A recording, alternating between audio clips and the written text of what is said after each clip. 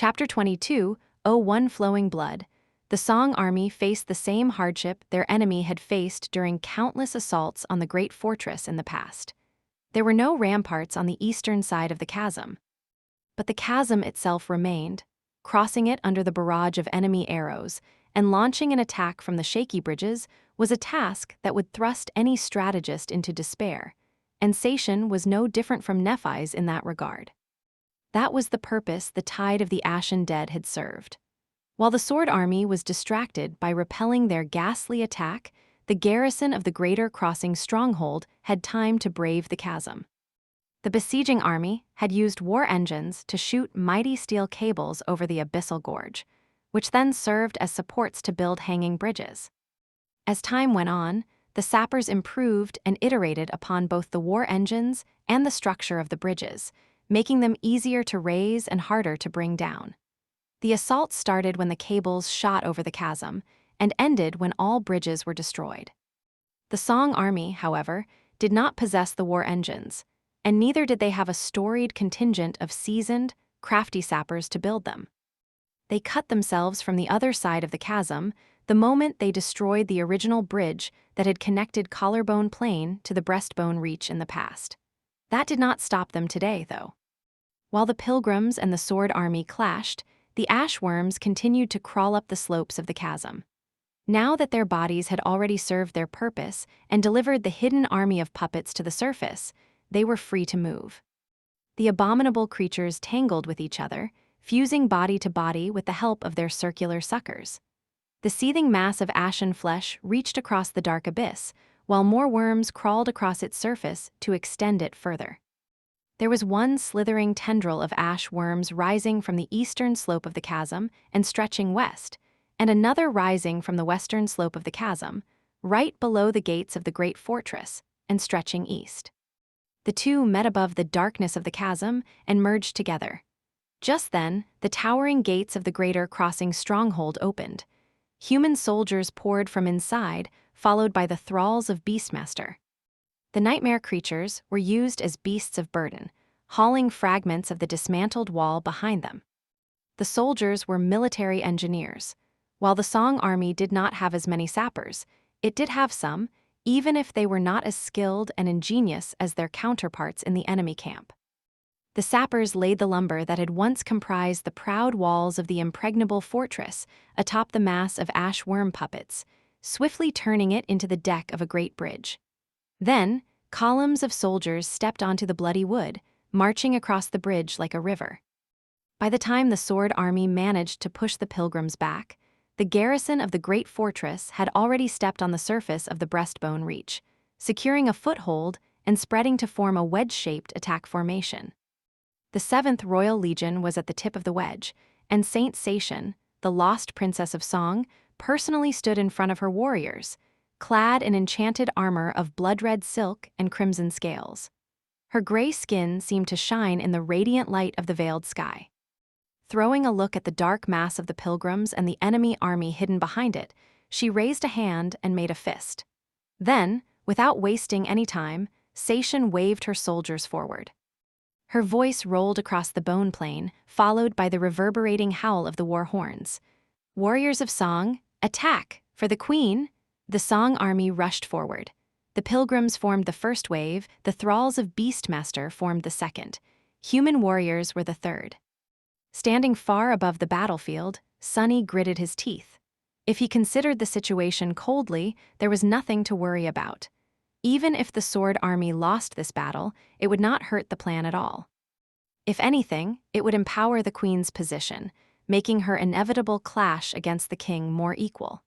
Which meant that the two of them would exhaust each other more before one of them reached their limit, and would therefore become easier prey. However, having spent months as a member of the Sword Army, Sunny could not help but feel distressed when the battle turned against his fellow soldiers. Clenching his fists, he muttered a curse and turned his back to the battlefield. His expression became cold. It won't be long now. They will pay for all their crimes soon. Asterisk. Before too long, the Sword Army was buckling. On the ground, the battle formation of the Sword Domain soldiers was being ravaged by the Pilgrims, the Thralls, and the Warriors of Song. There were vast pockets of emptiness around calamitous clashes between the transcendent champions. The sword saints were at a numerical disadvantage, and were therefore slowly being overwhelmed. In the sky, the Chainbreaker and the few remaining aerial echoes were locked in a fierce dogfight against the winged nightmare creatures, the ivory island hanging above them like a celestial fortress. The battle had been ferocious and chaotic, claiming many lives in a flash. The Sword Army had never managed to fully recover from the initial tactical disadvantage, and despite its fierce resistance, its formation was on the verge of being broken and split apart. Once that happened, the battle was going to turn into a slaughter. It was all just too sudden, and had happened too fast. Before the dazed soldiers could even come to terms with reality, they were already on the precipice of defeat. Screams and clangor of steel filled the air, and the once pristine surface of the ancient bone was greedily drinking human blood. The eerie thing about the battle was that despite rivers of blood being spilled, there were hardly any bodies on the ground. That was because no one stayed lying on the ground for too long in the carnage. Those who were lucky were healed by soothing white flames, while those who were not turned into empty-eyed puppets. However, the outcome of the battle was not decided yet, because Changing Star of the Immortal Flame clan had not entered the melee yet.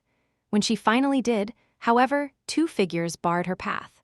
One was a monstrous creature wearing an armor of blood-red silk and crimson scales. She was Seishin, who had assumed her battle form.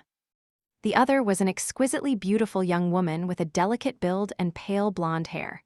Her eyes were hidden behind a blue blindfold, and there was an empty scabbard attached to her belt. It was Cassie. She stood motionless in the middle of the battlefield, not showing any emotion. Her expression was tranquil, almost serene, as if the ghastly nightmare of the harrowing battlefield had no effect on her at all. naviSgate lowered her sword, looking at Cassie with a hint of doubt in her cold, gray eyes. Cass. She was only pretending to be surprised, of course, having already guessed what Cassie wanted to do and what the Song clan was going to do as well. But each of them had their role to play. The monstrous visage of Seishin suddenly loomed over the blind seer. However, even when the ghastly creature's claws rose to rest against her throat, Cassie did not move. naviSgate. Seishin's usually pleasant, husky voice sounded hoarse and distorted, coming out of her terrifying maw. You'd better stand down. There will be many battles, but you only have one friend. naviSgate looked at the Princess of Song coldly as white flames ignited in her eyes. You seem confident in yourself, Seishin. Are you sure that you can hurt her before I turn you to ash? Seishin seemed to hesitate for a moment. Then her lips twisted into a grin, revealing several rows of sharp triangular fangs. I do believe that I can, but let us not find out.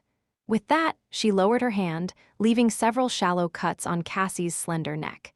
Then, Seishin said evenly, Kasha. At some point, a dagger appeared in the delicate woman's hand. At the sound of Seishin's voice, Cassie silently raised the dagger and pressed it against her own neck. Her expression remained eerily calm. Neff's expression, however, changed slightly. What did you?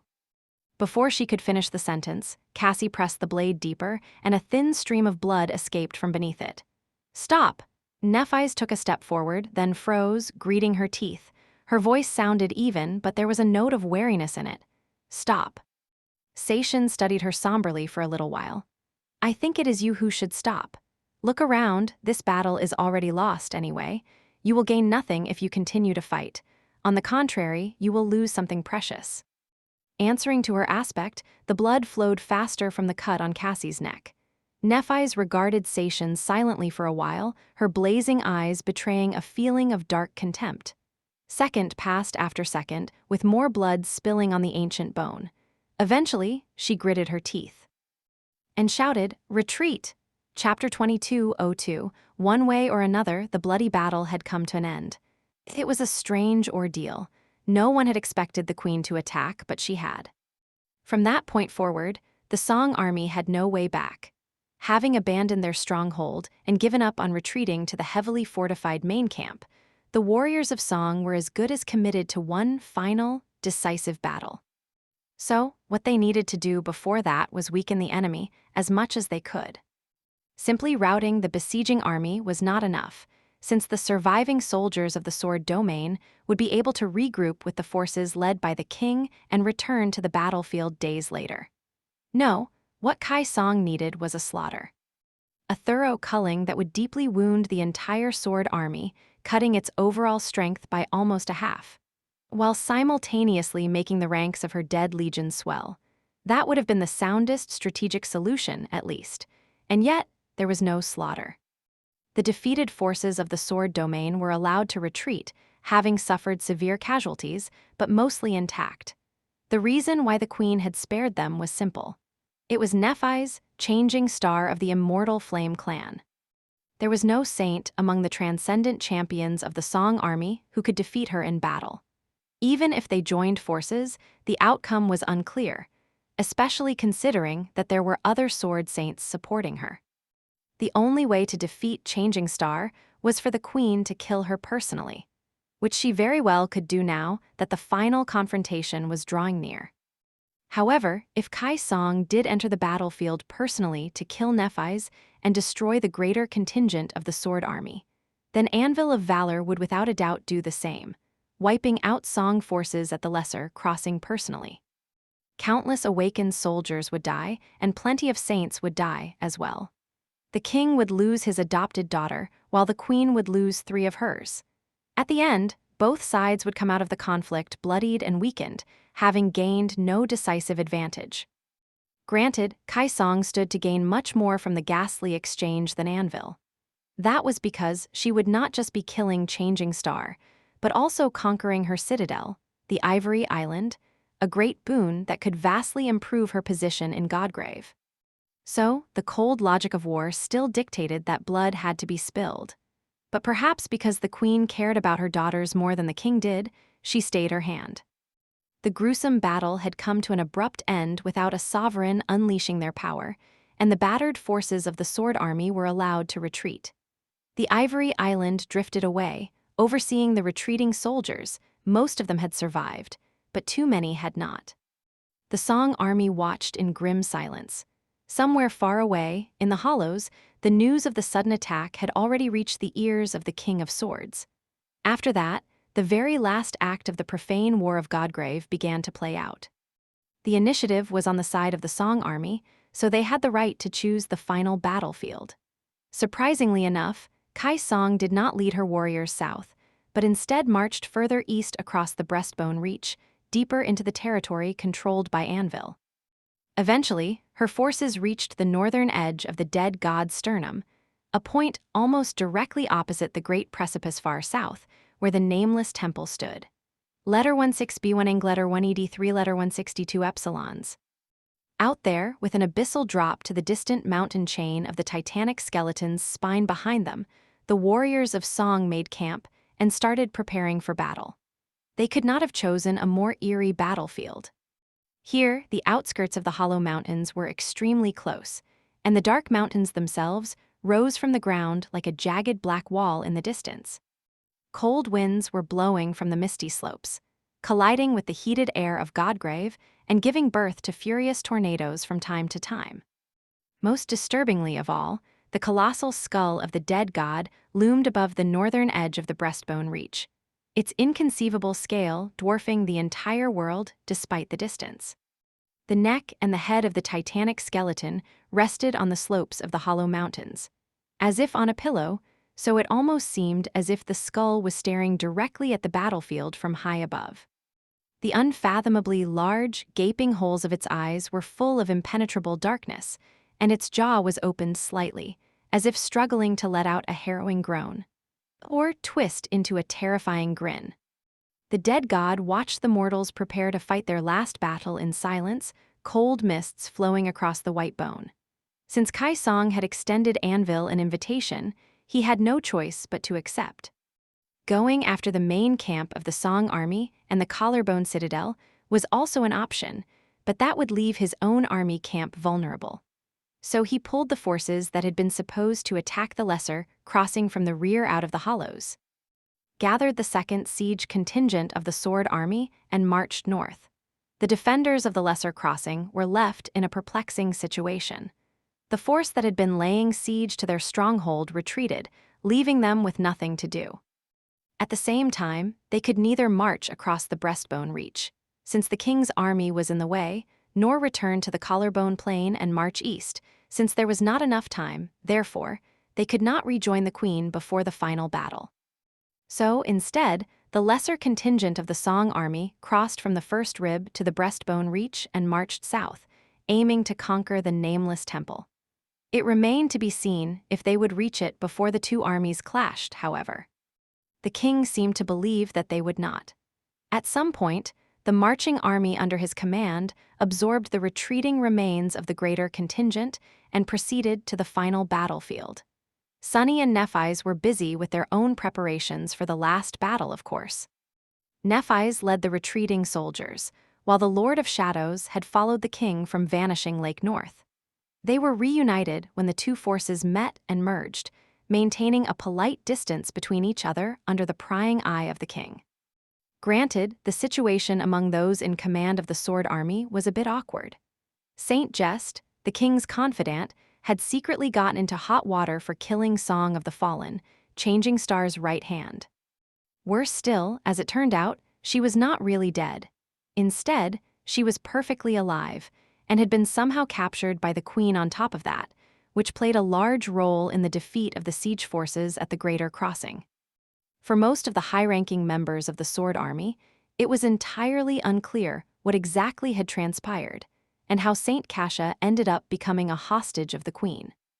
Some whispered that she had betrayed the Sword Domain, but since her extreme loyalty to Changing Star was well known, few believed these rumors. Instead, most of the Sword Saints came to believe that it was the king himself who had conspired against Song of the Fallen. After all, everyone in the Sword Army had witnessed how he was suppressing his adopted daughter, to the point of sending a few of her fire keepers to their deaths. Was it such a stretch to assume that the king would endeavor to remove her most powerful follower from the picture, as well? After all, the last time anyone saw Lady Cassia before the Greater Crossing battle, she had been leaving on a dangerous mission in the company of Saint Jest.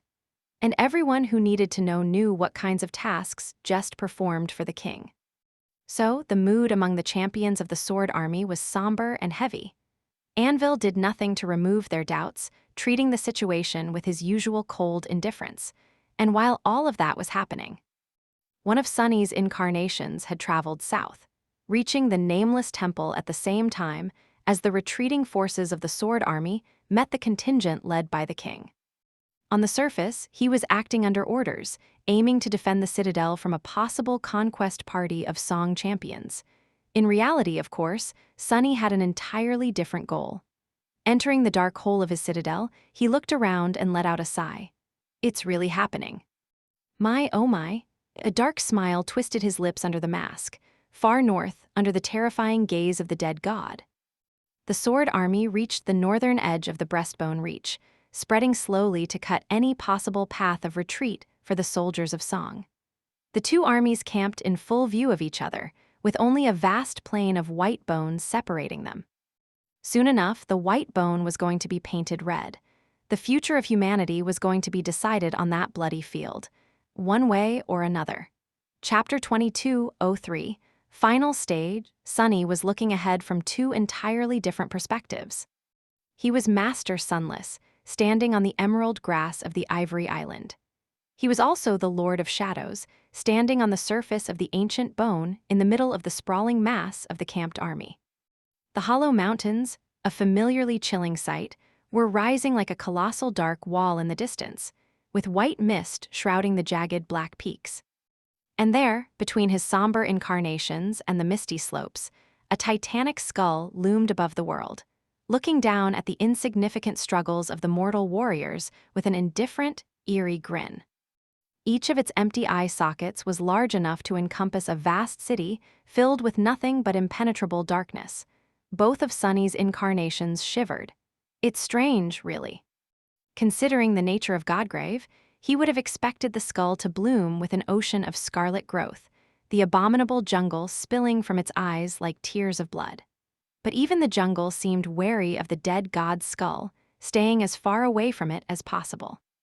Considering what horrors dwelled in the ancient jungle, Sunny shuddered to imagine what kind of being could have scared the scarlet infestation away. Even the sovereigns seemed unwilling to solve that particular mystery, which was why both of them had stayed clear of the skull. Perhaps he would find out one day, when he was much stronger than even the Supremes. He would have to live through the final battle of the war first, of course. His gaze drifted down from the dreadful visage of the Titanic skull, returning to the ground. The Song army encampment was like a black line on the horizon, a considerable distance for mortal men, but barely a stone's throw away for a transcendent like him. They were close enough for his shadow sense to encompass the enemy camp, at least, if he wanted to attract the Queen's attention. There was nothing but the abyssal drop behind them, and the Sword Army had already cut off all paths of retreat. Making camp at the edge of the breastbone reach, under the watchful gaze of the dead god, was as much of a strategic decision as it was a statement. Having their backs to the abyss ensured that the Sword Army would not be able to use its numerical superiority to completely encircle the warriors of Song. And at the same time, it conveyed a message. The Queen had no intentions of retreating. It was victory or death for her, as it was for her men. The vast stretch of white bones separated the two camps. The armies were preparing for battle, but the usual clamor was subdued. An oppressive quietness enveloped both camps. The wary soldiers were readying themselves in grim silence, their pale faces contrasting sharply against the deep darkness nestling in their eyes. They had the look of people who had long lost grasp of reason, and were numbly going through the motions simply because stopping meant death. The promise of one final, decisive battle filled them with dread and a strange kind of excitement in equal measure. Dread because many of them would die. Most of them, perhaps. Excitement because the war, which had seemed endless, was finally coming to an end. That said, Sunny wasn't quite sure about what this final battle was supposed to achieve. The logic of a mundane war was quite simple. Two armies faced each other, and the one that broke first lost. However, this war, the Domain War, Realm War, or simply the Great War, as people tended to call it lately, was different, because all the struggles and sacrifices that the soldiers had made were simply a prologue to the true confrontation, to the fight between the two Supremes. They had spent decades quietly preparing to fight each other, developing their forces and moving game pieces into advantageous positions. Then, their domains clashed in a bloody struggle to carve as much power as possible and break the tenuous balance between them by subjugating Godgrave. Anvil had come out victorious from that clash, nearly pushing the forces of Kai Song off the Titanic skeleton. But the Queen had ultimately won. She had destroyed the House of Night, usurped its citadels of the Storm Sea, and set Mordred loose in the Sword Domain, thus diminishing the power of the enemy while greatly increasing her own. Now, time was on her side. The longer she delayed the final confrontation, the greater the chance that Valor would lose Bastion became. There was Revel and Gilead, too, who were supposed to be approaching the two remaining citadels in Godgrave, which meant that Anvil would not give her time and attack as soon as possible. But what would such an attack even achieve? Slaughtering awakened soldiers would diminish the power of a domain somewhat, but not as much as conquering citadels or slaying saints would. And neither of the sovereigns would let their saints fall without reason. There were no citadels on the northern edge of the breastbone reach. There was no territory to conquer here, either, so, as far as Sunny could understand, the two armies were preparing for battle for no reason whatsoever. If the sovereigns were sane, and they were, in their own perverse way, they would not send their soldiers to slaughter each other on this pristine white field. Letter 211 letter 185 Eomlaut instead, they would finally step onto the battlefield themselves. Kai Song had at least some justification to prolong the conflict, but Anvil did not. So even if the Queen tried to force a clash between the armies, he had no reason to allow her to stall. The soldiers were merely a tool to tie the adversary down, a potential danger that could not be ignored, and would therefore force the enemy's hand. They were merely here to witness one sovereign fall, while the other ascended to the throne of war. Sunny took a deep breath. That is, if I understand everything. But he could very well be missing something. In any case, the stage was set. The main characters of the play were about to enter the spotlight. History was going to decide who was the hero and who was the villain. Not that it mattered in the grand scheme of things. He had done everything he could as well. Now it was time to see if his efforts were enough. There was no day and night in Godgrave, and therefore no dawn. So, the moment the two armies stirred and started to move was no different from any other. Master Sunless took a deep breath on the ivory island. Far below, the Lord of Shadows cracked his neck. It's really ending. Smiling behind the mask, he glanced at the looming skull one last time. Watch well, whatever you are, I don't know how this play will end, but it will definitely be entertaining. Chapter 2204, Unnamed. Across the wide expanse of pristine white bone, Rain was watching numbly as the soldiers around her were slowly leaving the camp to assemble into a battle formation. The 7th Royal Legion, despite having suffered severe casualties, was at the very center of the Song army once again. They were going to face the Knights of Valor once again and endure the fiercest of the fighting once again. If there was something different, though, it was that Princess Sation was leading them personally this time. Her grace and exquisite beauty were enough to take one's breath away. Today, however, it paled in front of a delicate woman standing by her side. It was Saint Cassia, Song of the Fallen, the transcendent hostage of the Queen. One of them was like the moon, while the other was like the sun. The eyes of the soldiers were drawn to the two saints against their will, and Rain could see a hint of a strange, dreamlike emotion ignite in the numb gazes of the terrified soldiers. It was a bit like the way Ray looked at Fleur, and Fleur looked at Ray. Come to think of it, it was also like the way her brother looked at soul shards, which was a bit strange, considering that she had not seen him absorb a soul shard even once. To each their own, I guess. Rain did not know how Cassie ended up being captured by Clan Song and was in no position to worry about the beautiful saint. Inhaling slowly, she looked at her shadow. Then, she whispered quietly, "Is there really going to be a battle?" There had been many battles in this war, but none as frightening as this one. This one would be the last, after all. The Song army had nowhere to retreat either. Her shadow answered in a whisper, "I don't know." It remained silent for a few moments, and then added somberly, "Whatever happens, though, do your best to survive. I might be indisposed later." Rain exhaled. There was a strange emotion in her heart, something she had never felt before and could not quite name. The word was at the tip of her tongue, demanding to be spoken, but it was not coming to her. It felt too powerful to be a simple feeling and oddly elusive. She checked her bow and then said awkwardly, "You too. Do your best to survive, I mean." Her shadow chuckled. "That's the plan." He did not get the opportunity to say anything else, however, because Tamar approached her at that moment. The legacy girl looked like she always did. Well, actually, not quite. Rain had not noticed it before, but Tamar had changed a lot from the young girl she met on the Moon River plain. Before, her stern demeanor did not quite fit her youthful appearance, as if Tamar was only playing the adult without quite having the maturity to be one. Letter 1F00, O acute letter FF42, E umlaut letter FF53. She was still just as young, but there was a firm coldness and a dark confidence to her eyes that had not been there before. A kind of harshness that did not fit the eyes of someone so young. Not in any kind of world worth living in, at least. Rain suspected that she had the same haunted look in her own eyes. All of them, soldiers of the Song army, had it now. The soldiers of the Sword army were probably no different. War had a way of quickly turning youths into adults and adults into a broken mess. She sighed. Tamar looked at Rain silently for a few moments. "Are you ready?" Rain forced out a smile. "Not at all." Her friend nodded curtly, then said in the same neutral tone, "Well, tough." Hearing that, Rain couldn't help but laugh. A tentative smile found its way on Tamar's lips as well. "Gods, I was hired to build roads, you know." "How did I end up in this mess?" Tamar shrugged. "You don't know." She hesitated for a moment, then sighed. "Listen, Ronnie, I wasn't going to mention anything, but since you're asking, I'll just say it. It's because you're not very bright."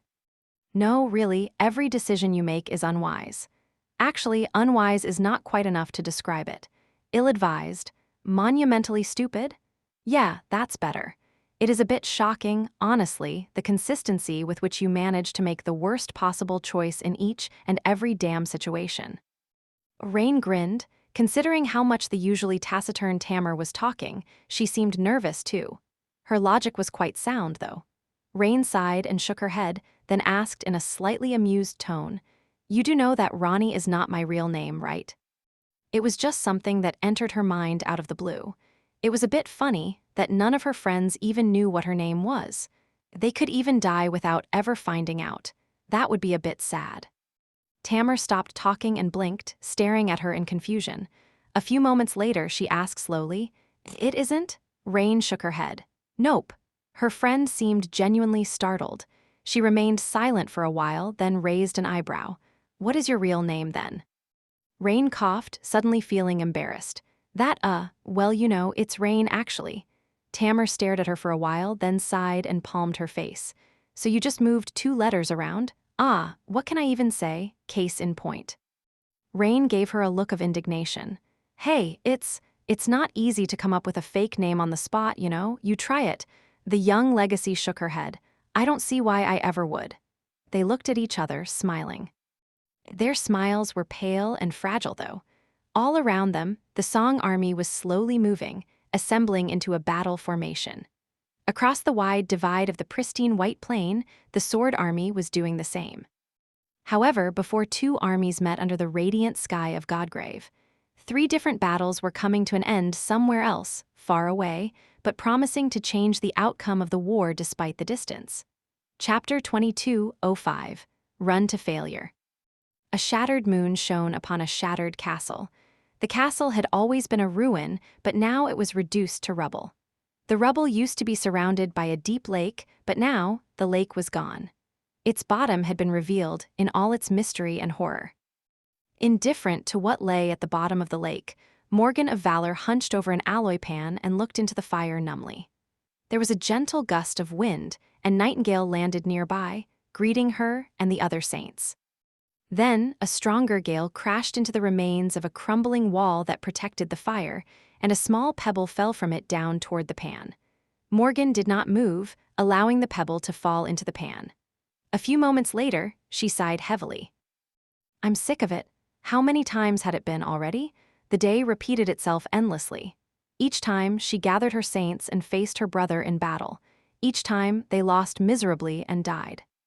Over and over again, she suffered the pain of her body being torn apart and broken, activating the enchantment that reset time at the last moment.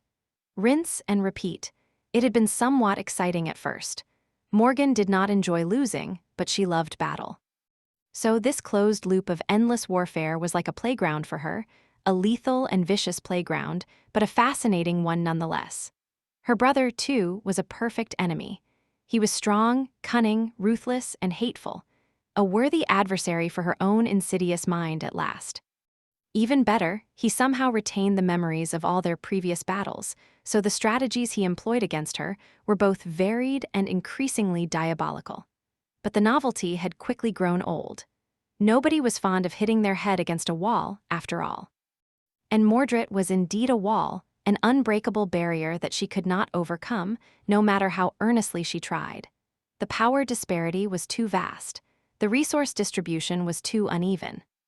Even though the champions under her command had proven to be far more formidable than her already quite flattering evaluation of them, especially the 3 government saints, the transcendent vessels Mordred controlled were deadlier. There were the nightmare creatures he kept subjugating, as well. And even though they were fighting on a battlefield of her choosing, the ruins of True Bastion failed to contain Mordred in the end. She had hoped that the others would stifle him, maybe even destroy him. But although her brother had been held back by the threat of these eerie beings for a while, he seemed to have learned how to escape them eventually. During one of the more desperate battles, Morgan had even employed a perilous strategy to draw them forth.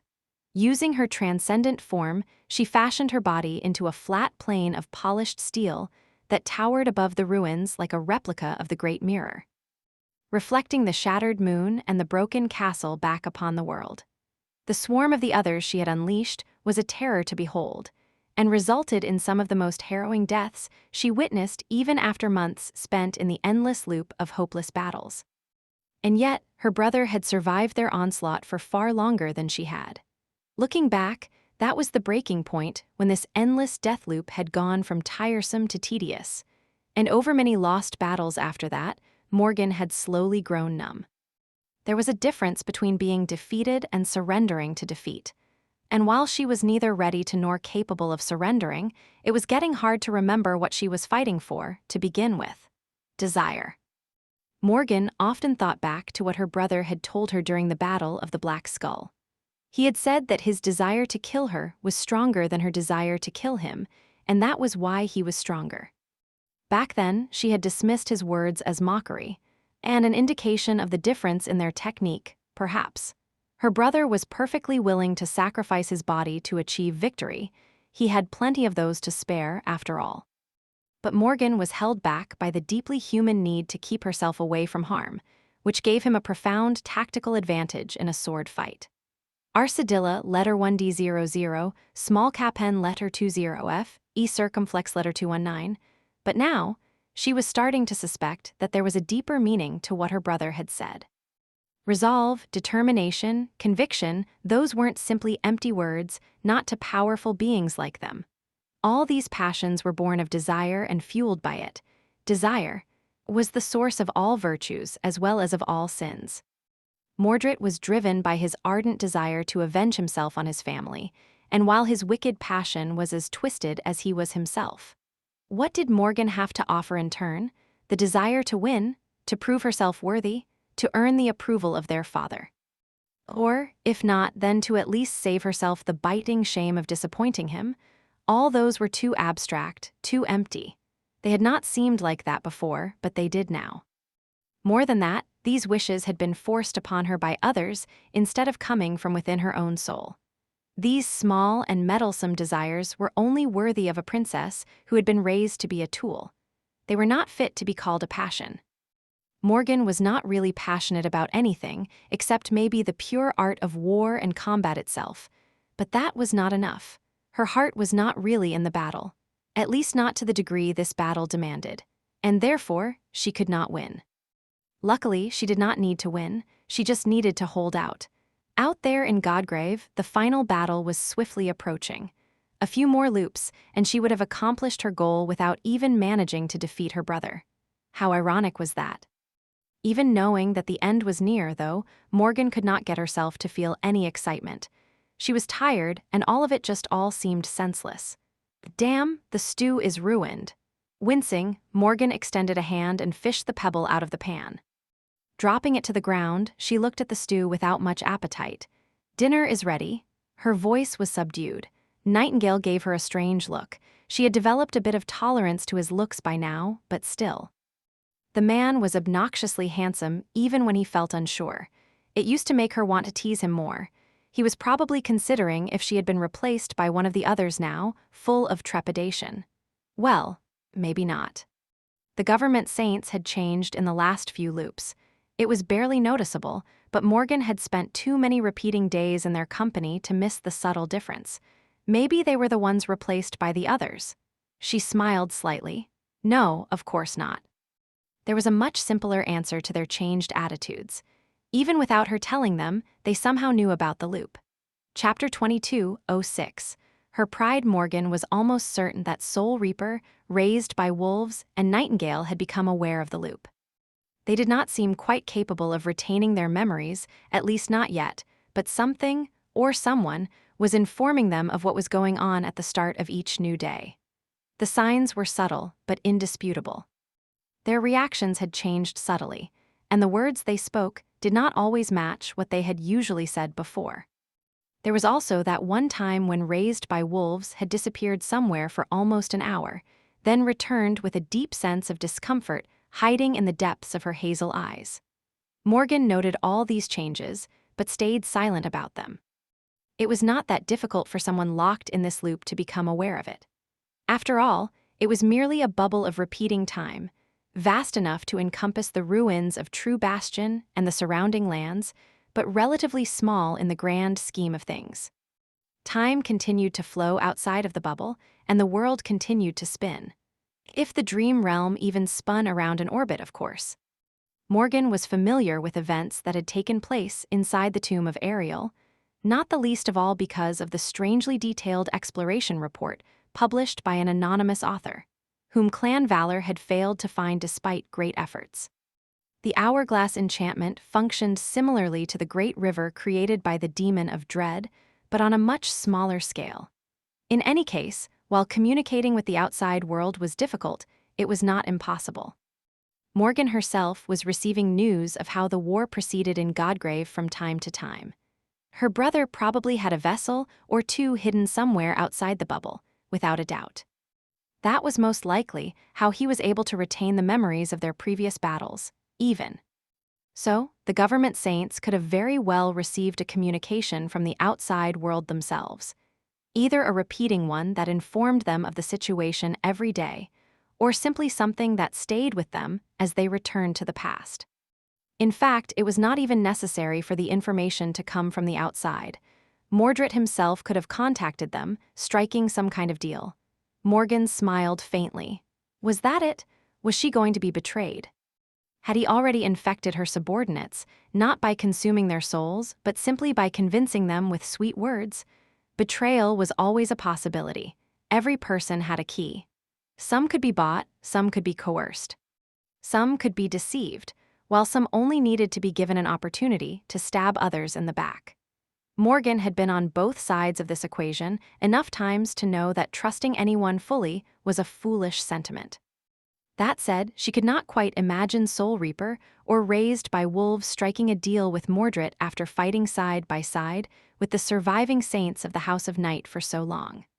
Least of all Nightingale, the inflexible boar. So their newfound awareness had most likely come from her dear sister, Changing Star.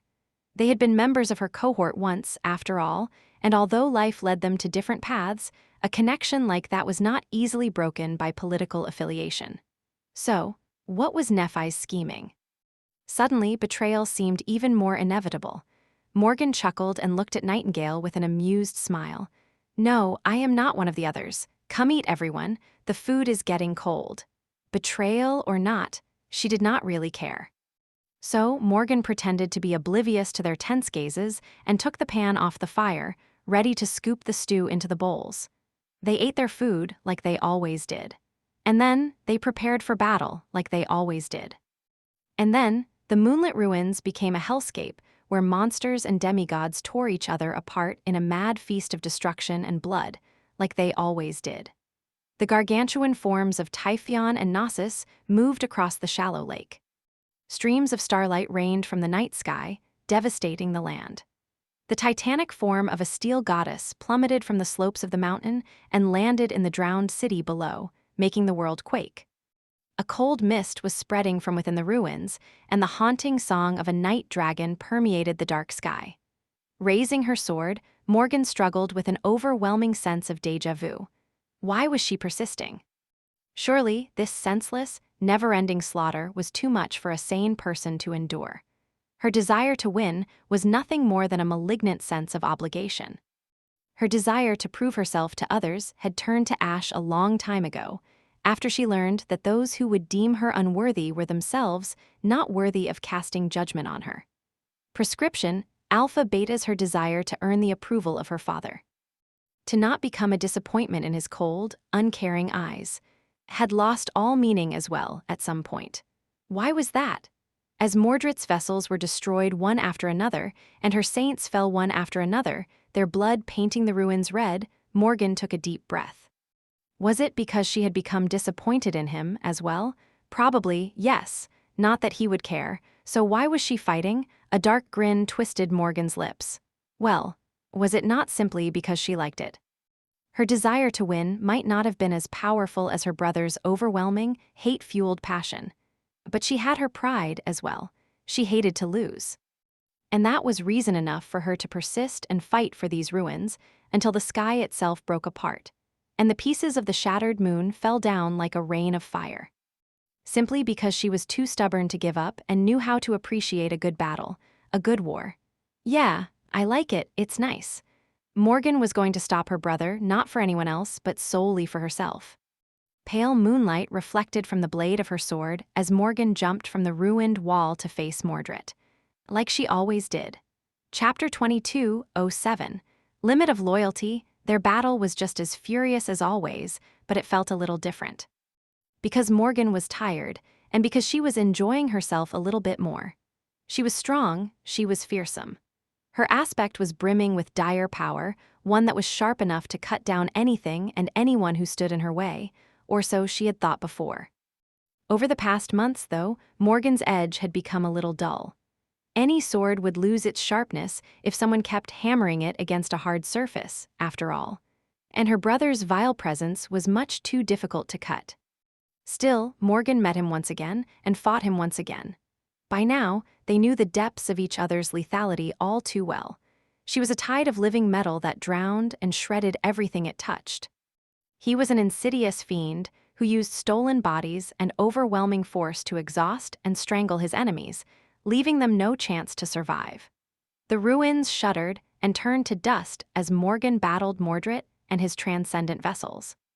The wave of liquid metal flowed through them like a tide, enveloping the few remaining structures and toppling them one after another. The lumbering figures of Mordred's stolen bodies pursued, tearing at it with their fangs, their claws, and the power of their aspects. Some of them drowned in her flowing form and were eviscerated, while others managed to deal damage and bring her agony before being cut down. Morgan felt a strange divide within herself. She was enjoying the furious abandonment of battle. But at the same time, she felt like she was simply going through the motions. It was both exhilarating and tedious in equal measure. She wanted to stop, but she did not. Could not, she refused to. As her reserves of essence dwindled and her voluminous steel body slowly shrank as more and more of the liquid metal was frozen, annihilated, or swallowed by rust and corrosion, the mocking words of her brother pursued her. "Ah, dear sister, aren't you repeating yourself? You contorted your transcendent form into this hideous sword apparition 7 battles ago. Or was it 5? Ah, but it had fewer hands back then, I guess. Still, do you really think that a few additional blades will save you? Oh, look. Isn't it Saint Neve? Seems like he is missing his head, poor fellow. Goodness gracious, didn't he have a daughter? I guess you'll have to break the news to her soon. If you manage to run away from me again, of course. Have you heard? They are chanting the name of Changing Star all over the world. Dear Father has always preferred her to you, and now the whole world does too. They have already forgotten your name, Morgan. Was there a second princess in the sword domain? Who? That is what they are saying, or so I've heard. Morgan laughed, as if she cared. Dismissing her transcendent form and rolling down from a pile of rubble, she spat a mouthful of blood and rose to her feet shakily, using her sword as support. Then she looked around with a pale smile. Oh, look, all your vessels are dead. Her smile faltered, though, when more blood flowed out of her mouth. Morgan bent in a painful coughing fit, then straightened and wiped her mouth tiredly. And also, do you ever shut up? Why do people even call you the Prince of Nothing? They really should call you the Prince of Running His Mouth instead. As Mordred, his original body, jumped down from the ruins of a tall wall and landed softly a dozen or so meters away, she looked at him and grinned. Right. It's because you were discarded by our father like trash, then tossed aside by the Dreamspawn like trash. You know what they say? One man's trash is another man's treasure. Doesn't seem to apply to you, though. Bastard. Her brother's smile grew a little forced. At least she wanted to believe that it did. Mordred chuckled. I'll enjoy ripping out that dirty tongue of yours, sister. Again, Morgan struggled to raise her sword and smiled. Do try. He descended upon her like a natural disaster. Technically, Morgan was stronger than her brother. Her aspect bestowed many boons upon her. After all, while his had little to do with direct confrontation. However, she was wounded and exhausted after dealing with the vessels. And he was a titan as well, while she was a mere beast. Their power was almost evenly matched. Almost. In the end, Morgan still lost. Her sword clattered as it slid across the ground, and she staggered back, falling to her knees. Her severed hand landed a few meters away, fingers twitching as crimson blood seeped into the rubble. Ah, the pain was exquisite. Mordred glanced at her twitching hand, then looked at her with a pleasant smile. Well, that surely brings back memories. Should I take your eye as well? That would be fitting, I think. An eye for an eye, a tooth for a tooth. He seemed to be in a strangely good mood. Her brother always acted as if life was infinitely amusing, but today, his satisfaction seemed genuine for the first time. That filled Morgan with a sudden feeling of dread. She suppressed a groan and stared at him firmly. "What are you so happy about, bastard?" Mordred scratched his head. "You keep calling me a bastard on purpose, don't you? How pitiful. At least I didn't kill our mother, you know?" Then, laughing, he walked over to Morgan and loomed above her, looking down with a twisted smile. "I'll let it go today, though. There's cause for celebration. After all, I have finally won." Morgan's eyes narrowed, and she pushed some air into her crushed lungs before saying through gritted teeth, "Have you lost what little remains of your mind? You've won nothing, abomination.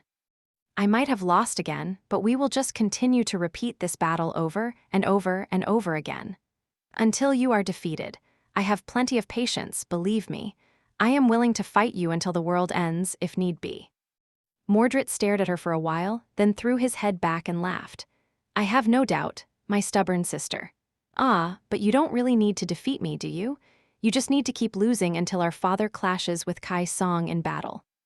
Morgan just stared at him silently. They both knew it, so why was he mentioning it today? Mordred's smile slowly drained away, and he looked at her with a cold, dark expression. "What you failed to account for, though, is that I don't need to win here either." Her eyes widened slightly and she winced, struggling to contain the pain. Her brother chuckled. "You've been defending Bastion so bravely, sister, so valiantly. But I don't really need to conquer it, do I? I just need to make sure that it is lost to our father. That it ceases to be a part of his domain and therefore robs him of its power." Morgan swayed a little. "What are you? I am still in control of Bastion. It is still mine. And you can't take it from me, no matter how hard you try." Crouching in front of her, Mordred leaned forward and whispered, his insidious voice flowing into her ear like honey. "Exactly. It is yours, not our father's. It used to be a part of the sword domain simply because you were loyal to the king. Where is your loyalty now, though, Morgan? How much of it is left?" She shivered. Mordred looked at her coldly and said with chilling indifference, all pretense of being a human lost from his voice, "You might pretend otherwise, but we both know.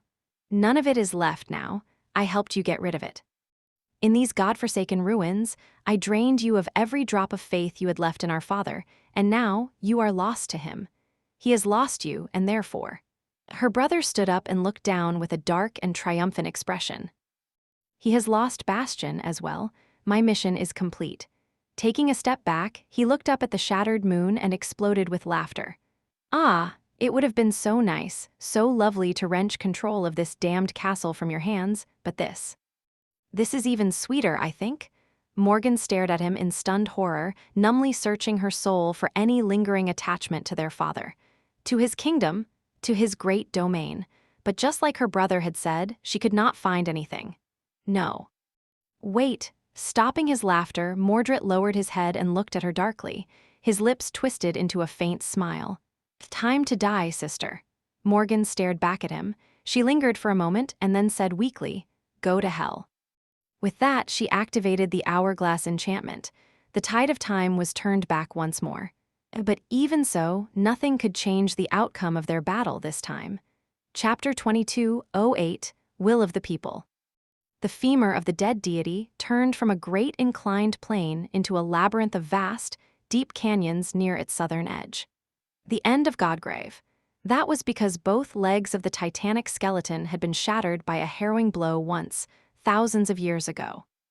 Both of its femurs were heavily damaged near the knees, deep cracks marring the surface of the ancient bone. Some cracks led to the hollows.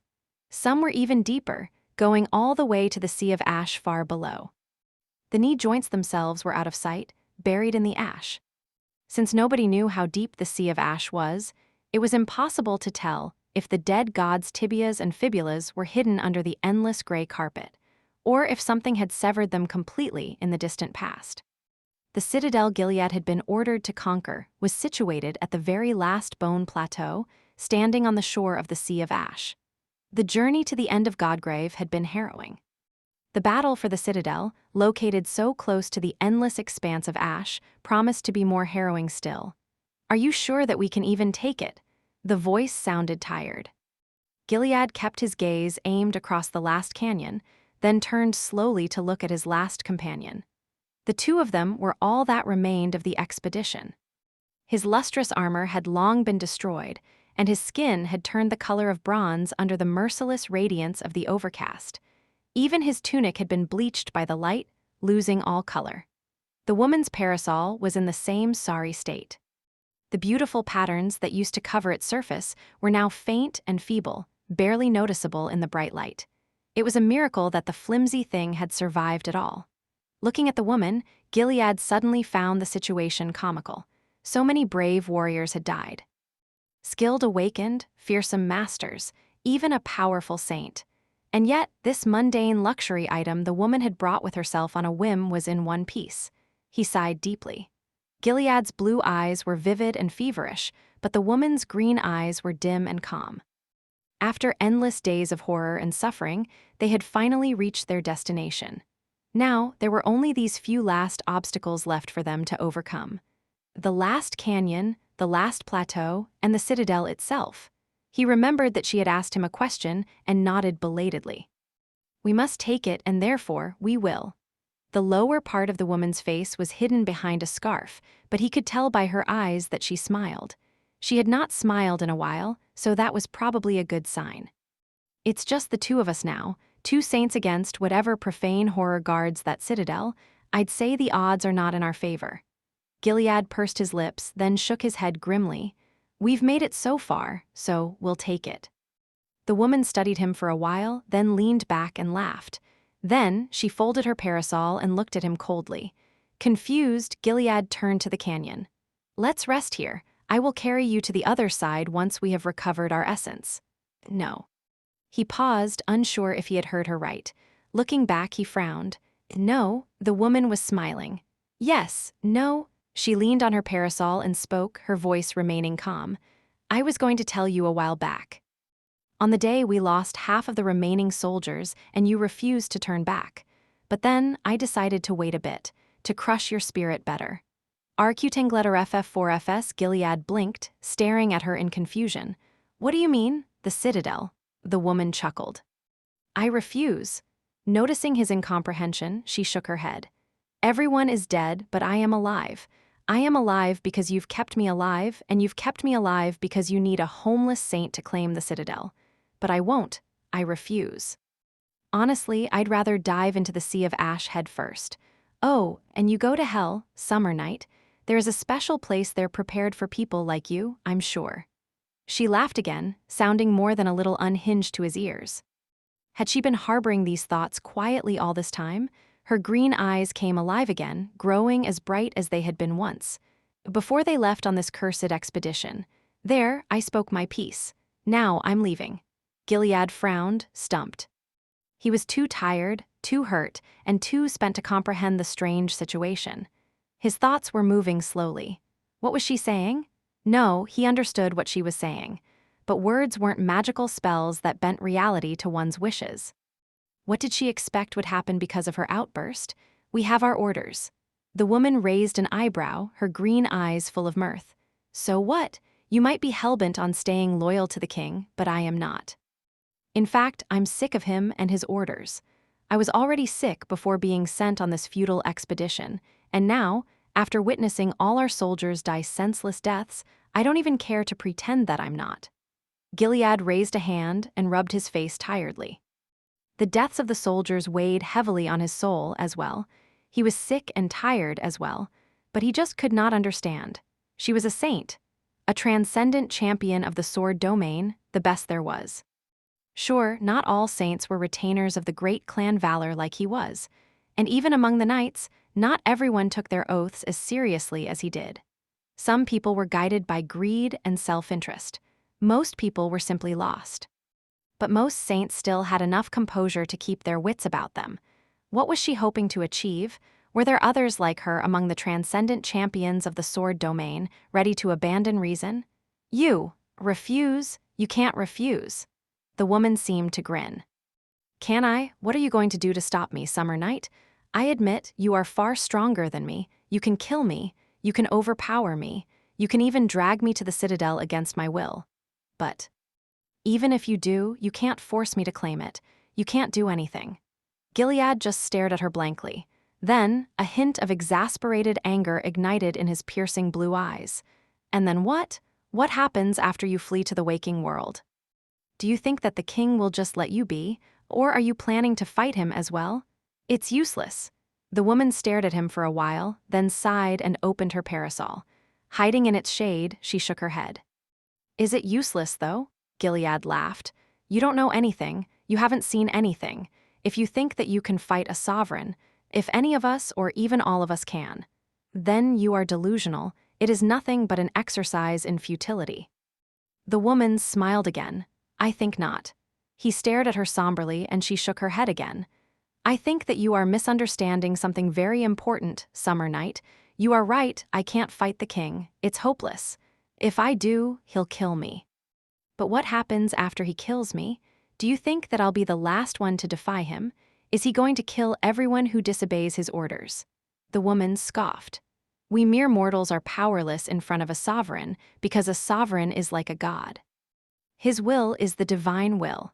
But gods are also powerless in front of us mortals because their divinity depends on a domain, and domains consist of people. What is he going to be the king of if people turn their backs on him and he slaughters the people? The king of nothing? Twirling her parasol, she took a step closer to Gilead and looked him in the eye. We mortals are not as powerless as you think, and our will is not as insignificant as it seems, but even if it is. Well, to be frank, I don't care. I just don't give a damn anymore. I'm done with this farce.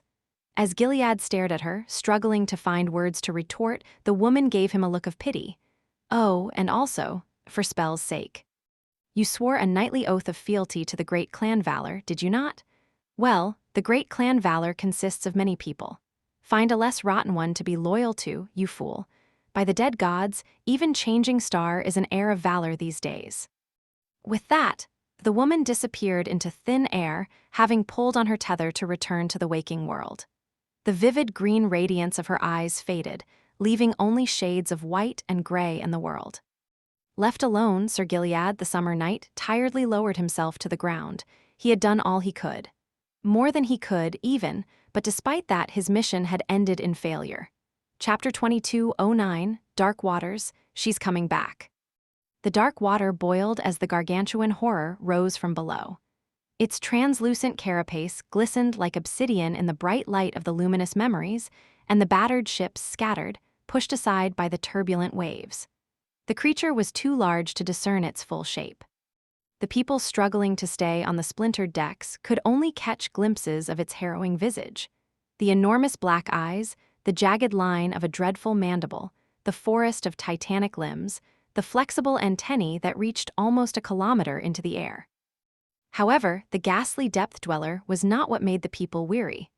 They had battled plenty of terrifying abominations while sailing through the darkness of the spine ocean already, many of them far more dreadful and eerie than this one. The punitive expedition had lost most of its ship in the process, and plenty of warriors. But dying in a battle with nightmare creatures was a familiar thought to awakened. The murderous demon that hid in the darkness above was far more unnerving. As the remaining forged echoes tore into the dweller of the depths, breaking its carapace with steel fangs, their riders unleashed a barrage of harpoons and arrows into the cracks. Each was a powerful memory capable of dealing immense harm. The nightmare creature sustained some damage, and while it was not seriously wounded yet, they managed to keep it away from the ships. There. Several brilliantly shining arrows shot into the air from the decks, chasing away the darkness. All darkness but a small formless mass of it. The mass of darkness was falling as it twisted to avoid one of the arrows, and was then torn apart by a bright beam of incinerating energy that shot from one of the decks. From within it, an enchanting figure was revealed. A beautiful fiend with alabaster skin and obsidian hair plummeted from the sky, her black wings folded to increase the speed. Her armor was torn and broken, and her mesmerizing face was painted by blood. Several arrows protruded from her sides, slowly collapsing into a rain of sparks. And yet there was a chilling, cruel glint in the winged demon's onyx eyes. Don't let her reach the ships, but it was already too late. Revel was too close. She fell on the deck of the ship that had been washed away from the others at terrible speed, summoning her darkness at the last moment. The ascended warriors scrambled to assume a defensive formation, the melee fighters rushing forward as their less resilient comrades stepped back. A wall of shields and a palisade of spears barred her path, sorcerous flames dispelling true darkness that shrouded her like a veil. Small cap B, Eoganek, the pursuers had long learned how to deal with her ambushes. She had managed to cull many of them at the start, eventually killing 2 of the saints, but by now every attack was a deadly gamble. It was too easy to get bogged down, surrounded, and cut down. However, that was all right, because Revel was learning too. Usually, she would have shot past the deck, either severing bodies or catching an enemy or 2 to throw them overboard before disappearing into the darkness. But this time, she did not. Instead, she simply crashed into the damaged deck like a cannonball, piercing it in a cloud of splinters. She pieced the entire ship. As cold water washed over her, a litany of shouts bloomed above the damaged ship. "She's gone. Damn it, the hull is breached. The cargo hold is flooding. She's in the water." Revel spun and used her wings to push herself through the dark waters. Reaching the shattered hull of the ship, she used her claws to widen the breach, then spun again and pushed herself off the enchanted wood into the depths. Usually, the warriors of the sword domain would have been easily able to repair such damage to one of their ships. She would not have risked falling into the water, either, where the forged echoes were waiting to tear her apart. But the battered fleet was currently being besieged by the underwater horror. The echoes were away, trying to breach its thick carapace, and the ships were scrambling to stay at a distance. The vessel she had damaged would not sink, most likely, but they would take a lot of water, which would slow them down and make them a sitting duck. Then, one of the 4 remaining Valor Saints would have to make a decision. They would either have to risk themselves to protect the damaged ship or sacrifice it. Either way, Revel would get a chance to take down one more Transcendent. If she survived that long, of course, she was not doing too well herself. Revel was strong, and Moonville was strong as well. But it was just the 2 of them against 7 saints of the sword domain and their entire expedition. They had whittled the enemy numbers down over the long and harrowing voyage through the Spine Ocean. They killed some themselves, and killed others by luring the enemy ships into the maws of the horrors that dwelled in the darkness. But the enemy had whittled Revel and Moonville down as well. Their essence was exhausted. Their bodies were riddled with wounds. Their memories and echoes had been destroyed, and their supplies had long run dry. The dwellers of the depths were just as eager to consume them as they hungered for the souls and flesh of the pursuers. The citadel was drawing closer. Revel knew that she would not be able to destroy the remains of the sword domain force before their ships reached the destination. So, the outcome of this nightmare would most likely be decided in a desperate 3-way battle between the daughters of Queen Song, the saints of the sword domain, and the guardian of the Spine Ocean citadel. Whatever that horror was. Chances were, the nightmare creature that had made its nest in the citadel would be the final victor. Gritting her teeth, she tore the remaining arrows out of her flesh and shattered them, feeling the poison that had coated the arrowheads struggle to paralyze her body. A powerful current threw her away as a severed antenna of the crustacean behemoth plummeted into the water from great heights, displacing countless tons of water. No time to waste now. Folding her wings, Revel swam upward. Sometime later, she reached the crack in the dome of the dead god's spine that had served them as shelter last night. Dismissing her wings, Reven pushed her shredded body inside, fell on the uneven floor, and drew a laborious breath. Her transcendent physique was already working on mending her mangled flesh, but even its staggering vitality was not enough to contend against the accumulated damage. Soon, a pale light ignited in the crevice, and she saw Moonville. Her sister was sitting while leaning on a wall, her hands cradling a terrifying wound in her abdomen. She smiled weakly. How was the hunt? Revel tiredly shook her head. They lost 2 ships, but they still have 4 saints. She hesitated for a few moments and then added quietly, "We will leave as soon as I replenish a little essence. The citadel is only a few hours away now." Moonville sighed. "Do you think we'll manage to defeat the Guardian, kill the Sword Saints, and conquer it?" Revel exhaled slowly. "Maybe, maybe not. We don't need to anyway. Instead, we'll do what Satan and Hell did. I'll stall the enemies, you'll find the gateway and claim it." Her sister frowned. "And just leave you to die?" Revel studied her face for a few moments, then laughed quietly. "Gods, it seems you really lost a lot of blood. What are you thinking about, fool? Once you claim the citadel, it will become a part of Mother's domain. And once it becomes a part of her domain, she will deal with the Sword Saints and the Guardian. I just need to survive until then." Moonvale remained silent for a while. Eventually, she said softly, "Can you even manage that? I am warning you. Don't even think about dying, Revel. I'll be very mad. Don't show your face in front of me if you do." Revel did not respond, sensing how little strength was left in her battered body. Finally, she smiled. "All right, since you insist." Chapter 22:10, Song, Vale. Two armies faced each other on a bone plain. On one side, steel glistened and vermilion banners fluttered in the wind. On the other side, a legion of the dead stood silently in front of the somber soldiers, a myriad of eyes brimming with emptiness, fear, and grim anticipation.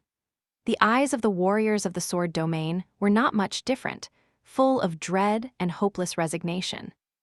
The veil of gray clouds shone brilliantly in the distant sky, and the blinding light was making the bone plain shine as well, like the surface of a white-hot pan. The sweltering heat was suffocating, making the warriors of song yearn for the cold snowstorms of Ravenheart, while the warriors of valor yearned for the cool waters of the Mirror Lake. Were they going to see their homes again? No one knew, and most were too afraid to wonder. The 7th Royal Legion stood at the center of the Song army. Sation was in front of her soldiers, looking across the battlefield solemnly. Cassie was by her side, silent and motionless, her movements restricted by the invisible strings of the Queen's power.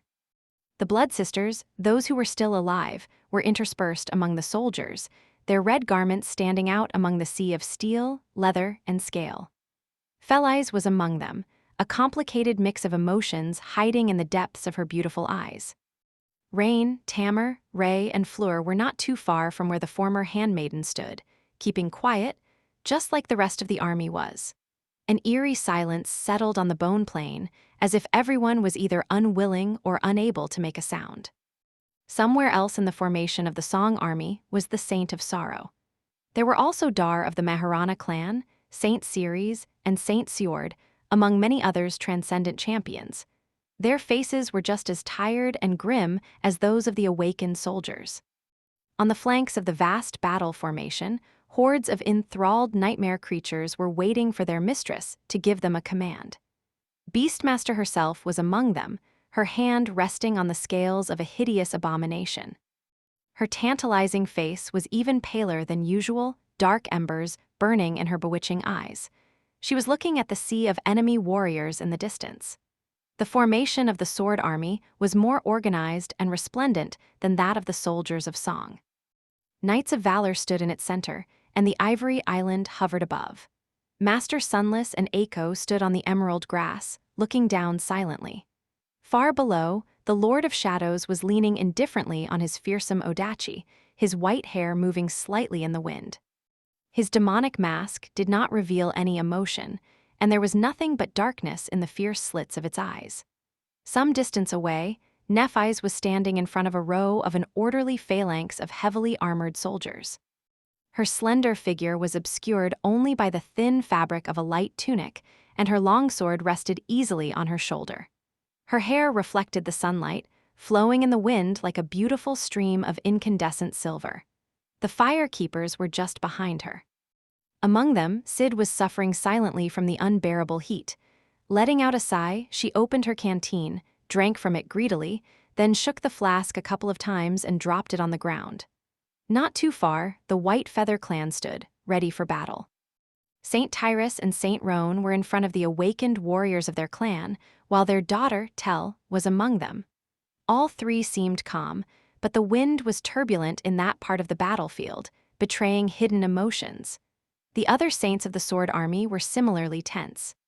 Saint Rivalin seemed to have lost some of his gallant poise, staring across the battlefield with a frown. Somewhere else, Jest was leaning on his cane, looking at the ground with a dark expression. For the first time in a long while, he felt too old to face the dire demands of the world ruled by the nightmare spell. His grandson, Master Mercy of the Dagonet clan, was among the soldiers of the Sword Army.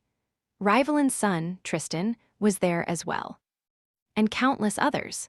Countless souls were waiting for the battle to start on both sides of the white bone plain, shivering with dread and trepidation. They were waiting for the war horns to sing, for the battle to start, and for the war to end. However, the command to attack never came. Instead, two figures appeared from the rows of soldiers, walking calmly across the surface of the ancient bone as the titanic skull loomed in the distance, watching them with a silent gaze. One was a tall man with dark hair and cold, steely eyes. He was clad in heavy dark armor, emanating a suffocating aura of dominance and oppression. A vermilion cloak fluttered behind him like a wave, its vibrant color in sharp contrast with his bleak, ruthless gaze. He was Anvil of Valor, the King of Swords. The other was a breathtakingly beautiful woman in a regal red dress, walking across the vast expanse of bone with calm, mesmerizing grace. Her skin was pale like that of a corpse, and a light smile played on her crimson lips. Her raven-black hair was like a lustrous waterfall of darkness, and there was something eerie and vaguely appalling about her beautiful, enchanting eyes. She was Kai Song, the Raven Queen, the Queen of Worms. The two sovereigns walked unhurriedly across the battlefield, their human figures looking small and insignificant in comparison to the vast armies behind them, and at the same time, larger than the world itself. Eventually, they met in the middle. To one side, the towering black wall of the Hollow Mountains reached toward the sky, the jagged peaks shrouded in white mist. The colossal skull rested on the misty slopes, staring down at them like an evil omen. To the other side, Godgrave stretched into the distance. Its surface, which had once been overtaken by the scarlet jungle, was now immaculate and white, cleansed of the abominable infestations by the efforts of the two great armies. Anvil and Kai Song studied each other silently for a few moments. The king maintained a cold and harsh expression, while the queen was smiling faintly. Eventually, she was the first one to break the silence. This time, Kai Song did not use the dead youths, using her own voice to speak. "Vale," Anvil responded evenly. "Song." She remained silent for a bit, then chuckled suddenly. "Ah, I've imagined this moment so many times, wondering what I would feel, what words I would say. But now that the moment has actually come, I find that I have nothing to say to you at all." Anvil just stared at her coldly. "I can't say that I've spared you a lot of thought myself." Kai Song smiled. Then, looking away, she let out a quiet sigh, or at least pretended to, controlling her puppet with flawless skill. After a short pause, she suddenly asked, "By any chance, do you remember the first time we met?" He pondered for a second or two, then shook his head slightly. "I don't particularly recall, no. Was it at the academy?" Kai Song glanced at him briefly. "No, it was at the party in honor of the immortal flame. I think we were children then. So many years have passed, and so many things have happened. The world has changed so much since then. Who would have predicted how those kids would end up, how the immortal flame clan would end up as well?" She paused for a moment. "Did you know that the walls of the academy were breached, by the way, for the first time since its establishment? And it wasn't by a nightmare creature. They had withstood the perils of the nightmare spell for 36 years, but they didn't withstand us." Anvil smiled coldly. "Why, are you feeling sentimental?" Kai Song studied him for a bit, then grinned. "Can't I? You are the last friend I have in this world, after all, and after today I will have none." He just looked at her evenly. "Were we ever friends?" "I don't think so. Then again, you'll be truly dead after today, and the dead don't need friends, so don't feel too sad."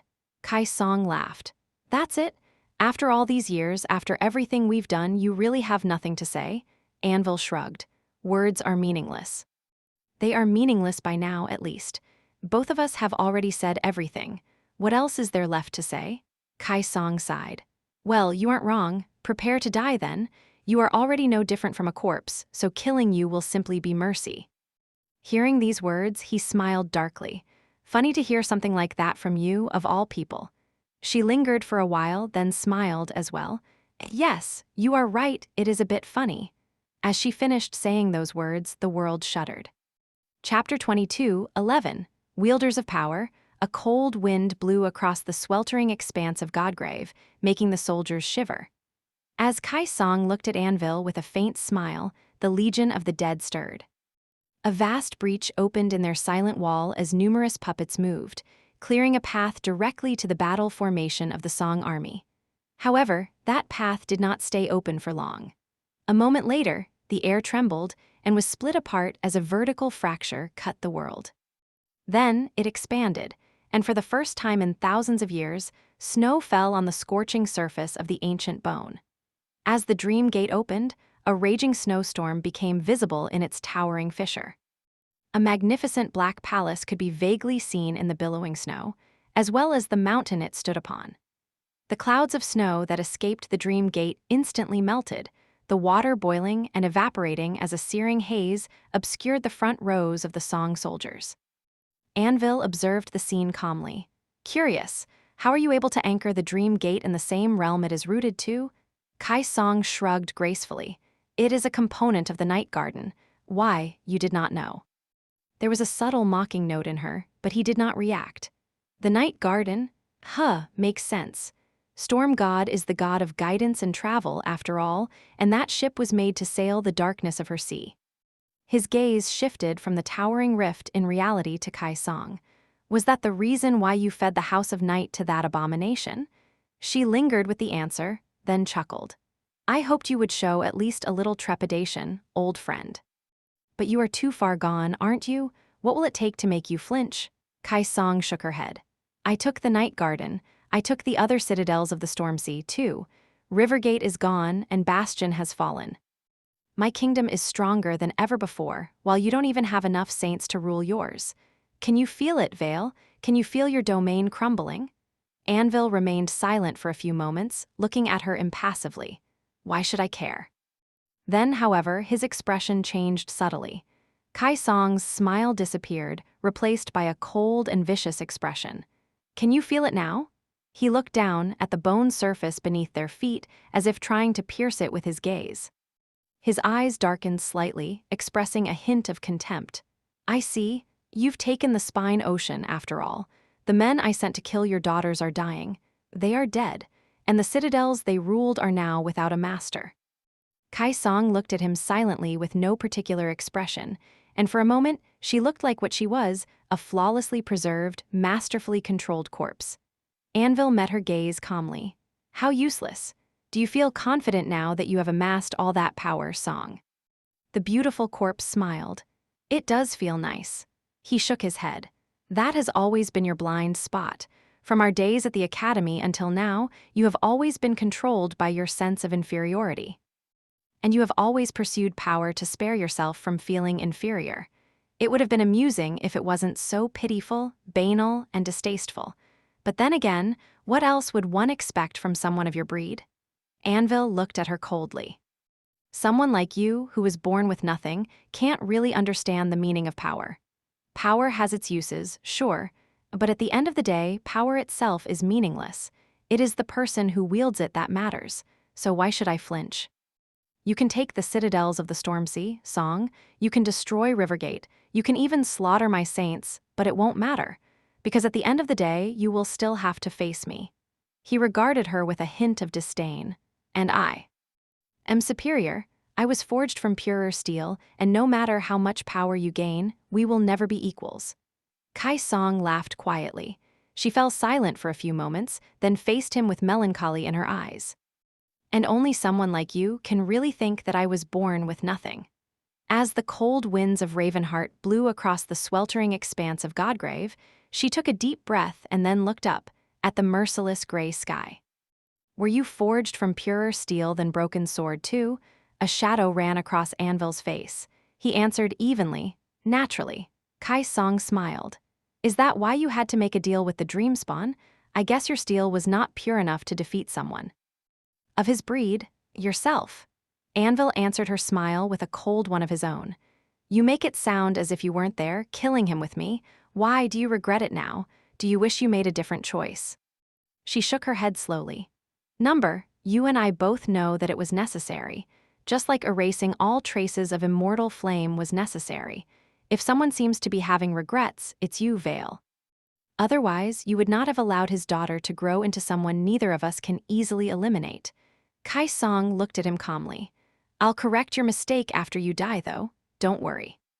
As she said those words, a subtle smell of iron suddenly permeated the air, and Anvil's oppressive presence grew much deeper and terrifyingly sharp, as if it had finally awoken after slumbering all this time. He shook his head. For someone who supposedly had nothing to say, you sure talked a lot. Enough, let us solve this once and for all. Let us see who is worthy of wearing the crown. Lowering her head for a moment, Kai Song smiled. Farewell, Vale. Anvil summoned his helmet, and his voice rustled in the wind like the clamor of a myriad of blades. Farewell to you, too, Song. A hurricane of scarlet sparks drowned the world. Chapter 22:12, Battle Royale. Far away from the sweltering heat of Godgrave, high in the frigid cold of Ravenheart, a magnificent black palace was shrouded by the veil of a raging snowstorm. As the winds howled, a low and reverberating sound echoed in the snow, making the people in the city across the great bridge freeze and turn their heads. There was the groan of stone, and then the towering main gates of the Black Palace opened wide for the first time in countless years. Beyond the gates nestled deep, dreadful darkness. A moment later, grotesque shapes emerged from the darkness and entered into the light, moving indifferently through the lethal cold of the snowstorm. A vast, seemingly endless river of marching dead was flowing out of the Black Palace, across the stone bridge, and into the towering fissure of the Dream Gate. There were nightmare creatures of all shapes and forms in that river, as well as countless humans. The puppets differed from each other in shape, in size, but a few of them were far more terrifying than all the rest. Those were the puppets made from the corpses of slain titans. As the hurricane of scarlet sparks was giving birth to a vast storm of swords, the first of the titans passed through the Dream Gate, stepping onto the surface of the dead god's breastbone. The world quaked under its footsteps. The dead that stood in front of the sword army had seemed like a legion, but now that the icy halls of Ravenheart opened, their numbers suddenly looked paltry and insignificant. The soldiers of both armies watched in stunned silence as the endless procession of the Queen's puppets marched from the billowing snow, the flow of them never ceasing, until an entire army of the dead flooded the bone plain. All of them staring at the boundless clouds of swords with eerie, empty gazes. The titans towered above them like grotesque mountains of flesh, some of them so gargantuan that they had barely squeezed through the immense fissure of the Dream Gate. The sea of puppets faced the storm of swords, with two sovereigns facing each other in the middle. It was then that the soldiers of the two great armies finally realized what it meant and what was about to happen. The two gods of humanity were going to clash and fight each other until one of them was dead. Some soldiers shuddered from relief, realizing that they would not enter battle today. Others simply looked at the astonishing scene in silent awe. More still were terrified, knowing that mortals like them were not fit to see gods fight. The battles of Transcendent had already threatened to reap their lives as collateral damage. What kind of calamity would be unleashed when Supremes clashed? Somewhere in the battle formation of the Song army, Revel and Moonville suddenly appeared out of thin air, carried to Godgrave by one of the Song saints after returning to the waking world from the darkness of the Spine Ocean. Both were bloodied and battered, Revel especially, her mangled body covered in countless wounds. As someone ran to bring the healers, she fell to one knee and looked up with a pale face. Her eyes widened. The corpses of the 4 sword saints they had brought with them moved, rising from the ground to join the army of the dead. Across the sea of the puppets and the storm of swords, in the formation of the sword army, Summer Night appeared in a similar fashion. His body was in a better state than those of the Queen's daughters, but his gaze was bleak and dark, devoid of its usual shine. He looked at the battlefield silently, then lowered his gaze, lingered for a few long moments, and then summoned his armor and his weapons. Almost at the same time, 7 dreadful swords fell from the sky, stopping to hover behind Anvil. He raised an arm, and one of them landed into his hand. The world itself seemed to shift, as if being bent and torn by the eerie gray blade. Kai Song looked at the terrifying sword calmly. I see you are still a consummate collector. A sacred blade, is it? Anvil lowered his head, the vermilion plume of his helmet moving slightly. His indifferent voice sounded even as he answered, aiming the sword at the unarmed queen. "It's still a disappointment, but it will do. At least I'm not in the habit of playing with dead dolls." Kai Song laughed, her voice drowning in the rustle of countless swords. "I have some living dolls as well." With that, her smile dimmed, replaced by a cold and dark expression. Fearsome, predatory crimson flames ignited in her eyes. "These toys won't save you." A moment later, she was suddenly in front of Anvil. Her bare hand crashed into his breastplate, denting it. Her fingers left deep grooves on the enchanted metal, almost tearing through it. The force of her blow was fearsome enough to produce a devastating shockwave, pushing the King of Swords a couple steps back. At the same time, the sea of puppets surged forward like a tide. The storm of swords had blotted out the radiant gray sky, casting a deep shadow on the battlefield. Now, the swords plummeted from the height, as if the sky itself was falling on the dead army. The flying swords shone as they fell, reflecting the blinding light, and for a moment, it seemed as if the entire world was aflame. When the cloud of steel collided with the tide of the dead, the burning world seemed to shatter. The power of the impacts was so immense that they produced blinding flashes of light and waves of unbearable heat. Some of the puppets were torn apart, while some were severely damaged. However, more still dodged or deflected the flying swords, moving with the cold and calculated skill of sublime warriors. A skill like that was a harrowing weapon in the hands of a being who controlled the mighty body of a nightmare creature. After all, it was the skill and intellect that gave the weak humans a chance in battles against the abominable vessels of corruption. And more harrowing still was the fact that the flesh of many puppets cut by the sword simply mended itself, erasing most of the damage. They were not living beings after all. And since the queen could control her puppets intricately enough to make them rot or restore themselves from being rotten, she could erase these cuts as well. As the heat, the light, and the weakened shockwaves reached the two armies, the soldiers backed away, horrified by the cataclysmic collision. The colossal skull watched silently, though, having witnessed far more dreadful battles. Chapter 22:13, 100,000 Deaths. The soldiers watched the battle between the sovereigns in stunned, breathless silence. To them, it looked apocalyptic. The sea of the dead and the celestial river of rustling swords had intertwined into a vast storm of devastation, with mangled pieces of severed flesh and shards of shattered metal obscuring the battlefield like a chilling haze. The bone plane continued to tremble as if from a powerful earthquake, the violent tremors throwing countless soldiers to the ground. The cacophony of the unfathomable battle was overwhelming and deafening, and the winds it had given birth to were strong enough to make the awakened warriors stagger and sway. It seemed as if the sky itself would break apart and fall, or rather, overflow with incandescent radiance, countless rays of incinerating sunlight pouring through the breaches in the cloud to annihilate the cowering armies. However, the cloud veil still held, perhaps because the sovereigns had chosen to preserve it, perhaps because Saint Tyrus of White Feather still struggled to maintain it. The sovereigns themselves were like two tiny specks in the vast, calamitous carnage of the world-ending confrontation. And yet, it was impossible to miss them even in the mayhem. Wherever the two collided, the storm of swords was torn apart, and the sea of puppets receded, leaving countless pulverized corpses in its wake.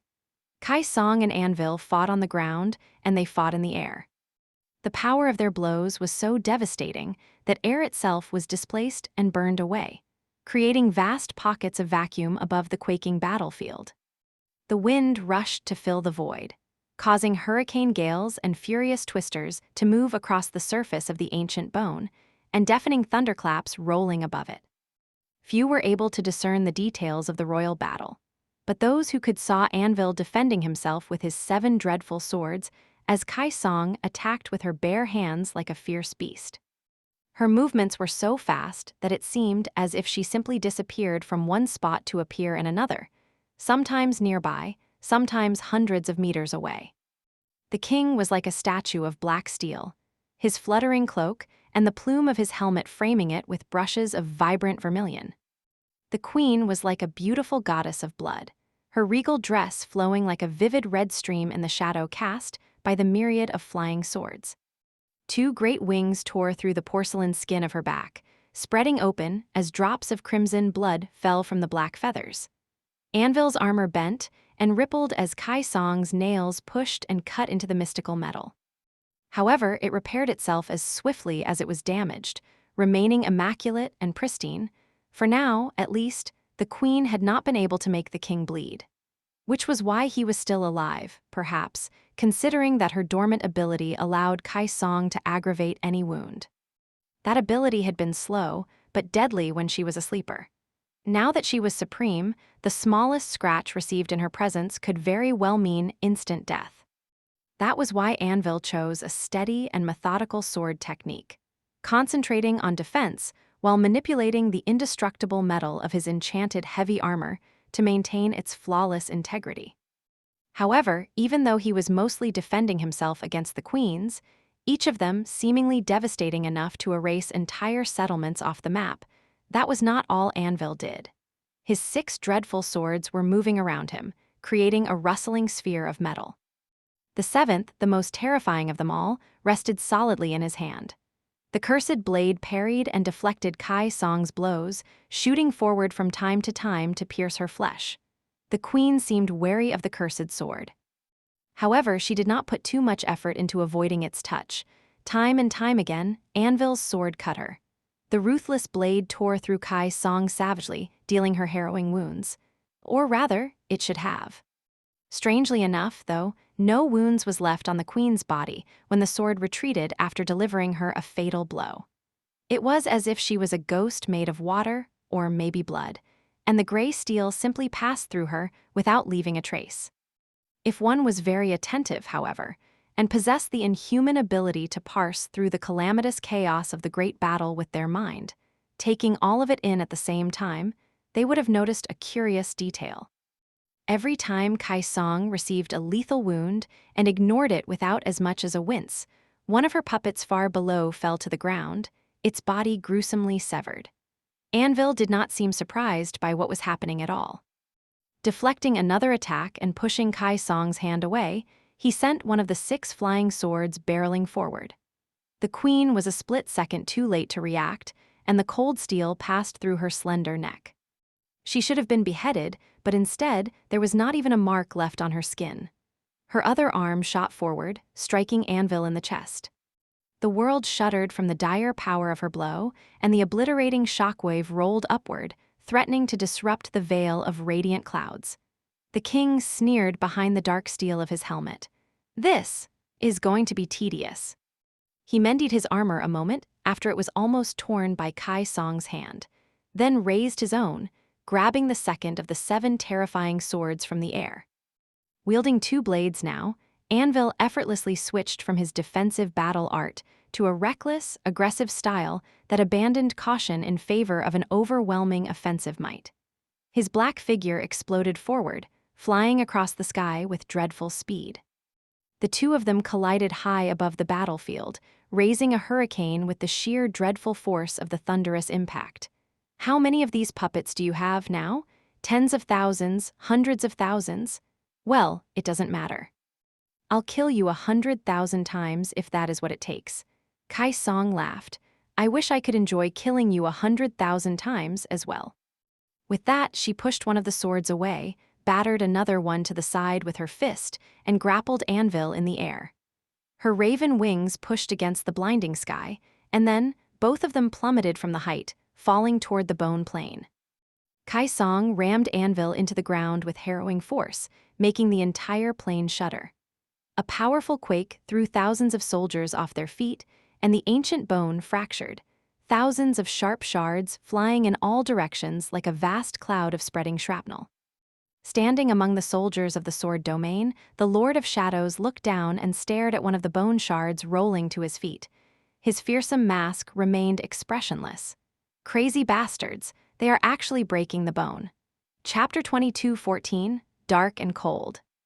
The soldiers of the 2 great armies were cowering in front of the startling fury of the clash between the 2 demigods, their faces pale, their eyes opened wide in awe and terror. Sunny was not feeling too brave at the moment himself. Leaning on the hilt of his odachi while the tip of its blade rested on the ground, He was observing the battle intently. His black mask remained expressionless, but the man behind it had a grim expression on his face. The soldiers were merely witnessing the clash, after all. They were frightened by the obliterating forces that the two sovereigns were unleashing, but what they feared was becoming collateral damage in the dreadful fight, at most. Sunny, however, would soon be facing these monsters in battle himself. He would experience the indescribable terror of their inhuman power himself. So his wariness was far less theoretical. Too strong, too fast, the sovereigns were indeed far beyond any saint. Even Sunny, who was a transcendent titan, was not anywhere near their level of strength. He was struggling to follow their movements with his eyes, and any one of the countless harrowing blows they rained upon each other would have left his body broken and mangled. Their power was simply tyrannical. However, in and of itself, it was not too terrible. He had faced and killed plenty of great nightmare creatures, after all, to the point that fighting them ceased to feel like the stuff of dark and dreadful legends. Many of them had been faster and stronger than Kai Song and Anvil were, capable of toppling mountains and reshaping landscapes with their blows. They had died under his blade nonetheless. There was a different plane to the battle between the sovereigns, though one that few could perceive. Sunny could not perceive it either, but he knew that it was happening out there, in the vast storm of rustling swords, reshaping reality itself. Just as the king and the queen were engaged in a physical battle, their wills were battling each other as well. Perhaps Anvil's impossibly durable armor was only remaining whole because he willed it to be. Because Kai Song's bare hands could bend and break the armor because she wanted them to. The sea of puppets and the hurricane of swords were merely extensions of their mortal bodies, as well. They were expressions of their dire power. Every time a flying sword pierced a dead puppet, and each time dead hands closed around the cold steel of a flying sword, the two wills clashed with each other, too. He was not knowledgeable enough about the will, but he was sure that the sovereigns were wielding it with just as much skill as they would any weapon. And just like a weapon, the will was a deadly tool in their hands. Perhaps the real battle was happening on that conceptual plane, unseen by all except the two supremes themselves. There was another level to their clash, as well, one that made Sunny's head ache. It was the clash between the domains of the two sovereigns, which had some effect both on how much strength they could express and how sharp their will could become. Perhaps, he was not sure. Kai Song had decided to have the battle on the breastbone reach, which was a strange choice. Here was the territory of the King of Swords. After all, she was surrounded by his domain from all sides, which had to be a great disadvantage, stifling her power. However, just before they clashed, everything changed. Sunny could not quite perceive it, but he did sense it. A subtle shift in the very nature of the world around them. It must have happened because somewhere far below, Revel finally conquered the Spine Ocean citadel. Kai Song gained more authority over Godgrave, and the boundary of her own land pushed against Anvil's sphere of influence from the depths of the dark ocean. And then there was the Dream Gate, which seemed to have opened to the snowy vista of Ravenheart. Somehow, Sunny knew that the Dream Gates served as conduits of supreme power. Whenever they appeared, the surrounding land became a part of the sovereign's domain. That was how Anvil and Kai Song were able to bring their domains to the waking world during the Chain of Nightmares, and eliminate the Gate Guardians that had emerged during the Battle of the Black Skull. Ravenheart was now directly connected to Godgrave, spreading the Queen's influence to this god-forsaken land. Most likely. So, a fragile equilibrium was formed, with the two sovereigns fighting on the boundary where their domains pushed against each other, creating neutral ground. Sunny had to keep all that in mind. He had to watch and wait. And when both of the sovereigns exhausted their powers, he would have to enter the fray and face their chilling, tyrannical power himself. Side by side with Nephi's, of course. Would they really be able to win? Well, now they had no choice, because they had already made it. He closed his eyes for a moment, feeling the weight of that choice pressing down on him like a crushing burden. For a moment, Sunny allowed himself to be weak and unsure. He felt sick. He felt disgusted with himself. I am the most hypocritical person in the world, aren't I? 2 worlds even. That was because the moment Nephi's had chosen the path of no return, leaving herself no other option but to defeat the sovereigns and become one herself. She had made a choice for the countless mundane humans living in the sword and song domains as well. And Sunny. Sunny was her willing accomplice. Should they fail, millions of people would die. Opening his eyes, Sunny looked at the unfathomable carnage of the great battle in front of him. The scale of it let him reel. I can't fail, then. I simply can't. He gritted his teeth. Just as always, Weaver's mask betrayed no emotion. But the shadows throughout the sword army suddenly grew deeper and colder, endlessly deep and infinitely cold. Chapter 22:15, Il Principe. A tide of enchantments washed over Kai Song, pressing her into the shattered surface of the broken bone. Her wings broke with a revolting crunch, the black feathers becoming soaked with blood. Her red dress rustled, the rich fabric tearing under the immense weight. The frayed threads moved as if possessing a life of their own, however, repairing the tears a moment later. The wings were mended, as well, only to be broken once again and mend themselves once more. Using that brief lull in the onslaught of attacks, Anvil rushed forward with impossible speed. His twin swords fell like the blades of a guillotine, one aimed at her neck, the other at her abdomen. This time, there was something different about the way the sharp steel hissed as it cut the air, as if the swords were not simply cutting space, but slicing the fabric of reality itself apart. Kai Song looked up fiercely just before the two blades fell on her kneeling figure. Instead of seeking to avoid them, she shot forward. A cloud of bone shards exploded backward from under her foot, and as a blinding flash drowned the battlefield for a moment, she collided with Anvil at a dreadful speed. The force of the impact made the world tremble. Anvil retracted his swords at the last possible moment, leaving two deep cuts on Kai Song's arms before blocking her palm with the crossed blades. A hurricane rose, cleaving the storm of rustling swords apart, and the devastating shockwave sent thousands of puppets flying. This time, however, no puppet received the wound for the puppet master. The cuts remained on the queen's porcelain skin, swelling with crimson blood. As Anvil slid dozens of meters back and she rushed forward to pursue, a vicious smile twisted her lips. A will sharp enough to cut the world.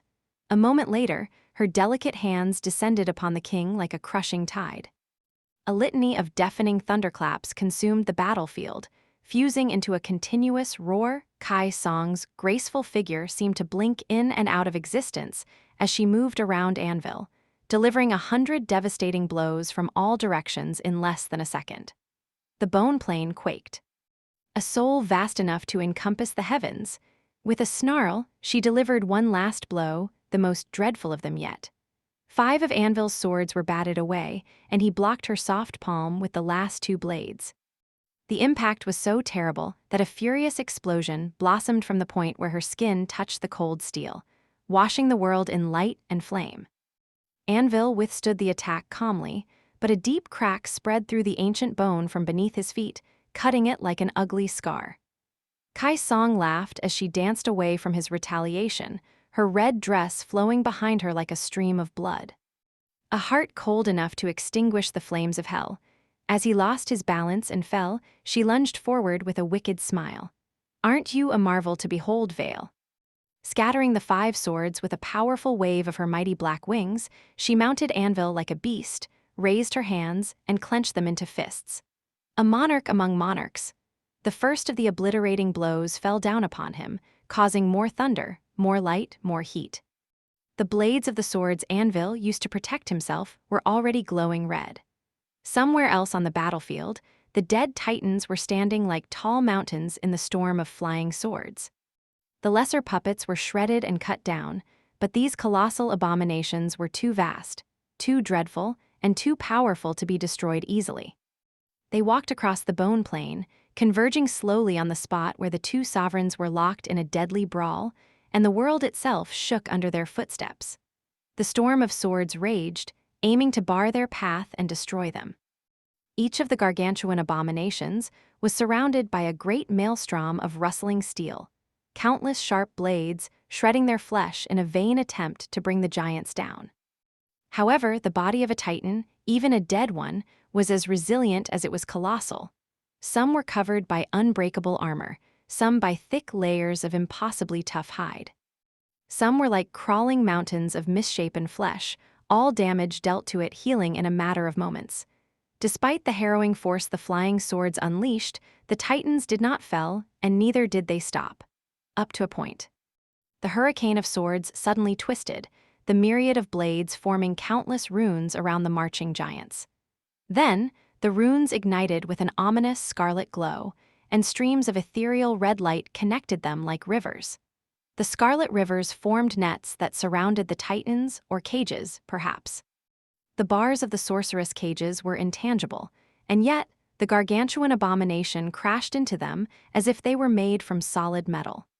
The bone plane shuddered as the dead giants collided against the rays of scarlet light, staggered, and came to a halt. Some distance away, Anvil was still unharmed under the barrage of Kai Song's fierce attacks. Even though the surface of the ancient bone around them was riddled with cracks, his dark armor remained intact and his body remained unbroken. Laying on the ground, he sneered coldly. "I am."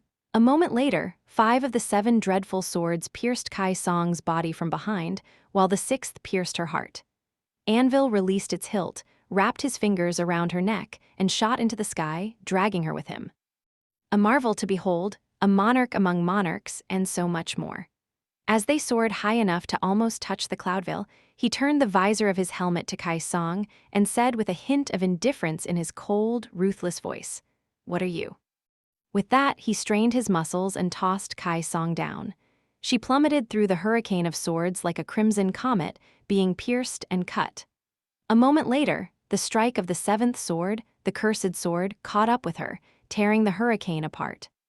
Kai Song impacted the ground with a force so terrible that the shockwave produced by her fall not only tossed the surrounding puppets down, but actually ripped them to pieces. Those closest to her were pulverized into clouds of crimson haze, while those further away were merely torn into tiny pieces of flesh. A vast net of cracks snaked through the surface of the ancient bone, surrounding her like a dark spiderweb. At the heart of that web, Kai Song struggled to stand up. The 6 swords, however, were still lodged in her body, impaling her and keeping her bent to the ground.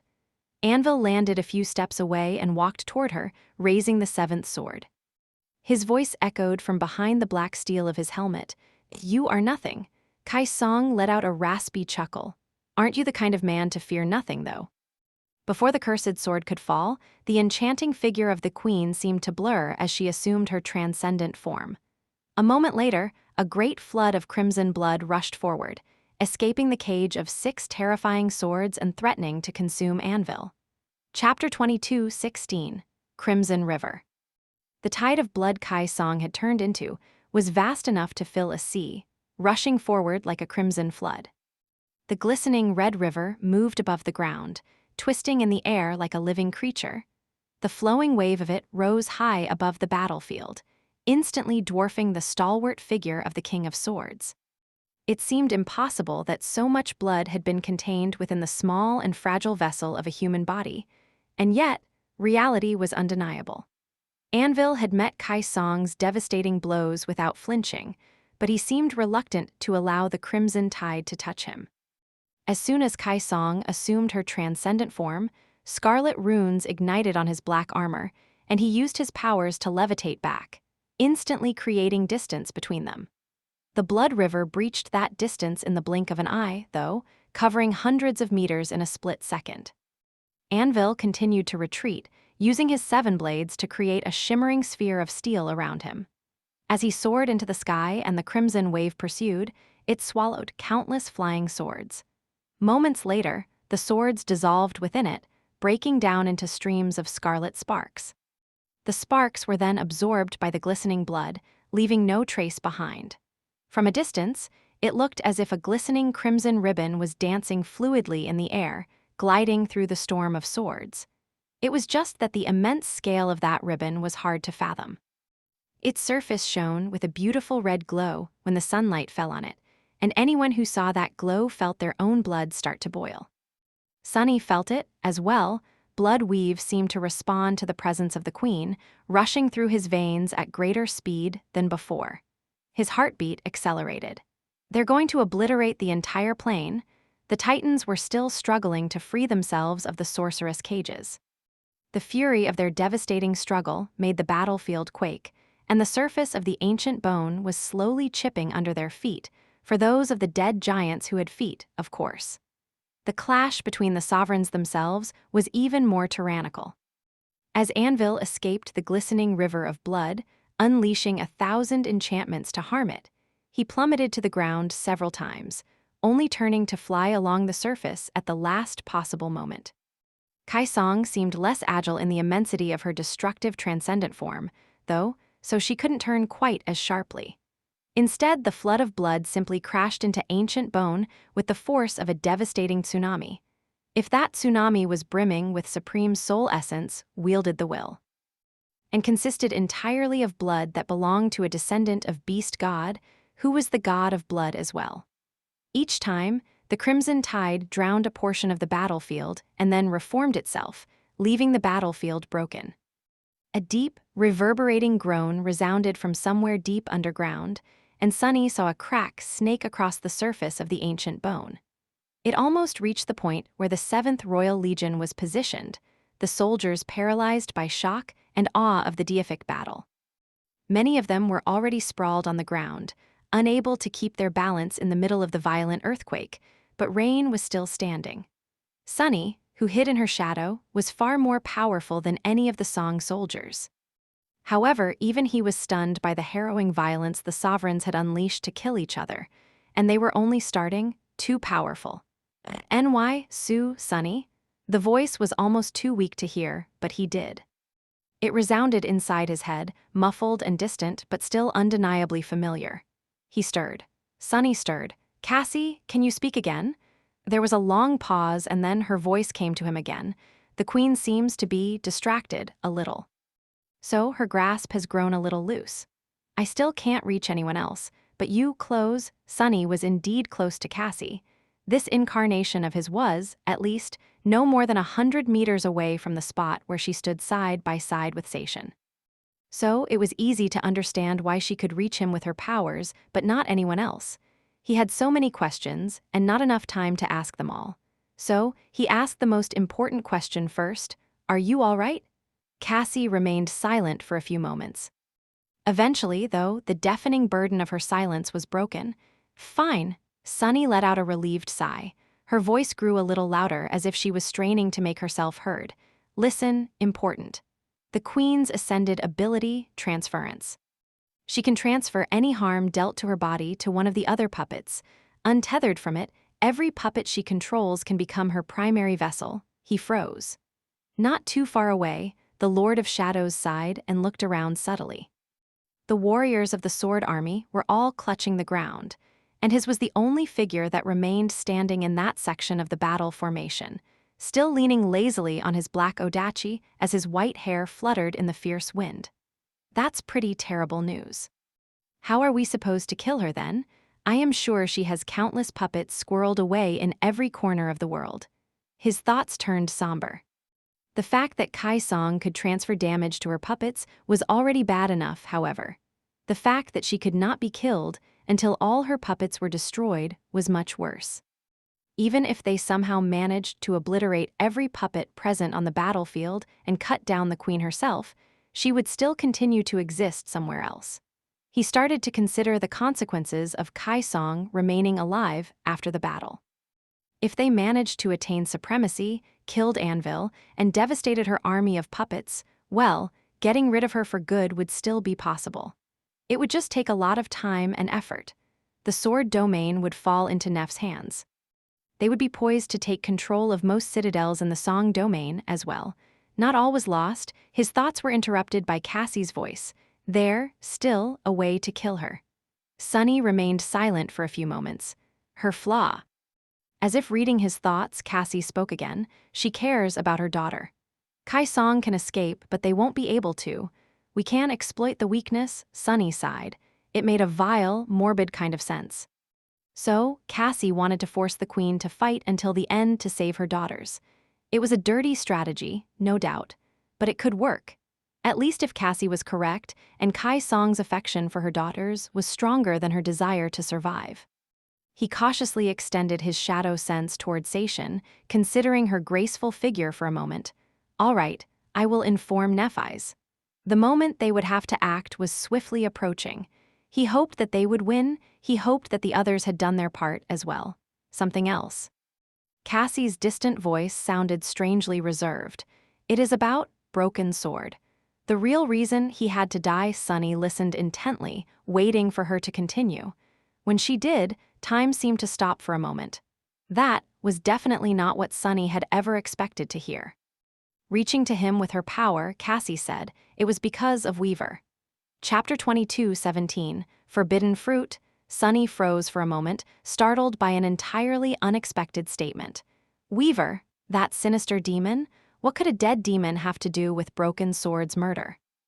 As the bone plane groaned and quaked under the calamitous onslaught of supreme power, he lingered for a moment, then asked incredulously, "What the hell do you mean, because of Weaver?" Cassie responded a few heartbeats later, her voice sounding louder. The queen, it seemed, was growing more distracted, allowing the blind seer to express her powers better. Broken Sword was inconsolable after Smile of Heaven perished. He convinced himself that she was still alive, lost somewhere in a nightmare. He grew obsessed with challenging the seed that had spawned the Category 5 gate in America, and to do that, he had to accumulate power, great power, as much power as he could. Sunny frowned, digesting what he heard. The truth of Broken Sword's later years was startling enough. But what did Weaver have to do with any of it? Cassie paused for a moment, then added, the members of his cohort were all special. Smile of Heaven, Anvil, Kai Song, Asterion, they all possessed a divine lineage, but he did not. So he ventured to do what Kai Song had done and find a lineage memory of his own. The only lineage that was still unclaimed, the lineage of Shadow God. Sunny stirred in Rain's shadow. Far away, the Lord of Shadows tilted his head a little. Even Master Sunless blinked a few times, allowing surprise to show itself on his face. Shadow God's lineage? Cassie's voice resounded in his head a moment later. Yes. He searched far and wide, but he failed to discover the traces of Shadow. Instead, he found something else. A piece of a forbidden lineage left behind in secret by one of the demons. Something that should not even exist, but apparently does, or did back then, at least. Broken Sword claimed that lineage, inheriting some part of Weaver, the demon of fate. Sunny forgot to breathe. What? If he had been stunned before, he felt shocked now. It was as if someone had struck him in the head. Broken Sword found one of the weaves, and Cassie had waited so long to tell him. Wait. Cassie's dormant ability only saw Sunny as a void. She could not remember anything she had known about him in the past, either so, she probably did not even know that Sunny himself had Weaver's blood running in his veins. No one did.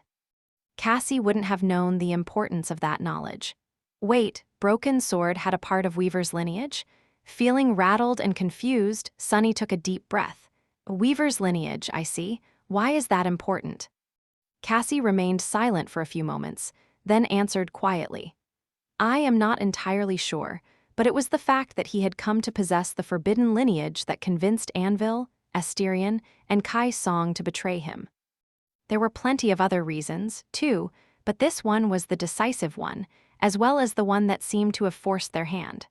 For some reason, those of divine lineages could not tolerate Broken Sword's existence after he became Weaver's heir. And so, they killed him. Sunny shivered. This was a disconcerting piece of news to learn. Wasn't he much more of an heir to Weaver than Broken Sword had been? He had not one, but 3 parts of Weaver's lineage by now. Would those who had inherited the lineage of the gods target him for some unknown reason one day, as well? Sunny inhaled deeply. Suddenly, he was overcome by an ominous feeling. It was not a premonition, exactly, since his intuition had lost its mystical edge when his connection to fate was severed. However, Sunny had enough experience and knowledge by now to develop a 6th sense of his own. Learning that the sovereigns had turned on Broken Sword because of Weaver's lineage was definitely sounding alarms in his head. Damn great. Sunny wanted to ask another question, but at that moment, a deafening crack washed over the Song army and the Sword army as well.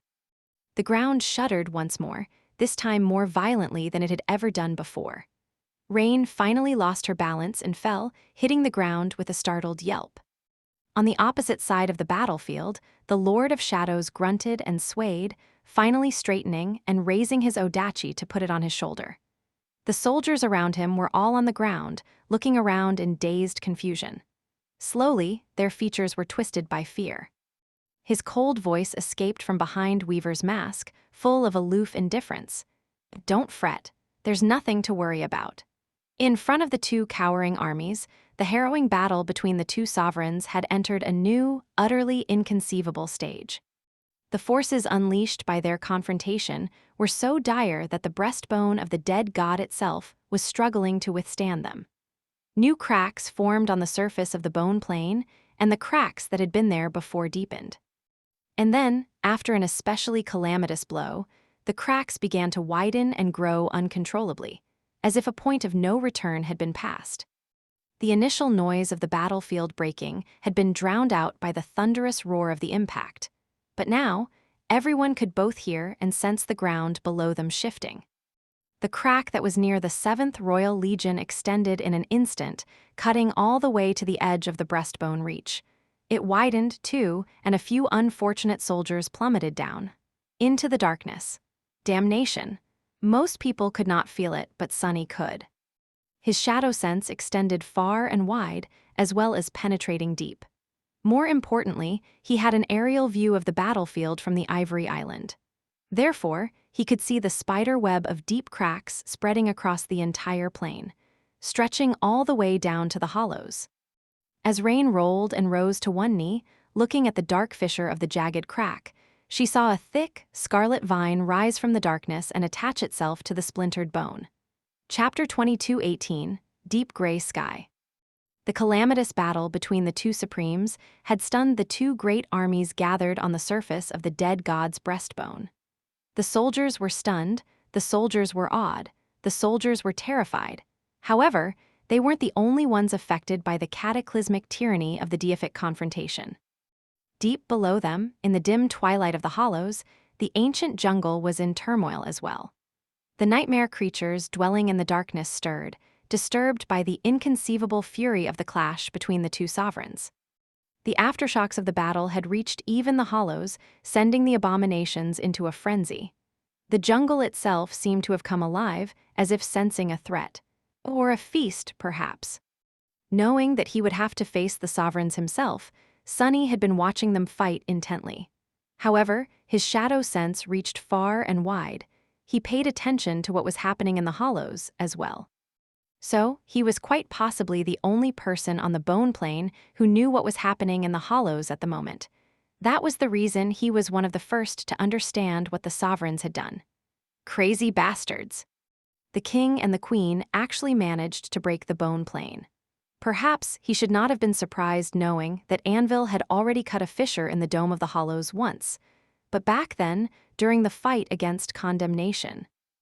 It had been the result of a conscious action that demanded a great amount of effort preparation and a grand act of sorcery. This time, the dead god's bone was broken simply from the strain of serving as a battlefield for the two murderous supremes. And the damage wasn't contained to a minor fissure.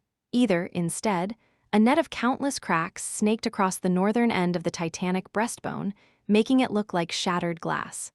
And all these cracks led to the hollows, which boiled with frenzied activity. The ancient jungle of Godgrave had been starved of sunlight as of late. The human armies had banished it beneath the surface and kept burning the crawling vines, thus breaking the cycle that allowed the abominable ecosystem of the hollows to thrive. Without the scarlet infestation spreading to the surface, the ancient jungle was denied the nutrients it needed to sustain itself. The consequences were not showing, yet, but they would turn grave before too long. The jungle starved, and therefore the dreadful abominations dwelling under its canopy were starving as well. That was why the jungle, and the abominations too, rushed to the surface when countless cracks split the dome of the hollows open. Damn it! Get up, prepare for battle. Sunny's hiss sent Rain scrambling to get up. All around her, the warriors of the 7th Royal Legion were trying to stand despite the quaking ground too. Saishin's voice broke through the cacophony of the apocalyptic battle. Formation, face the cracks. Fire. But it was already too late. The single vine that had extended from the crack a few moments ago had already turned into 100. All across the length of the jagged fissure, the tendrils of the ancient jungle were crawling out of darkness, attaching themselves to the sun-bleached surface of the bone. And there were more than one fissure around. The tide of scarlet infestation really looked like frothing blood that swelled and spilled out of deep cuts, flowing endlessly. Of course, the vines were merely a herald of what was about to come, great bridges that the jungle had risen to connect the depths of hollows to the sunlit surface. A moment later, a hideous head rose above the edge of the nearest fissure, and a great beast pushed its massive body onto the bone plain. Rain stared at it with wide eyes, terrified, then drew her bow with a trembling hand. Of course, her arrow bounced off the dark hide of the monstrous creature without leaving even a scratch on it. Things were even worse in the formation of the sword army. Their enemy was located closer to the edge of the titanic breastbone, which meant that the hollows were quite shallow there. After all, the subterranean hell did not extend to the very wall of the dead god's sternum. In fact, the position of the Song army was only partially above the hollows, the rest of it standing on nothing but solid bone. The sword army was not as lucky. Since it was positioned further south, there was nothing by the dark expanse of the abominable jungle below the warriors of the sword domain. Therefore, they were going to face more horrors. They would also be surrounded from all sides, while the warriors of Song would be safe from rear attacks at least. Not that it mattered. Neither side was going to escape the onslaught of the Scarlet Tide unscathed, if they could escape it at all. What do I do? As the Lord of Shadows, Sunny was in the thick of it. He could rush to help the soldiers, slaying as many nightmare creatures as he could, but he also had to wait for the perfect moment to attack the sovereigns.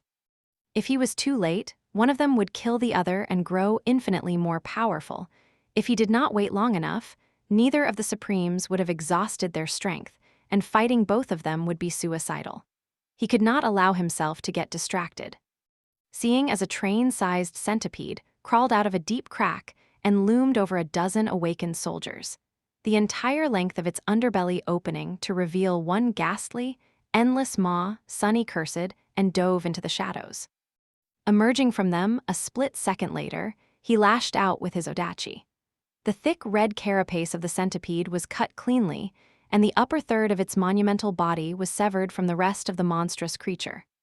The severed third fell to the ground with a deafening boom and twisted, already scurrying to swallow its first victim.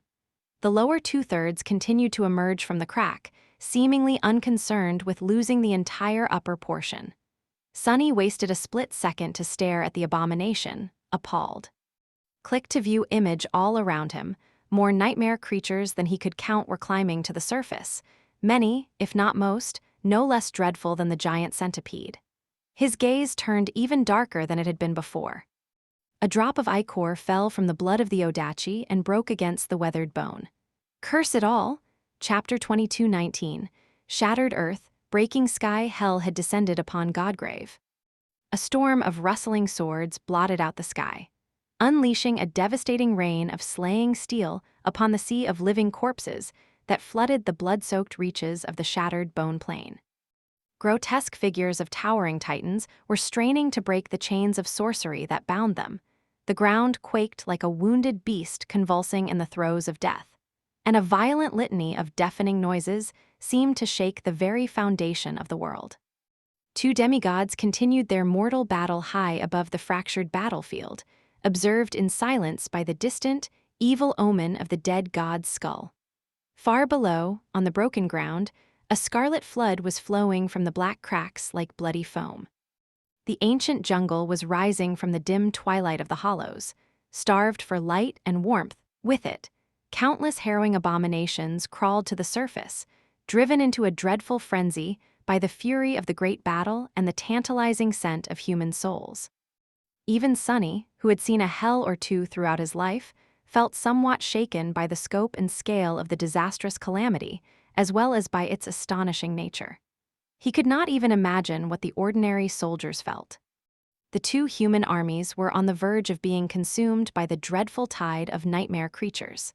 However, The veterans of the Great War were a tough tribe. They had not lost their minds to fear, even in the middle of a seemingly apocalyptic disaster. The Saints had regained their composure first, moving to intercept the most dangerous of the emerging abominations while barking orders at the paralyzed masters. The masters followed the orders mechanically at first, as if simply out of habit, then with a growing sense of purposeful determination. They rallied the awakened soldiers and joined them in defending against the chilling flood of nightmare creatures. Despite that, the death toll was heavy in those first few moments. Then, as the two armies rose to face the liberated jungle, it lessened somewhat, but it was still of no use. Sunny, whose incarnations allowed him a perfect view of what was happening on both sides of the battlefield, could see it clearly. One incarnation was among the soldiers of the Sword Army, one was among the soldiers of Song, and one was watching it all from a great height. There were too many cracks, and the nightmare creatures crawling out of them were too powerful. These weren't the surface dwellers whom the soldiers of the two great armies had faced before, during the conquest of the collarbone plain, the breastbone reach, and the ribs of the dead god, and who had already been nearly too dreadful for Awakened to fight. Instead, they were the ancient horrors of the Hollows, the great and dreadful predators who had spent countless years hunting others of their ghastly kind in the eternal twilight of the Scarlet Jungle. Many of them were of the great rank, and therefore almost entirely impervious to the attacks of the awakened soldiers. Only the Saints could face them. But there were not enough Saints around. Even worse, neither of the two armies had managed to maintain their formation. The cracks had appeared too suddenly, and they cut the battle lines, breaking them. Instead of presenting a united front against the tide of powerful abominations, the soldiers were now fighting desperately in whatever formations they could assemble, surrounded from all sides by the flood of monsters. The situation seemed bleak. Despite the daunting scale of the battle and the immensity of the two great armies, the struggling clusters of human soldiers were like islands doomed to drown in the rising sea of scarlet darkness. They were resisting for now, but the writing was on the wall. If nothing changed, both armies would be consumed, disappearing without a trace. The Song army was faring a little better, at least. Its position was closer to the edge of the dead god's breastbone, so there were very few nightmare creatures attacking the soldiers of Song from the rear. Seishin had realized that fact, it seemed, and was now struggling to get her army to retreat further north. The Sword Army, however, was in dire straits. Sunny had summoned Saint and Fiend, sending them to help the soldiers. After hesitating for a few moments, he manifested two more avatars of himself, so that 3 incarnations of the Lord of Shadows could enter battle. All of them descended upon the nightmare creatures, holding the scarlet tide back. He had to be wary of wasting essence before confronting sovereigns, but with Serpent in his hands and countless abominations around, replenishing it by killing them would not be a problem.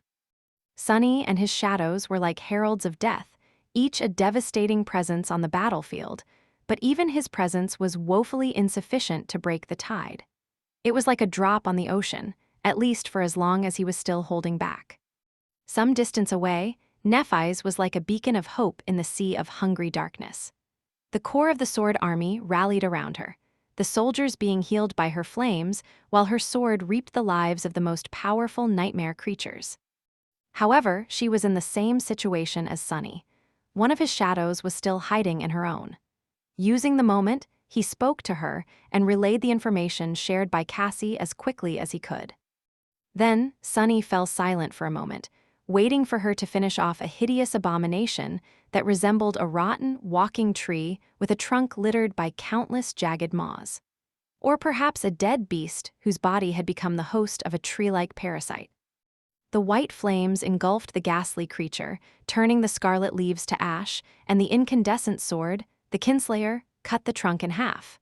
There were already 2 equally horrid nightmare creatures rushing at Nephis through the flames a moment later. He spoke. "We won't last long here." She looked around the battlefield, then nodded briefly. "We must advance." Sunny lingered for a moment, then chuckled darkly. "Advance? Advance where?" Nephis lunged at the 2 abominations, brandishing her supreme sword. Across the battlefield, toward the edge of the plain. to reach the Song army or at least get on solid bone. He regarded the carnage of the calamitous battlefield from the edge of the Ivory Island, remained silent for a moment, and took a deep breath. That is a crazy idea. Sunny rose from Nef's shadow, manifesting one more avatar. Crushing the second abomination's skull with a monstrous blow of his armored fist, he glanced at Nephi's and grinned beneath the visor of his onyx helmet. It might just work. Chapter 22:20, Infernal Trailblazer, Sunny smiled. But his smile was quite forced. He could not bring himself to feel the desperate kind of glee that often overwhelmed him when in situations that seemed too bleak to cope with. Luckily, his face was hidden behind the visor of the mantle's helmet, so Nephi's did not see his hesitation. To her, the Lord of Shadows looked as he always did, cold, confident, and full of aloof arrogance. It was such a misplaced impulse, to look good in front of her even in the middle of a literal hell descending, and yet Sunny could not help but want to. Reaching into the shadows, he pulled a black spear out of them, and then looked back to Nephi's. "I'll carve the path for the army to follow." As the words left his mouth, the shadows stirred.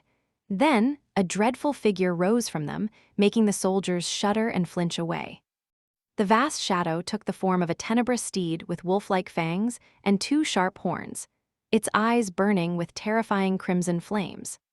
The stallion seemed to be wreathed in a ghostly, indistinct haze of moving shadows, as if surrounded by a swarm of living nightmares, his sable coat seemingly absorbing light. Just looking at the towering destrier filled the hearts of the soldiers with a cold feeling of dread. Which was quite a feat, really, considering how terrified they had been already. The soldiers flinched away, but Sunny took a step toward the nightmarish steed instead. Patting him on the powerful side, he said, "Hey there, buddy, I really missed having you around."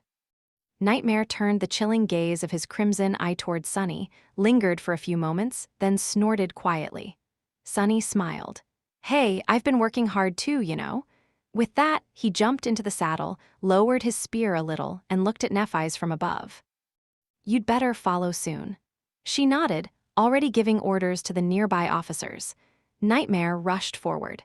The dreadful dark destrier moved with the speed of lightning, his adamantine hooves striking sparks from the ancient bone. He rushed through the ranks of the soldiers like a wave of darkness, then soared high into the air, breaching hundreds of meters in a single leap. A few moments later, the tenebrous steed landed nimbly outside the crumbling formation, in the middle of the mass of abominations. Bones broke beneath his hooves, and flesh was torn by his steel fangs. Splatters of blood flew in all directions, and nightmare creatures, who were not supposed to know fear, suddenly cowered in terror. No matter how dreadful and deadly the black stallion was, however, his rider was like the devil himself. His fearsome onyx armor glistened dimly, and the plume of his helmet fluttered in the wind. His dark spear moved with terrible speed, piercing bodies and severing limbs. Mangled corpses fell to the ground. For a brief moment, it seemed as if the destrier and his rider would be swallowed by the tide of abominations, but instead, the tide of abominations was broken by their furious assault. The shadows stirred around them, widening the gap, and the Lord of Shadows rode forth, leaving a trail of death and devastation in his wake. Behind him, the sword army slowly started to advance. "This is useless," Rain staggered back, pulled by Flaw. A moment later, a hideous claw tore at the ground where she had been standing a moment ago, leaving deep grooves in the bone that had seemed indestructible before. The titanic skeleton had been a symbol of mystical fear for the soldiers of the Song army, and although few truly believed that it had belonged to an actual god once, many came to regard it with the same reverence. However, today, Godgrave had proven to be far more fragile than they believed it to be. The entire bone plane had been fractured by the king and the queen, and now, nightmare creatures powerful enough to leave marks on its surface were besieging the Song army. Needless to say, awakened soldiers were like ants in front of these harrowing abominations. They had always been weaker than the native inhabitants of Godgrave, and so, the Song army developed various ways of dealing with stronger opponents. Rain's own arsenal was largely aimed at debilitating the enemy through various means. And yet, today, her arrows were proving to be completely inefficient. What a blessing. She did not even have to worry about her flaw, because there was no chance in hell that she would be able to kill anything. Even though Rain did not want to admit it, she felt despair settle in her heart. Rain, snap out of it. Fleur pulled her back, and Tamar advanced, desperately trying to slow down the attacking horror. Her Zweihander plummeted down, striking the abomination, and bouncing off uselessly. The legacy girl staggered from the recoil of the powerful blow, and Rain's eyes widened when dreadful claws shot toward her body. A split second later, one of the blood sisters landed on the nightmare creature's back, piercing its neck with a wavy dagger. Something flashed, and Tamar was tossed back. There was a deep gash on her side, but she was alive. All around them, the Song army was slowly buckling under the tide of monsters. The nightmare creatures were already impossible to overcome, but there was also the scarlet infestation itself they had to contend against. A mass of vines, moss, and grass spilled from the deep cracks in the ancient bone, crawling across its surface like a plague. The jungle brought all kinds of deadly perils with it. Damn it. Rain had no name for the emotion she felt, but could sense something boiling deep within her soul regardless. Just then, Ray appeared out of nowhere, grabbed Tamar, and helped her stand up. The four of them did not even receive a momentary respite before another abomination lunged at them, its maw opening wide enough to swallow the entire cohort whole. This time, there was no escape. Before they were consumed, however, Rain's shadows suddenly moved and rose from the ground. A dark blade flashed in the air, and the lunging monstrosity was cleanly cut in half. She let out a relieved sigh. Sunny was here. Wait, did he just openly climb out of her shadow? Rain did not know whether to be glad or horrified. Obviously, she was happy that he was with her, but if her brother had decided to reveal himself, then the situation was truly desperate. He was also wearing a fearsome onyx armor and a closed helmet, emanating a cold and unfamiliar presence. Turning his head slightly, her brother, the Lord of Shadows, brushed across the members of her cohort with an indifferent gaze. His cold voice seemed devoid of all emotions. "Huh, you three again, haven't we met before?" Tamar, Ray, and Fleur stared at him in stunned silence for a moment. They would have stared more if not for the fact that the first row of the 7th Legion was on the verge of collapsing under the onslaught of nightmare creatures. Then, however, something strange happened. The pressure on the fighters seemed to lessen slightly, and a new abomination emerged from the mass of monsters, this one even more dreadful than the rest. It was a rider on a terrifying black steed, both of them drenched in blood and surrounded by a veil of moving shadows, and behind them, Rain's eyes widened. "I'm seeing things, right?" Was she mistaken, or were there vermilion banners moving behind the wall of nightmare creatures? Surely, she was mistaken. Chapter 22-21, Dark Guide, the journey across the crumbling hellscape of the battlefield had been a perilous nightmare. Sunny and Nightmare cleaved into the mass of nightmare creatures, besieged from all sides by the frenzied avalanche of abominations. Crimson blood and scarlet sap spilled on the white bone, and mangled bodies toppled to the ground. They were swiftly swallowed by the red sea of spreading moss, only to rise again moments later. Even locked in a furious battle with the King of Swords, the Queen did not miss the chance to create new puppets. Sunny opened a gap in the tide of monsters, and the Sword Army followed the Dark Rider. However, the horrors of the liberated jungle were not the only danger facing the soldiers. There was the army of puppets and the devastating hurricane of flying swords as well. He had to find a path through the cataclysmic battle of the two domains, avoiding the wider cracks that marred the surface of the fractured plane. The flashpoint in the obliterating confrontation between Kai Song's puppets and Anvil's swords and the caged titans. Even if he did, the danger still remained. At any moment, the two sovereigns could plummet from the sky, causing a violent detonation on the ground. If the army was caught in that violent explosion of annihilating forces, the casualties were going to be horrific. The saints would probably survive, and some of the masters too. But the awakened soldiers would become a cloud of crimson haze. What a mess. Sunny used his spear and manifested shadows to slaughter frenzied abominations. Nightmare used his fangs, his horns, and his hooves to furiously rip them apart. The aura of dread surrounding the black steed weakened the hungry nightmare creatures, which made the two of them even more deadly than they already were. Far behind, Sunny's other incarnations were struggling to preserve the fragile formation of the advancing army side by side with other saints of the sword domain. One of his avatars was protecting the rear, one was fighting on the right flank, and one was fighting on the left. Saint and Fiend were holding back the flood of nightmare creatures. As well, Nephis and her miraculous flames were at the head of the army, continuously healing the soldiers and following the path that he had carved. Somehow, unbelievably, they made it quite far. The casualties were heavy, and the formation of the sword army had turned into a complete mess. All pretenses of order obliterated by the carnage of the great battle and the complicated terrain of the fractured plain. But they still managed to tortuously extricate themselves from the worst of the Scarlet Flood and made it to the epicenter of the clash between the dead army and the storm of swords. That was perhaps even more dangerous than being surrounded by a sea of frenzied nightmare creatures. Neither the puppets nor the flying swords were hostile to the human soldiers. However, they did not seem concerned about collateral damage either. There were cracks leading to the hollows here, as well, and the jungle-upt was attempting to escape to the surface from them, too. But most of the horrors that escaped the darkness were swiftly obliterated by the violent aftershocks of the harrowing battle between the two sovereigns. The army was only actively besieged from the rear now. Liberated from the dire need to fight the nightmare creatures, it closed ranks and concentrated on defense, the officers exerting their aspect powers to protect the awakened soldiers from the chaos, the mayhem, the destructive shockwaves of distant collisions, and the rustling streams of stray swords. Success was limited at best. The ground was still quaking, the deafening cacophony of the battle was still unbearable, and the world still resembled a crumbling hell.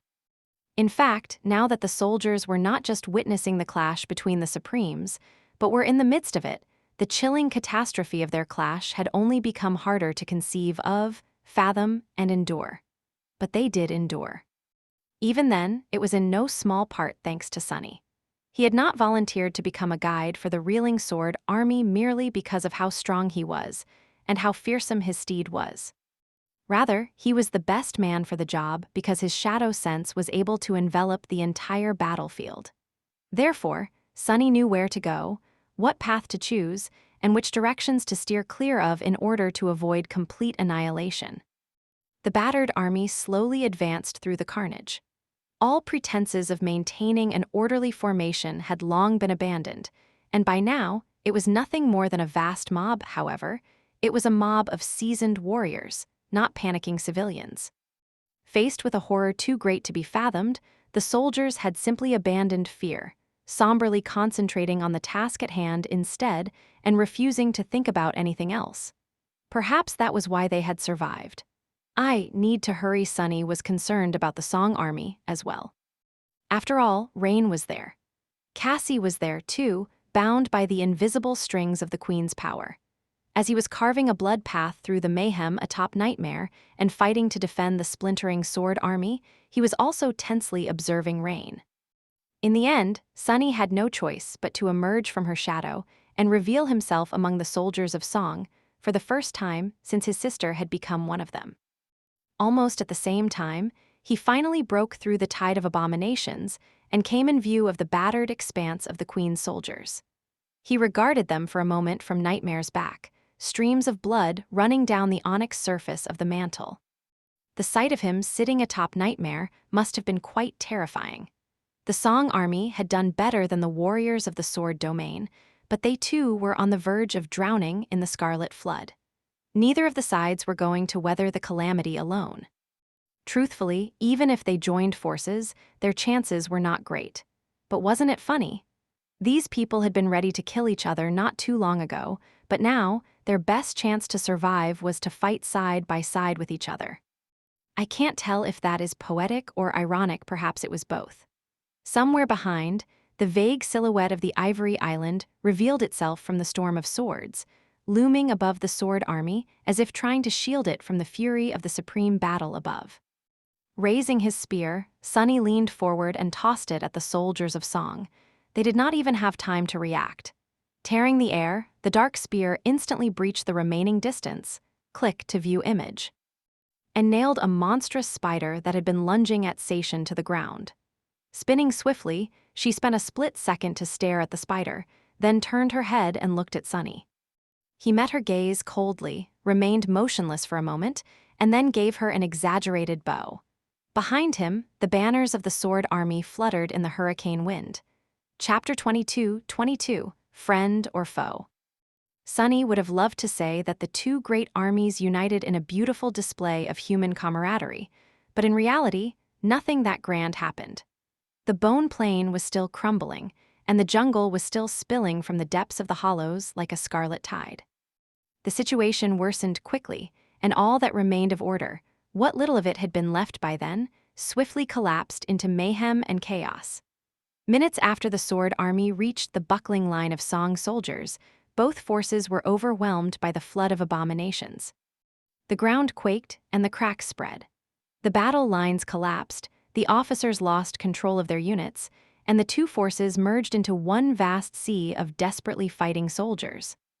It was not that the Song soldiers and the warriors of the Sword Domain, who had been enemies less than an hour ago, discarded their differences and embraced each other as comrades.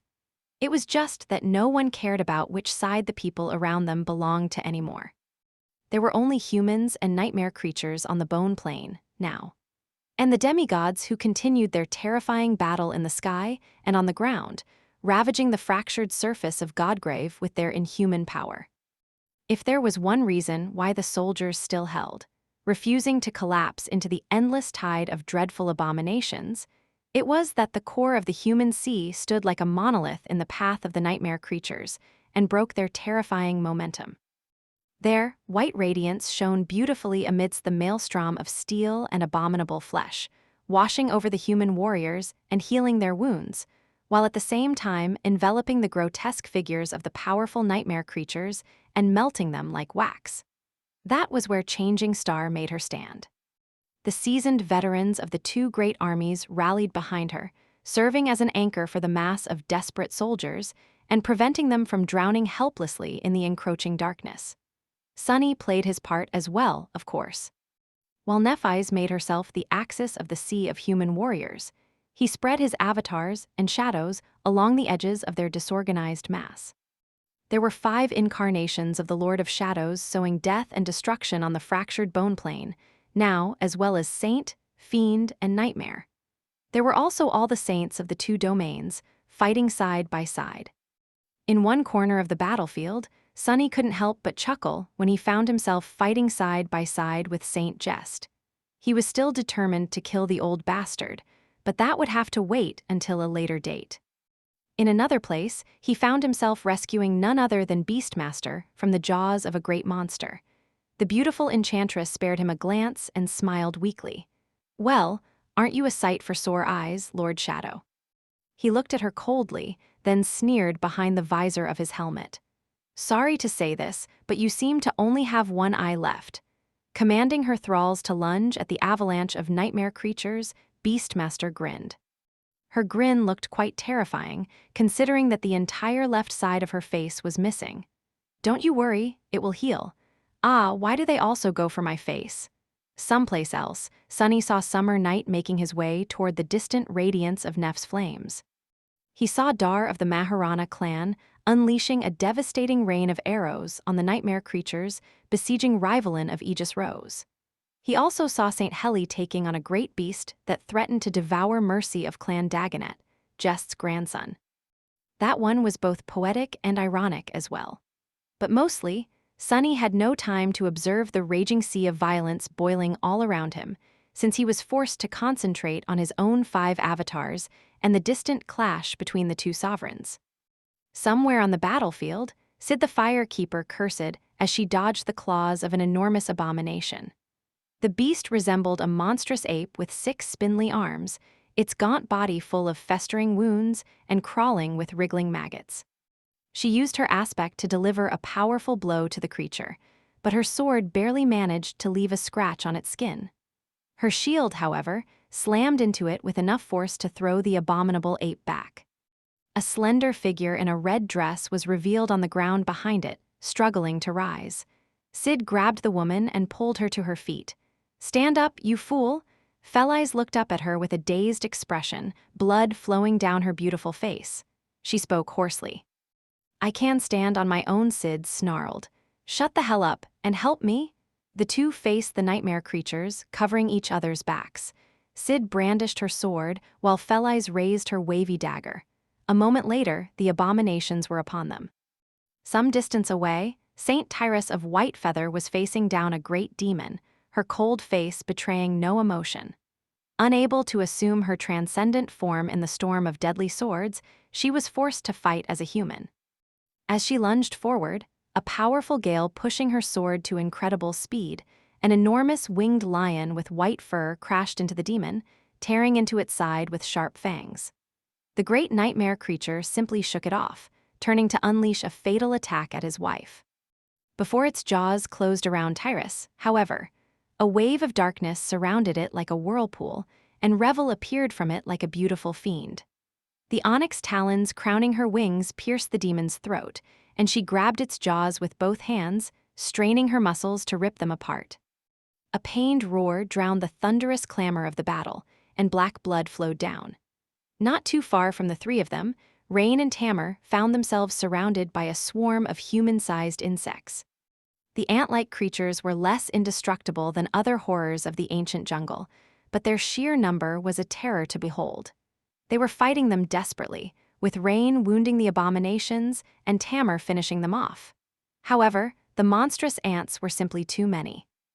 Just as Rain staggered, a bolt of lightning suddenly flashed past her, striking into the mass of vile creatures and chaining from one to another, instantly causing several of them to collapse. Glancing back, she saw a young woman with golden hair, her armor dented, and her white cloak smeared in blood. The young woman spun, cutting down another abomination, and took a shaky step back. The three of them found themselves standing back to back with each other. Taking a labored breath, Rain forced out a smile. "Hey, you, I know you, don't I?" The Feather Knight answered without turning, her tone cold. "I guess." Rain chuckled. "How's your leg?" As the swarms of ants recovered from the damage dealt by the lightning and rushed at them, the young woman answered with a hint of vitriol in her voice. "How's your neck?" Sadly, there was no time to answer. Far away, standing on the battered surface of the Ivory Island, Sunny tilted his head to avoid a stray piece of shrapnel and looked into the sky with a grim expression. There, a river of blood and a rustling sphere of deadly steel collided once again, tearing a hole in the storm of swords. Click to view image down below. The Titans were slowly breaking out of their chains. His eyes were dark. He exhaled slowly. Not yet. Chapter 22-23, Blood and Steel. High above the battlefield, the King of Swords was still being pursued by the river of crimson blood. Surrounded by the storm of swords, he retreated closer and closer to the swirling veil of radiant clouds, as if being driven into a corner. Far below, the fractured bone plane was swelling with scarlet rot, and the dead Titans were struggling against the chains of sorcery that bound them. The shimmering runes formed by countless flying swords were already vague and distorted, on the verge of crumbling. Finally, one of the colossal creatures broke free of its ethereal cage and steeped forward, ready to unleash its profane power. Before it could, however, Anvil spun in the air and slashed with one of his dreadful swords, causing the world itself to split in half. The thin line where reality seemed to be cut extended all the way down to the surface of the shattered battlefield, passing across the gargantuan figure of the Titan. A moment later, the world healed itself, and the scar left on its fabric by the king's strike was erased. The Titan, however, staggered and fell apart, cut cleanly in two. The severed giant plummeted down. Its mountain-like body was so vast that a dozen seconds passed before its dreadful mass hit the ground. When it did, the entire bone plane shuddered, and the cracks marring its fractured surface grew wider. By then, Anvil was already landing on the quaking bone. Grasping his two swords and commanding the other five to form a rustling sphere of lethal steel around him once again, he looked at the great waterfall of blood that threatened to drown him, and attacked. This time, his attacks were eerily different in nature. They seemed the same, but there was something uncanny about the way his swords moved now, as if he was aiming their dreadful blades at something that mortals could not even perceive, let alone fathom. The river of blood rippled strangely and reeled back, as if hurt. All around the battlefield, hundreds of dead puppets fell to the ground, lifelessly. There were no wounds on their bodies, and no blood flowing to the surface of the ancient bone. However, despite that, the corpses remained laying on it motionlessly, as if the queen had no power over them anymore. Lowering his sword slightly, Anvil stared at the crimson wall of blood towering above him darkly. A cold voice resounded from beneath the visor of his black helmet. "Why don't you get serious now?" A melodious laughter suddenly surrounded him, carried by the gales of hurricane wind. "Shall I?" As the echoes of the queen's laughter were swallowed by the cacophony of battle, the sea of crimson blood rippled once again and receded a little. Some distance away, the colossal corpse of the slain titan that towered above the plain like a mountain stirred suddenly, and then moved. The flesh of the gargantuan creature began to rot with tremendous speed, soon turning into a flood of viscous crimson liquid. The revolting mass of it flowed forward and rose from the ground, surrounding the sea of blood like a shell. Then, the process of decomposition was reversed, and it turned solid again. Soon, a terrifying flesh golem rose above the fractured plain, towering above it at hundreds meters in height. The river of blood was now contained within it, flowing through its veins and nurturing it with supreme power. Pieces of broken bone extended through the monstrous doll's torn skin, and a vague outline of a human face lay hidden beneath the hideous features of its face. Anvil let out a low chuckle. Ah, how distasteful. As torrents of flying swords twisted in the air and plummeted down, aiming to tear the towering flesh golem apart, it lunged forward with speed that no creature of that size was supposed to possess. Its two gargantuan hands rose, and then fell down like crushing hammers. Anvil's 5 swords rushed forward to block the harrowing strike, and the moment the fists of the queen met them.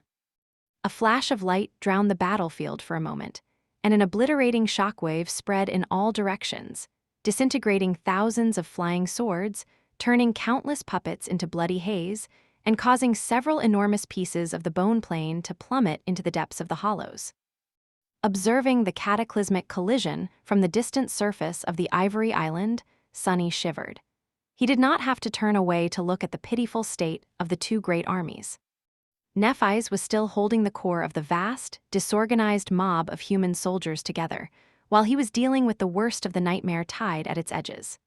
The saints were still fighting, and the awakened warriors were still enduring, as well. But the situation was turning grimmer and grimmer with each minute. He was barely preserving all his incarnations and keeping the truly powerful abominations away from reign. The amount of essence he received back from slaughtering nightmare creatures had fallen behind the amount he was expending some time ago, and naviSgate was not doing any better. His shadows were receiving one wound after another, too. And if even Fiend was suffering damage, then the saints of the two domains would soon be on the verge of death. In fact, a few of them had already perished. Beastmaster's thralls were nearly eradicated. The forged echoes of the Valor elites had all been destroyed. The casualties among the soldiers were mounting, and with every one of them that fell, there was one less warrior to stem the flood of abominations left standing. Worse still, the jungle was escaping onto the surface of the fractured plain. Before, the humans only had to contend the dreadful predators of the hollows, but now, the spreading scarlet plague was threatening to swallow them as well. The hungry moss, the bloodthirsty grass, the poisonous thorns of slithering vines, the clouds of deadly pollen, the spores that landed on human flesh only to sprout abominable mycelia through it. The soldiers had to suffer all of it and more, all the while being torn apart and devoured by the ghastly nightmare creatures. He had joked about Beastmaster's missing eye before. But really, Sunny was disturbed by the sight. If even the immensely powerful Princess of Song could not protect herself in this inconceivable calamity, then what hope did the rest of them have? Sunny's thoughts turned somber. The plan. The plan was to wait until the sovereigns had exhausted each other, or, better yet, had brought each other to the brink of death. He and naviSgate were only supposed to attack them then. However, Sunny was not sure that they could wait for much longer, not anymore. Not only were the great armies in a desperate situation, but Sunny and Nephis were wasting essence.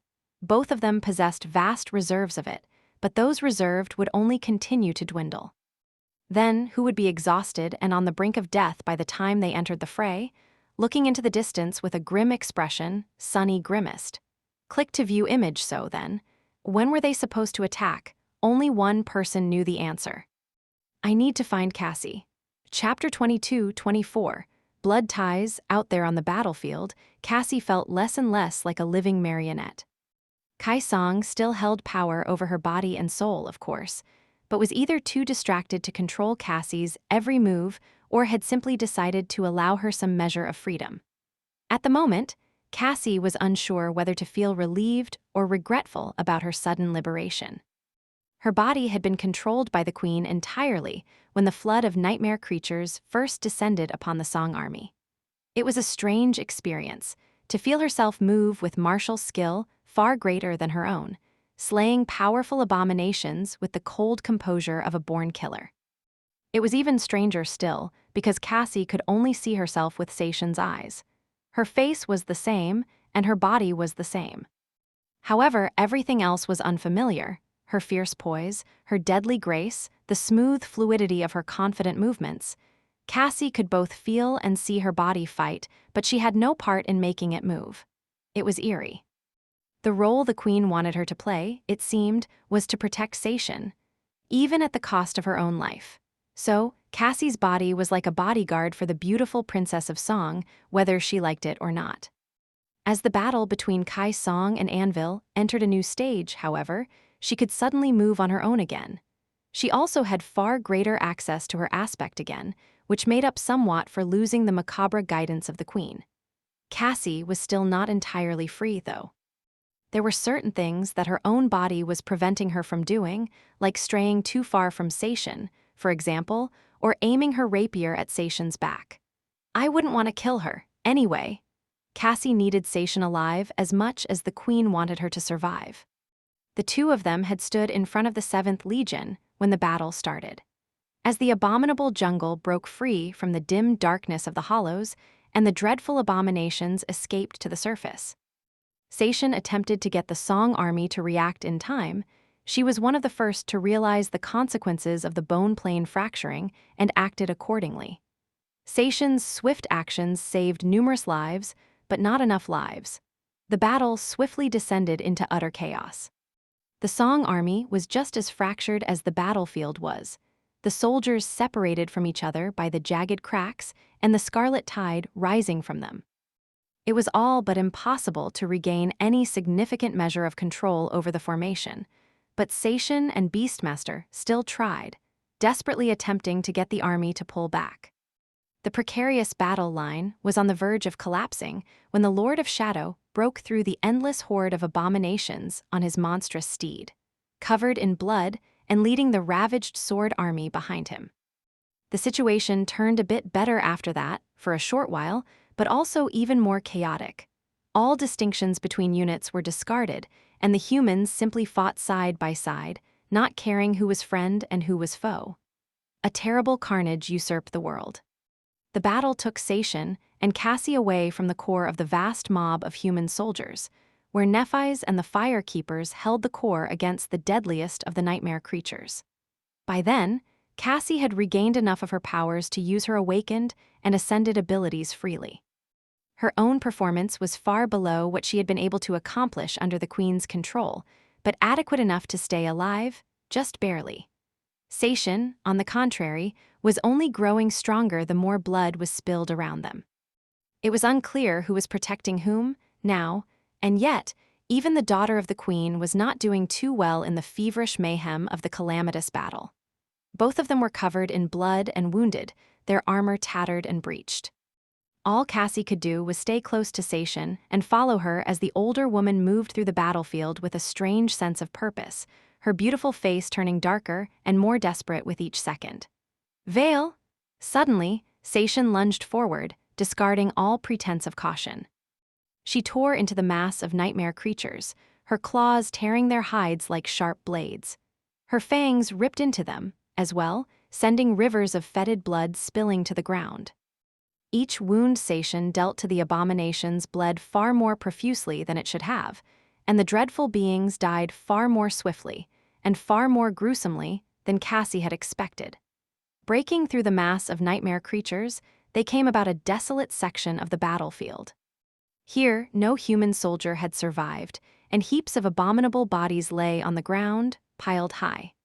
There were some thralls of Beastmaster scattered between the dead abominations, all torn to shreds and dead.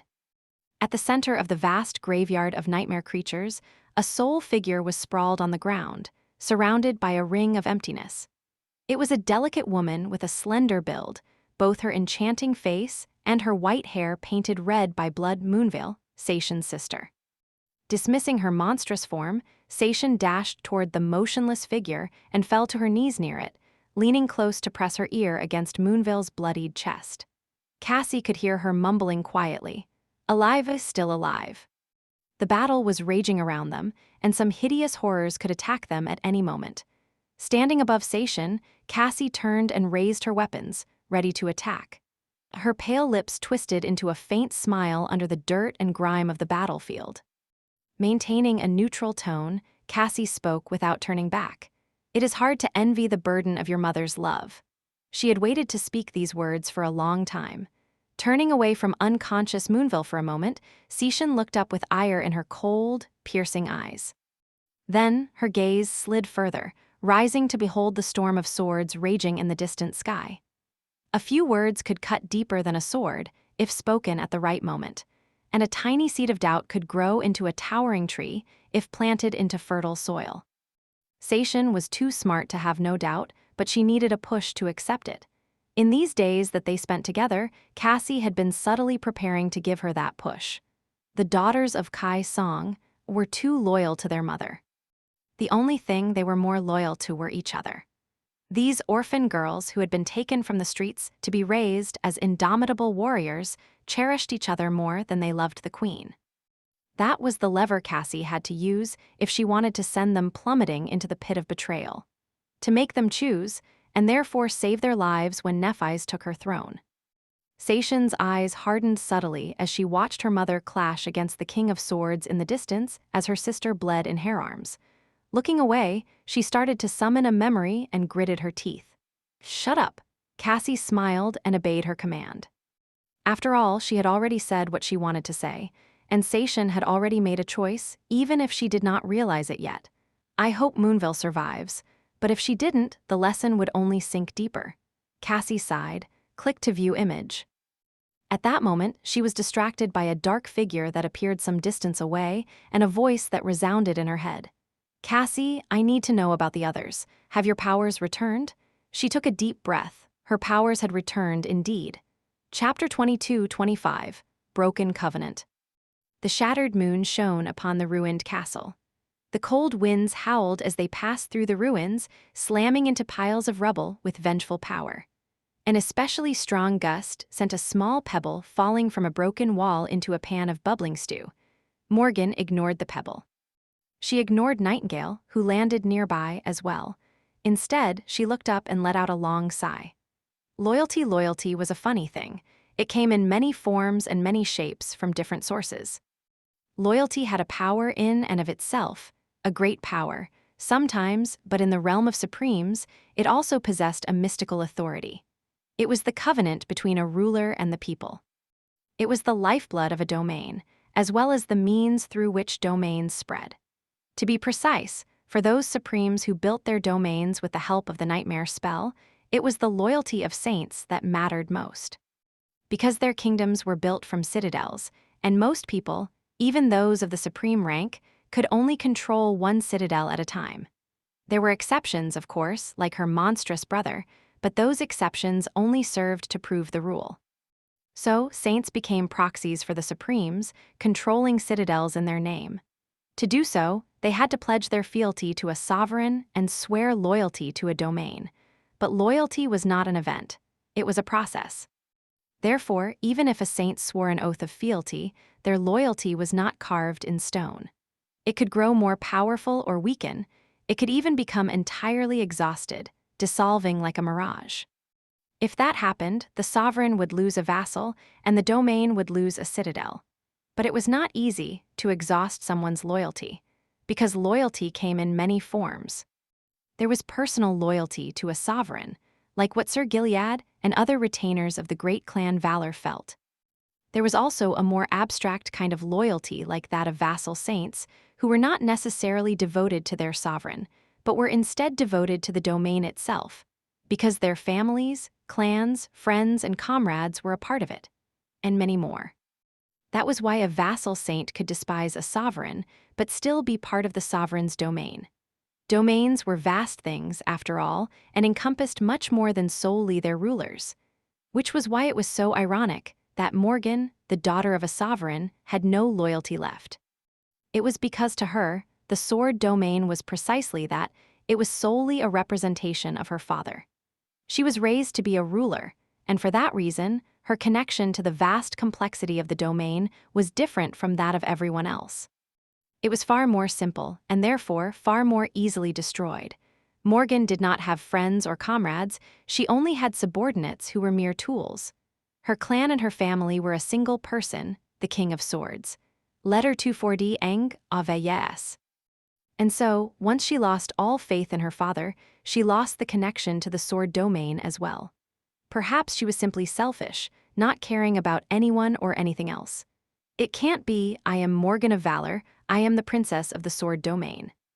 But it could. Morgan smiled crookedly. Her brother had her beat.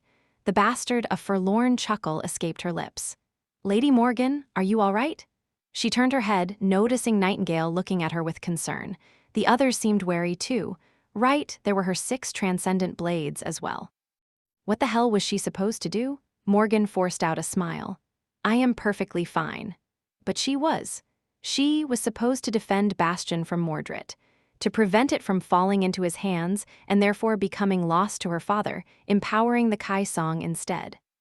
Today was the day of the full moon, one that had repeated countless times, which meant that even those who did not control the Great Citadel would be able to travel between its true and illusory versions in a few hours.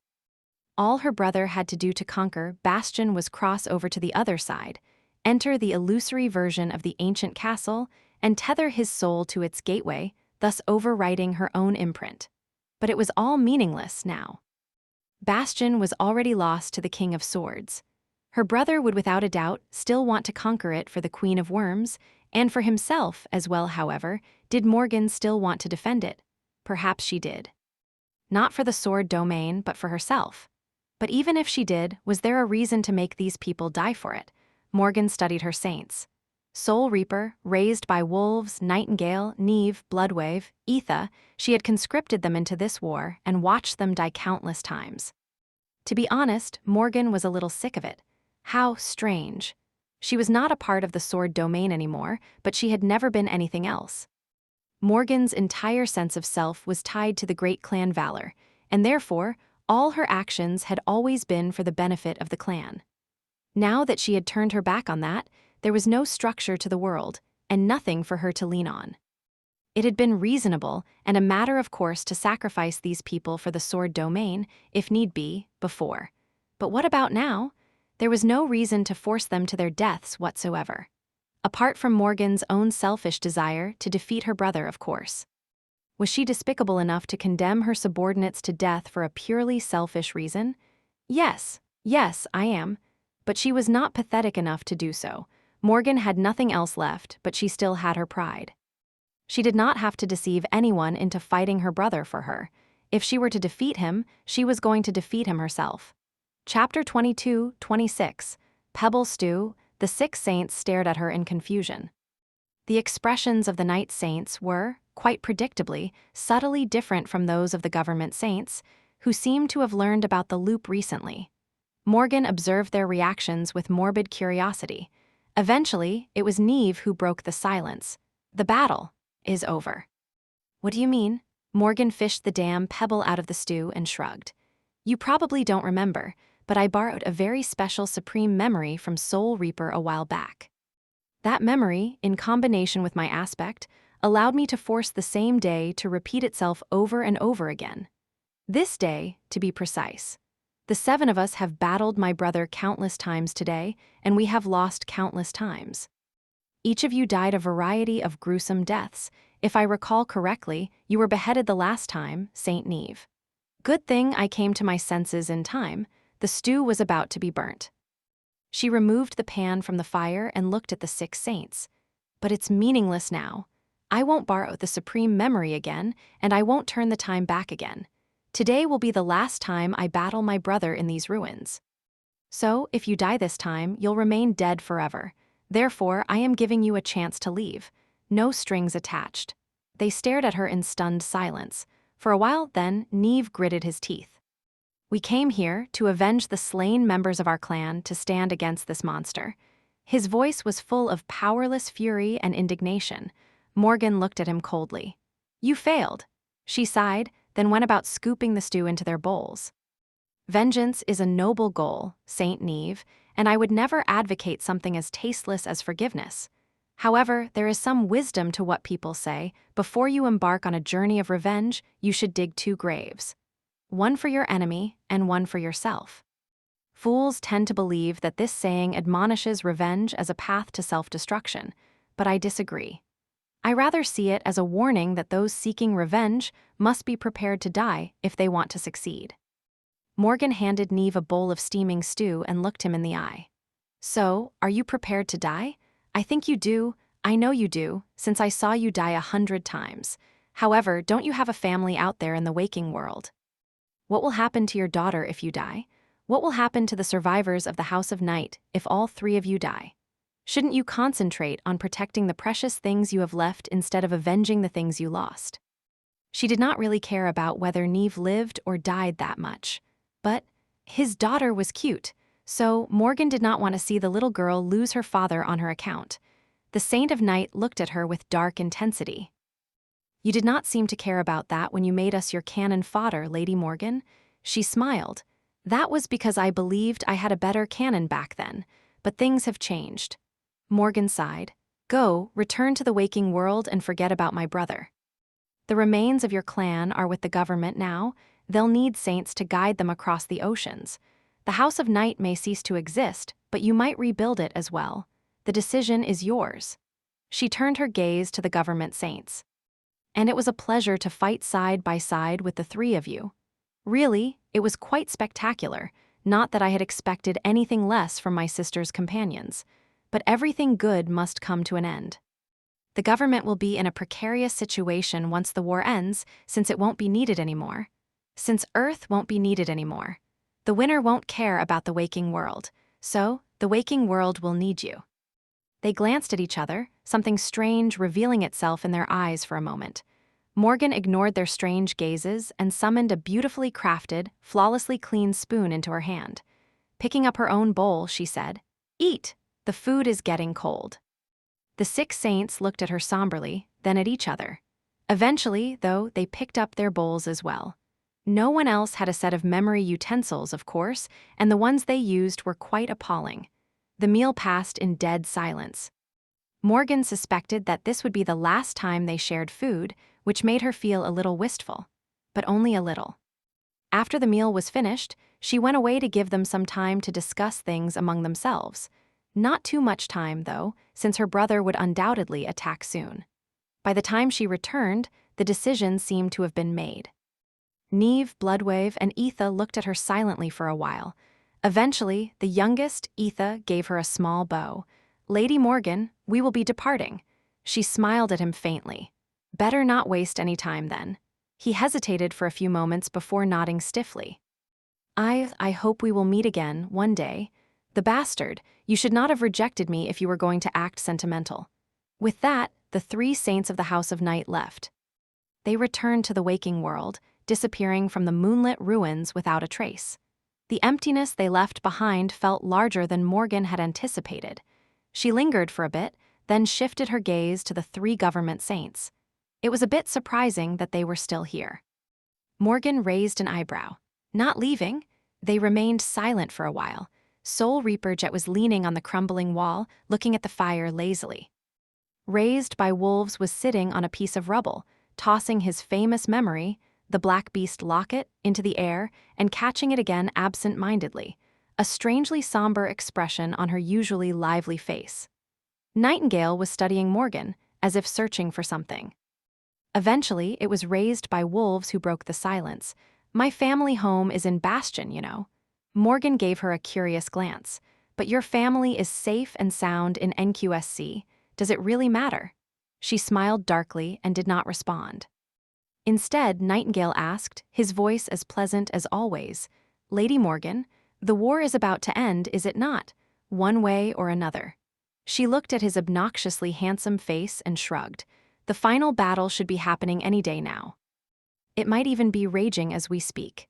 He hesitated for a few moments, then asked, "Why are you giving up then?" Morgan smiled bitterly. What did he know, that fool?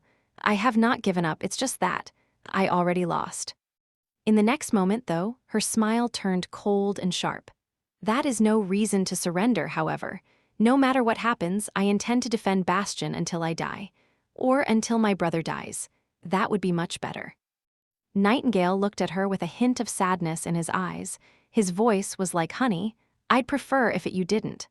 Morgan gave him a strange look. She lingered for a few moments, then shook her head in bewilderment.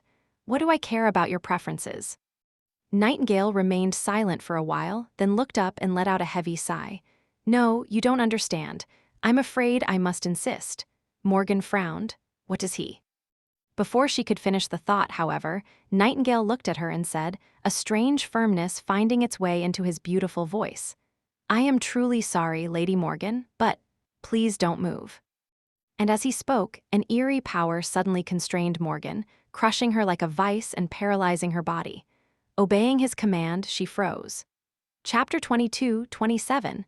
The Dragon and the Princess. Nightingale told her to cease movement, and so Morgan found herself unable to move. It was as if her body had turned into an ice sculpture. She could still breathe, but nothing more than that. His clear voice had easily crushed her defenses, seeped past the barriers erected by her potent memories, and caught her completely by surprise. Such power. Morgan attempted to disobey the overwhelming finality of his command, desperately struggling against her own body. But it was of no use. She was completely and utterly at his mercy. Ha ha ha, vulnerable as she was, Morgan mostly felt amused. There was more than a fair bit of indignant disbelief in her heart, as well, but no fear, not only because she was not a person who felt fear easily, but also because she found herself not caring that much about what would happen to her. Still. Sure, she had failed to remain vigilant at all times, turning a blind eye to the potential threat presented by her supposed comrades. Perhaps it was because she had stayed with them for so long and had experienced so much, but Morgan allowed herself to lower her guard around them, forgetting that for these three, most of the time they had shared amounted to merely a single day. She had also been conserving essence in preparation for the final battle against her brother, and so, the more powerful of her defensive memories were not even active.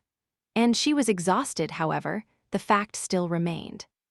It was too easy to forget sometimes because of how nice he seemed, but Nightingale, he was a terrifying man, that slayer of dragons. Or rather, he had the potential to be terrifying, simply choosing not to abuse his dreadful power. But what is he trying to do? Morgan doubted that Nightingale would have struck a deal with her brother. So was it some misguided scheme to save her life against her will, to whisk her away to safety, whether she wanted to or not? Knowing the man, no, even for him, it would have been too ridiculous and infantile.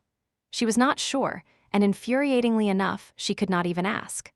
All she could do was stare at the charming bastard with cold fury burning in her eyes. Nightingale met her sharp gaze without looking away, a hint of regret apparent in his firm gaze. A few moments later, he sighed and turned to his companions. "I won't be able to hold her for long, but it should be long enough." Raised by wolves scoffed and caught her black locket one last time, rising from the piece of rubble. Soul Reaper pushed herself off the wall and came closer, studying Morgan lazily. Morgan felt a chill run down his spine under that relaxed gaze. Jet clicked her tongue and glanced at Nightingale. "That's great, but what are we supposed to do with her? Simply killing her is not an option. I presume Even though, gods know, she deserved to die for all the vile crap she and her clan are guilty of. Morgan stared at her with dark amusement, undisturbed by the threat of being killed and the stark accusation both. Not a rescue, then. They wouldn't be considering disposing of her if it was. So what the hell were they planning? Nightingale shook his head. We are not killing her. Soul Reaper sighed with regret. What then? He hesitated for a few moments, then shrugged. I'll just take her with me. It will probably be all right. Jet looked at him with a dubious frown. At that moment, Raised by Wolves spoke in a subdued tone. Whatever. If Kai says that it will be all right, then it will be all right. We don't have any time to waste. Anyway, Cassie is not responding after giving us the signal, which means that things are not going great out there. None of us expected that the day would come so soon, and in such a strange manner. But now that it did, there is no way back. Each of us knows what we must do, so take Morgan and leave, before her brother shows up. Nightingale and Soul Reaper looked at her with concern. Eventually, Jet spoke softly. Are you sure that you can do it? Raised by Wolves looked at her for a few moments, then grinned. Worry about yourself, big sister. I'll be fine. Morgan observed them intently, trying to understand what the three were trying to achieve. Were they retreating, but leaving Raised by Wolves behind? Why? The woman, meanwhile, looked at Nightingale and remained silent for a bit. Then, she grasped his shoulder for a moment and pushed him away. Go. I'll be fine. Let's all meet in NQSC when it's all said and done. Actually, let's meet in Bastion. I know an amazing cafe there. Not as well as Nephi's knows it, though. Wait, did she take the cafe with her? Nightingale took a few steps back from her push, remained silent for a second, and then smiled. Are you really thinking about food even now? Number, of course you are. With that, he rose into the air and moved further away. Soon, a magnificent dragon with scales the color of the midnight sky towered above the ruins, his eyes shining like two cold white stars. Morgan still couldn't move. In fact, the moment Nightingale assumed his transcendent form, she felt that the power binding her grew even more inescapable. Damn it! She had just barely managed to move one of her fingers slightly when Soul Reaper grabbed her unceremoniously and leapt on the dragon's back. Two enormous wings raised a hurricane, and the great beast shot into the dark sky.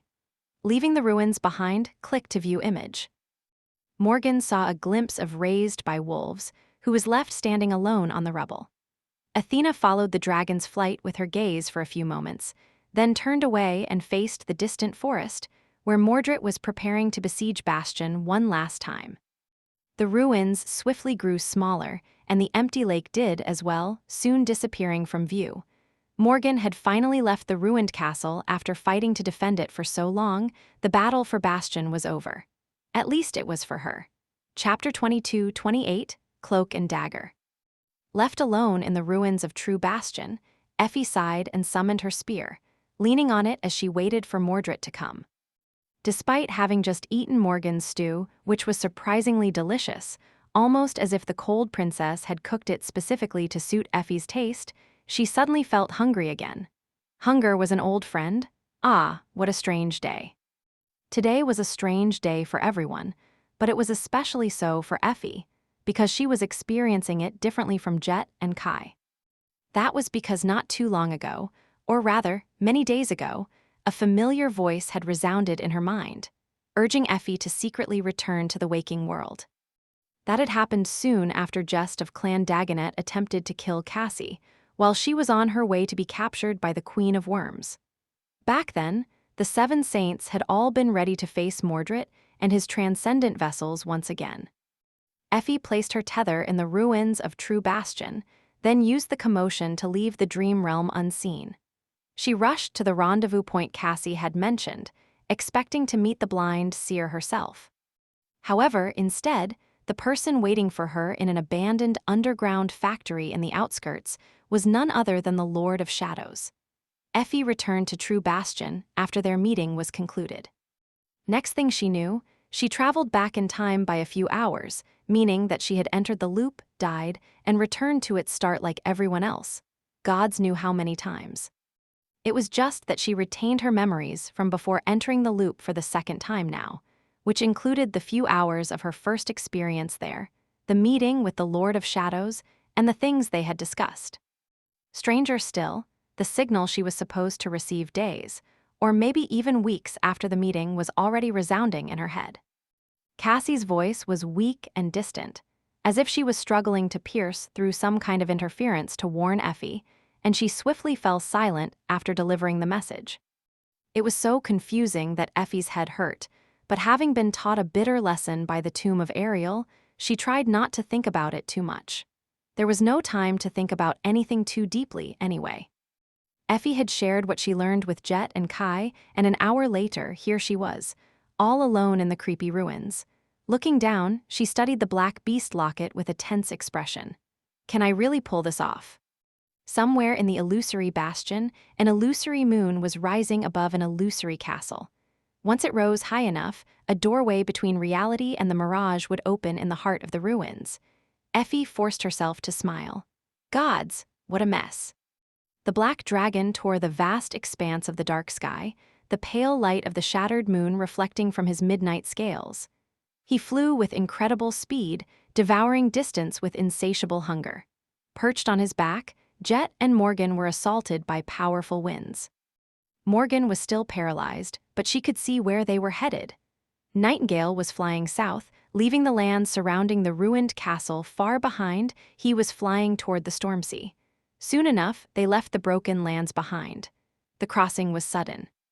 One moment, they were surrounded by moonlit darkness, and the next, a pale light of dawn was bathing them in lilac splendor. The eerie visage of the shattered moon was gone, replaced by an empty and seemingly mundane sky. The world below was covered by the canopy of an ancient forest, and a river cut across it like a twisting ribbon. Why are they heading to the sea? Before too long, Nightingale folded his mighty wings and plummeted toward the ground. Landing in a forest clearing, he remained motionless for a moment. Morgan was surprised to see Soul Reaper stand and jump from the back of the dragon, landing softly on the grass. Straightening, she turned and looked up at the great beast. The dragon opened his maw, and an otherworldly voice escaped from it, speaking strangely human words. Good luck. Soul Reaper grinned darkly. Don't worry, I have 2 attempts, remember? Nightingale remained silent for a few moments. Then his mesmerizing voice resounded above the clearing once again. Return alive. She laughed and turned away, waving a hand at him. That might be problematic. Morgan was feeling more and more bewildered, failing to understand why the 3 government saints were splitting up and what exactly was their goal. Before she could really scrutinize all the available information, though, the dragon spoke directly to her. Hold tight, Lady Morgan. She could finally move again. Frustratingly, it was only to fulfill his second command. As Morgan grasped the midnight scales, Nightingale soared into the sky once more. He flew south, flying faster and faster. Then she felt it, the unmistakable sensation of traveling between worlds. Suddenly, the landscape below changed. The ancient forest was gone, replaced by the endless expanse of concrete, glass, and alloy, by the vast labyrinth of NQSC. He returned to the waking world. Just as Morgan thought that, though, she felt the fabric of reality ripple around her once again, and NQSC disappeared like a mirage. An alien sky surrounded her from all sides now, full of frigid winds and dancing snow. He used his tether. Wait! Her eyes widened. Nightingale had come with her to Bastion, but before that, he had been anchored in the Song domain, and he had never replaced his tether. Looking down, she saw a stone city clinging to the slope of a towering volcano. A great bridge connected the volcano to a snowy mountain, and at its end, a magnificent palace of black obsidian stood, surrounded by a raging blizzard. It was Ravenheart. What? Morgan's chest swelled with wariness and fury. There was even a sense of betrayal. Was Nightingale going to bring her as a gift to Song? Was their mysterious scheme nothing more than a ploy to switch sides and ingratiate themselves to the Queen of Worms? The dragon flew above the city, then fell through the blizzard, landing heavily on the Great Bridge. His terrifying talons scraped Agius the ancient stone, and a moment later, Morgan suddenly found herself suspended in the air. The dragon had disappeared. As she fell down, Nightingale, now in his human form, caught her, held her in his arms for a second, then helped her stand. He was wearing his armor of ivory scales, already summoning his weapons. The Black Palace and its guardians were just ahead of them, obscured by the raging snowstorm. Morgan was suddenly able to move again. What the hell is going on? I don't even know anymore. It definitely did not seem like Nightingale was preparing to surrender. Instead, he looked at her, hesitated for a few moments, and said, "Lady Morgan, I know that it will sound presumptuous after what we've just done to you, but I would really appreciate your help." She looked at him darkly, considering cutting his head off right then and there. It would be a bit sad to rob the world of that face, but also quite satisfying. Of course, she did not forget to activate all her defensive charms, determined to not fall into the trap of his voice so thoroughly once again. "Help with what? What exactly are you three planning?"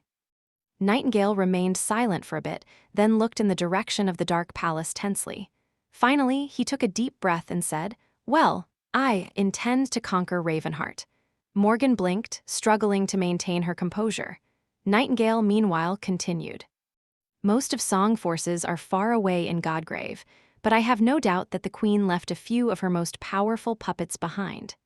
There are the human defenders to consider, as well. It will be a dire battle, no doubt. I am determined to win it even if I have to fight alone, but I would feel much better if you were fighting by my side." He turned to her, hesitated for a moment, and added awkwardly, "I am sorry for taking the chance to face Mordred away from you, but Lady Morgan, there can still be a silver lining. After all, he has not won yet. And even if you failed to stop him from taking Bastion, wouldn't helping conquer Ravenheart instead be a kind of victory as well?" Morgan stared at him silently. The Queen of Worms had sent her brother, Mordred, to conquer Bastion, the great citadel of Clan Valor. Morgan herself had been sent back to stop him, but Nightingale was offering her to help him conquer Ravenheart, the great citadel of Clan Song, instead. That was deeply ironic and completely insane, but also made a strange kind of sense. It would not be an easy thing to accomplish, though, with or without her. Morgan raised an eyebrow. "What about the other two, then? What are they doing?" Nightingale looked at her with surprise. He lingered for a few moments, then said neutrally, "Why, what else? Effie is in Bastion, while Jet is approaching Night Garden. They are going to conquer the other two great citadels. Of course, chapter 22-29. Great citadels, Ravenheart was not undefended, of course. However, every saint of the Song domain was out there, on the battlefield, and even if some of them could return to the seat of the Queen's power in mere minutes by traversing the waking world, they had not done so yet. Perhaps something that prevented them from returning was happening in Godgrave at the moment. The news Morgan received from the battlefront was usually a few days old, and if Kasha was involved, Nightingale could very well be better informed about the current situation now than she was. The moment of attack would not have been chosen randomly. In any case, what met them at the gates of the magnificent Black Palace was a force consisting of mere awakened warriors led by ascended commanders. Much like the rear garrisons that had protected Rivergate and Bastion before Morgan and her 6 saints, formerly her saints, showed up. And the Queen's puppets, of course. Nightingale was well known in Ravenheart, so while the human defenders of the Black Palace were surprised by his impactful arrival, they were not immediately hostile. Until they noticed Morgan, that was. The puppets, on the other hand, were hostile from the very first moment. Strangely enough, the gates of the Black Palace were open, and the Dream Gate that was supposed to be standing on the slope of the volcano was now towering above the stone bridge itself, behind Morgan and Nightingale, its immense silhouette obscured by the snowstorm. The two of them had nowhere to retreat. As the puppets rushed onto the great bridge and the human defenders readied their weapons, Nightingale's voice drowned out the howling of the wind, full of irresistible authority. He only said one word: "Stop!" The humans froze, turning into motionless sculptures. Morgan felt a faint pang of compassion for their humiliating plight, but she did not have time to dwell on that unexpected emotion. Because the puppets ignored the Dragon Slayer's command, continuing to rush at them like a tide of murderous corpses.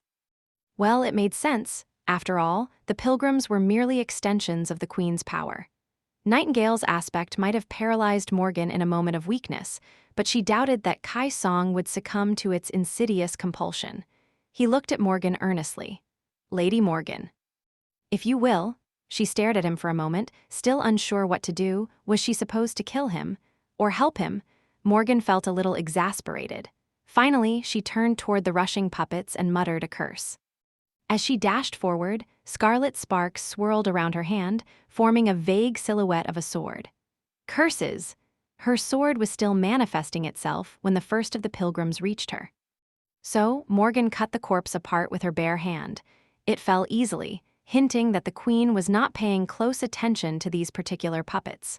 For now, looking up through the snow, she regarded the motionless figures of the garrison soldiers for a split second.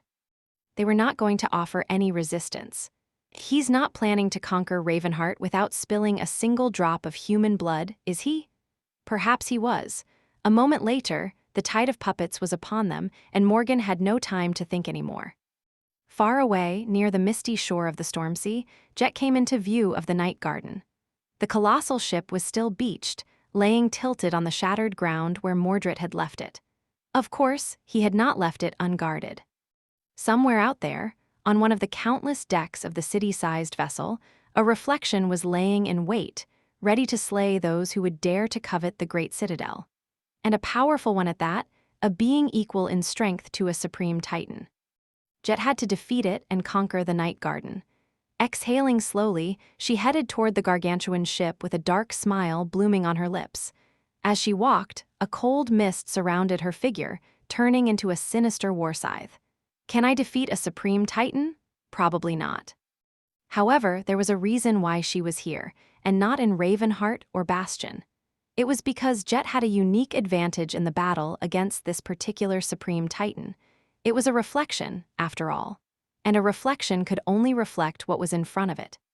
Once the two of them clashed, the creature would most likely mirror Jet, which meant that it would suffer the curse of her flaw as well. Its soul would shatter and start leaking essence, and eventually, it would die on its own. All she had to do was force the reflection to waste its essence while rationing her own.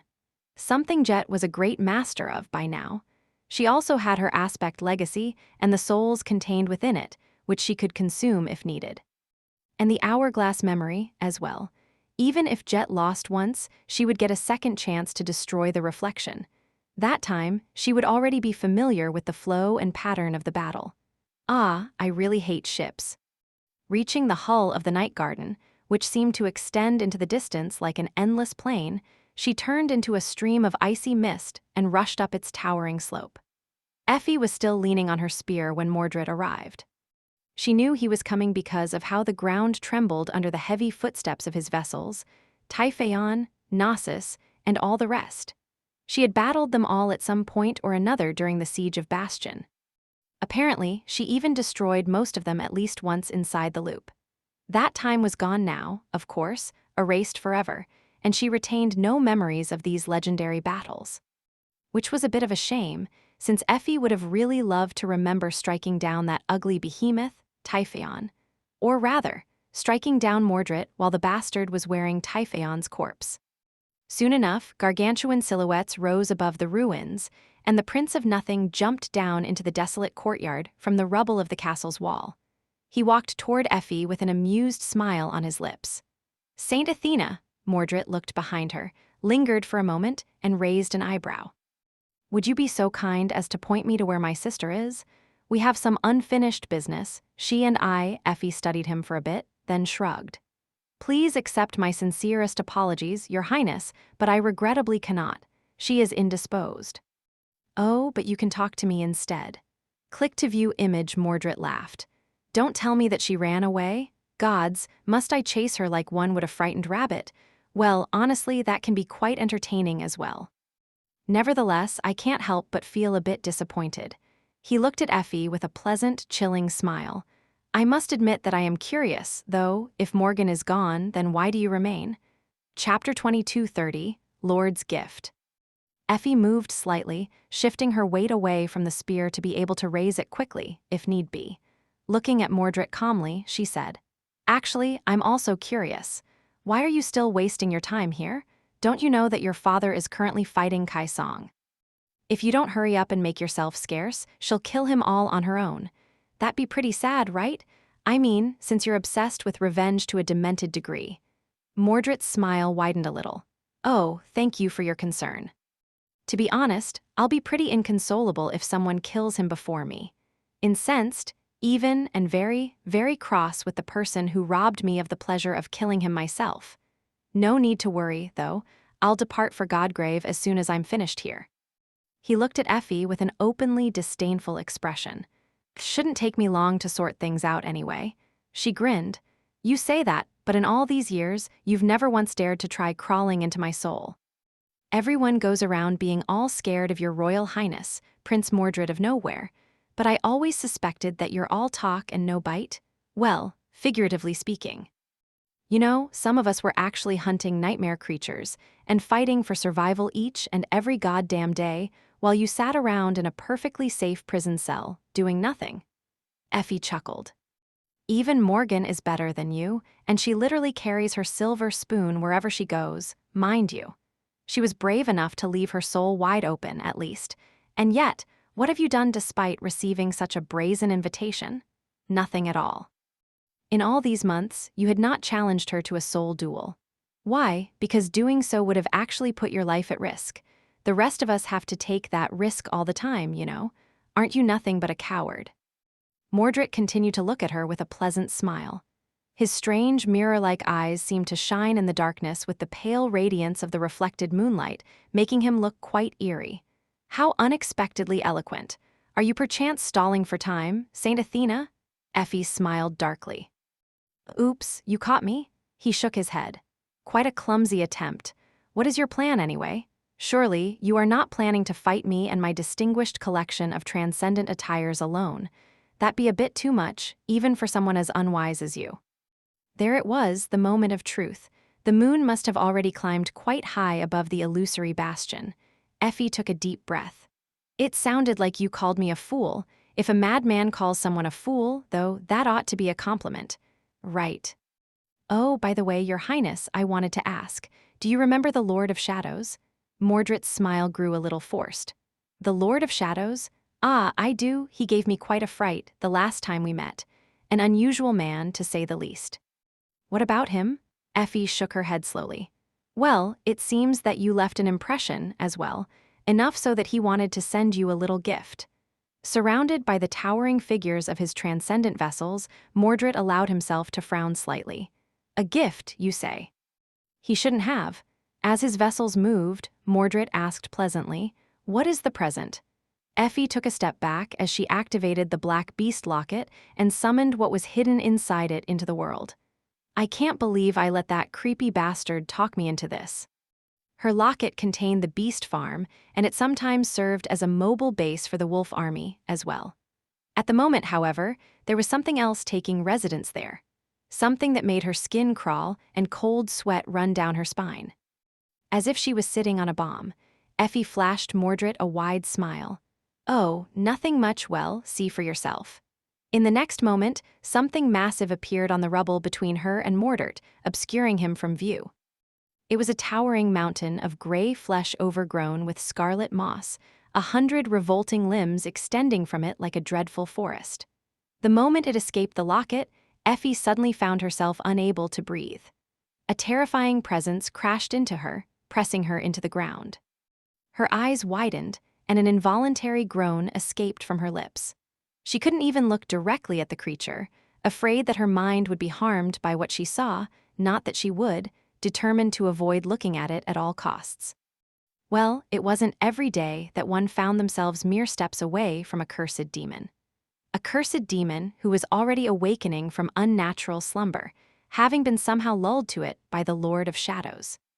The forest of revolting limbs stirred, and countless monstrous eyes suddenly opened all across the gray expanse of the harrowing being's formless body. Effie was already running away by then, headed for the point in the ruins where True Bastion and its illusory copy were connected. Mordred, however, was a few moments too late to react. It took him that long to realize what he was looking at, to begin with, but it was already too late by the time he did, precisely because he had looked. because there were creatures in the dream realm that could sense someone's gaze and gaze back. The cursed demon became aware of Mordred at the same time as Mordred became aware of it. Effie sensed the ruins shudder and felt a deafening noise wash over her as she ran. Don't look back. Click to view image. Either the cursed demon would kill Mordred or it would not. Either way, the Prince of Nothing would be preoccupied for a while, hopefully, until the battle in Godgrave ended. Unleashing a cursed one in the heart of the sword domain was a suboptimal choice, to say the least. But Effie would be able to switch True Bastion and its illusory version back after conquering the Citadel, thus making the former a prison for the terrifying creature and containing it within the Great Mirror. They were desperate enough to take the risk, and Mordred was dangerous enough to take no chances. Using all her incredible physical prowess, Effie ran across the ruins like a bolt of lightning. Chapter 22:31, First Domino. There was a low groan of breaking bone and a powerful gust of scorching wind. Somewhere far away, a piece of the battlefield plummeted into the hollows. The world quaked. The King of Swords and the Queen of Worms were still locked in mortal battle, while their armies were still drowning in the flood of the abominable horrors that spilled from the dark depths. The situation was growing more desperate with each minute, and too many human lives were being wasted on the vile altar of war. The carnage was unimaginable. Sunny had manifested his sixth avatar, throwing it into the fight as well. Now his mind was fully split in 8 parts, and 6 of them were actively participating in the mayhem. It was more mental strain that he had ever endured, and while each of the incarnations was like a dark herald of death, reaping a bloody harvest in the sea of abominations, he was slowly unraveling under the pressure. He had not unraveled yet, though, and he was not going to break any time soon, or ever. Just die. One of his incarnations used a black tackeye to behead a frenzied nightmare creature, sending its body barreling back into the fissure it had emerged from with a powerful kick. The bleeding corpse got caught in the tangle of scarlet vines, and a moment later, it was torn apart by the sharp thorns and digested by the rising jungle, perhaps to provide nutrients for more abominations to be born. Sunny. Cassie's voice sounded clearer than before, hinting that her powers were slowly returning. Sunny hoped that enough of her aspect had been released already. He desperately needed to know what was happening beyond Godgrave, because many things depended on it. Cassie did not disappoint. The loop is broken, Bastion has fallen. A vicious grin appeared on his face. Good, good. Jet, Effie, and Kai were the dagger they had prepared to stab the sovereigns in the back at the perfect moment, when Anvil and Kai Song were already committed to fighting each other and could not allow themselves to be distracted. They were meant to conquer the great citadels. Bastion, Ravenheart, Night Garden, the purpose of taking them was twofold. First, it would greatly weaken the sovereigns and diminish the power of their domains, something that Sunny and Nephis had to achieve if they were to stand a chance against them. Secondly, it would put all 4 great citadels, the Ivory Island included, under Neph's control as soon as she attained supremacy herself. After all, while becoming a supreme was the ultimate goal, that alone did not guarantee victory. A newly risen sovereign would still be weak when facing the vast, deeply established domains of the 2 supremes. Naturally, while conquering the great citadels had always been the plan, plans changed. In fact, at the level of machination Sunny and Cassie were perpetrating, there was no such thing as a concrete plan. Rather, there were only complicated webs of planned actions and contingencies that were only as effective as they were adaptable. They had never anticipated the fall of the House of Night and Mordred's invasion of the Sword Domain, for example. Neither could they have anticipated Morgan's ingenious feat of locking herself and her brother in an improvised time loop. However, the web of their designs had proven adaptable enough to weather these unexpected factors, with some adjustments. One of these adjustments was the sacrifice of the cursed demon, whom Nightmare had been lulling to sleep for almost a year. Sunny had wanted to use it against the sovereigns, but because of how insidious and sinister Mordred was, he ultimately placed it in Effie's Black Beast locket instead. Not only was it going to ensure that Bastion fell into their hands, it would also temporarily remove the wild card that was the Prince of Nothing from the board and prevent him from playing a meaningful role in the final confrontation against the sovereigns, most likely. Ah, I wish I saw the expression on his face. Sonny was smiling, but he felt cold inside. That was because the fall of bastions signified something very important. It was the point of no return. Now that the time loop was broken, and the great citadel was torn from the fabric of the sword domain, countless mundane people living there had been rendered defenseless against the tyranny of the nightmare spell. They were not in the throes of the first nightmare yet. Some time was needed for the infection to take hold, after all.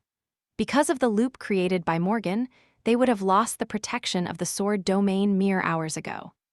By now, the entire mundane population of the city, people like Bait, would be slowly starting to feel a strange fatigue. Then, they would start feeling sleepy, and they would only be thrown into the nightmare after succumbing to sleep. That meant that Sonny and naviSgate had some time, still, to defeat the sovereigns. More importantly, at least one of them had to attain supremacy in the process. Otherwise, even if they somehow emerged victorious from the battle, they would have to pay a terrible price for that triumph. The death toll would be staggering, it would be ruinous. But the number of awakened humans would explode exponentially as well. That was why Sonny could not help but tremble while he forced a smile onto his face. This is our will, who dares? And as if to aggravate his horror, Cassie's voice resounded once again in his head. Ravenheart has fallen. And, only moments later, Night Garden has fallen. It was done. Sonny took a shaky breath, and then sent one of his incarnations through the shadows, emerging from them in the core of the vast sea of desperately fighting humans. It only took him a few moments to reach naviSgate. She was fighting at the head of the drowning army, wreathed in radiant flames and surrounded by ash.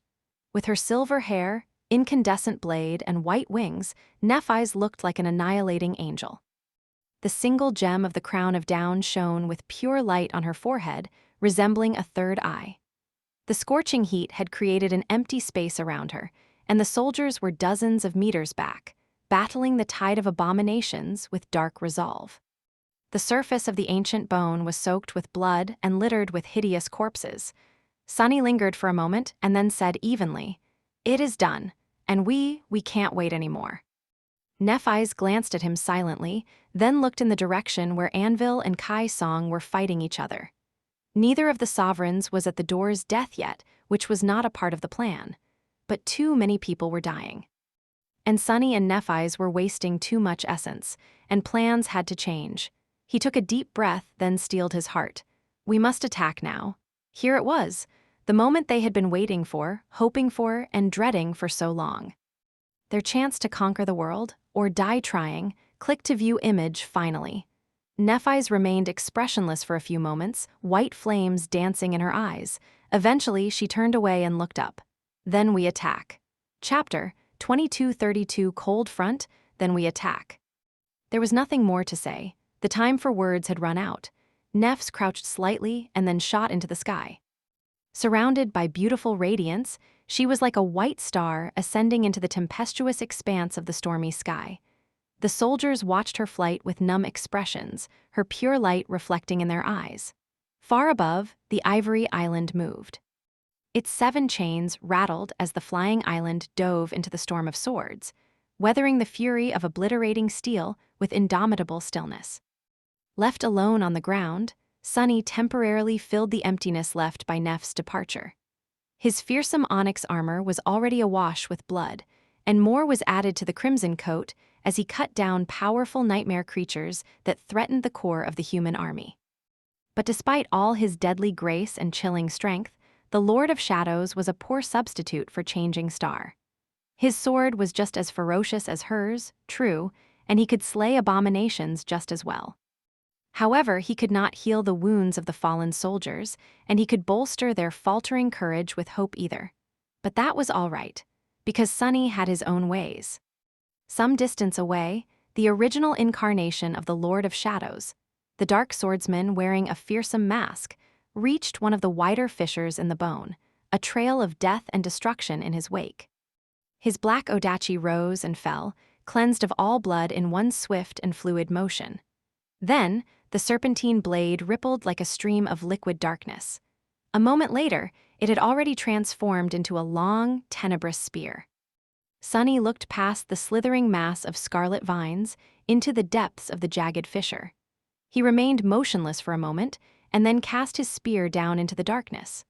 The spear let out a thunderous roar as it broke the sound barrier, falling into the depths of hollows. Its dark descent mirrored Neph's radiant ascent into the sky almost perfectly. By the time Nephi's reached the Ivory Island, Serpent pierced the thick canopy of the scarlet jungle and hit the ground with a powerful explosion, a deep crater forming in the spot where it struck the ground. The jungle was like an inconceivable being that had awoken from deep slumber, teeming with abominable movement and life. Great pillars of intertwined vines were growing at unnatural speed to connect the depths to the surface like tendrils of fleshy tissue. Countless nightmare creatures were rushing to climb them, driven mad by the scent of human souls. Of course, the sudden explosion had not gone unnoticed. Many abominations veered from their paths, approaching the point of impact with frenzied snarls. What met them was a piercing, eerie chill flowing out of the deep crater. The pit itself was swirling with a strange white haze, and the air above it was so cold that drops of condensate water were falling down like rain. Tiny sparks were dancing in the pillars of light that poured through the broken dome of the hollows, glistening like precious jewels. These jewels were flakes of snow. As the eerie chill spread, turning infinitely more violent and tyrannical in a split second, the drops of rain turned into ice, and the white haze exploded from the crater, growing into a furious snowstorm. Then, a terrifying silhouette rose from the crater. It was a massive creature of an eerie and grotesque shape, made entirely from ice. The ice was inky and black, but the creature was full of color due to numerous flowers blooming on its surface, their petals an intense azure color. The contrast between the vibrant beauty of the flowers and the appalling body beneath was striking. Vast plumes of snow drifted from the flowers like pollen, shrouding the creature in a frosty haze. At the heart of the eerie abomination, barely visible through the ice, there was a small shadow that vaguely resembled human remains. It was Serpent, who had assumed the form of the corrupted tyrant, Winter Beast. Winter Beast, that vile horror. A long time ago, Sunny had lost his cohort to its profane power. Later, he returned to the frigid expanse of Antarctica and killed it, and now that he himself was a titan, Sunny could finally command that power for himself. Freeze, all of you. As a storm of swords was raging in the sky above Godgrave, a snowstorm suddenly consumed the dark depths of the hollows. Chilling winds blew with ferocious power, bending the ancient trees of the jungle to the ground. The streams and rivers turned to ice. Countless vermin were instantly annihilated, frozen solid by the unnatural cold and shattered as they fell down. A few of the vine bridges were frozen and snapped as well. Those that were still rising slowed their growth, sapped of life. Countless nightmare creatures plummeted down, their roars drowning in the howling wind. Of course, the inhabitants of the abominable jungle could not be compared to the refugees of Falcon Scott and the brave soldiers of the First Evacuation Army. They were far more powerful, far more ancient, and far more resilient. Most of them were corrupted themselves, and far too many were of the great rank. Even exposed to the deathly cold of the winter beast's frigid domain, they did not succumb to its icy grasp, but they did not escape unscathed either. Enveloped by the wind and the swirling snow, the nightmare creatures were weakened, wounded, and slowed down. You have slain a, you have slain a, you have slain a. Distracted by the cacophonous litany of voices, Sunny silenced the handy bracelet. He had unleashed a frigid hell in the hollows, and the harvest of abominable live serpent was uncountable. And every life serpent reaped sent a trickle of essence flowing into Sunny's soul due to its soul reaver ability. So a torrent of essence drowned him like a flood, replenishing his spent reserves.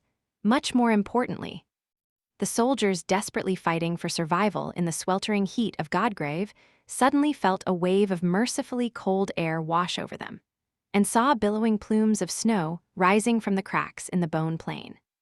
The flood of nightmare creatures that threatened to drown them did not exhaust itself, but it did grow less overwhelming.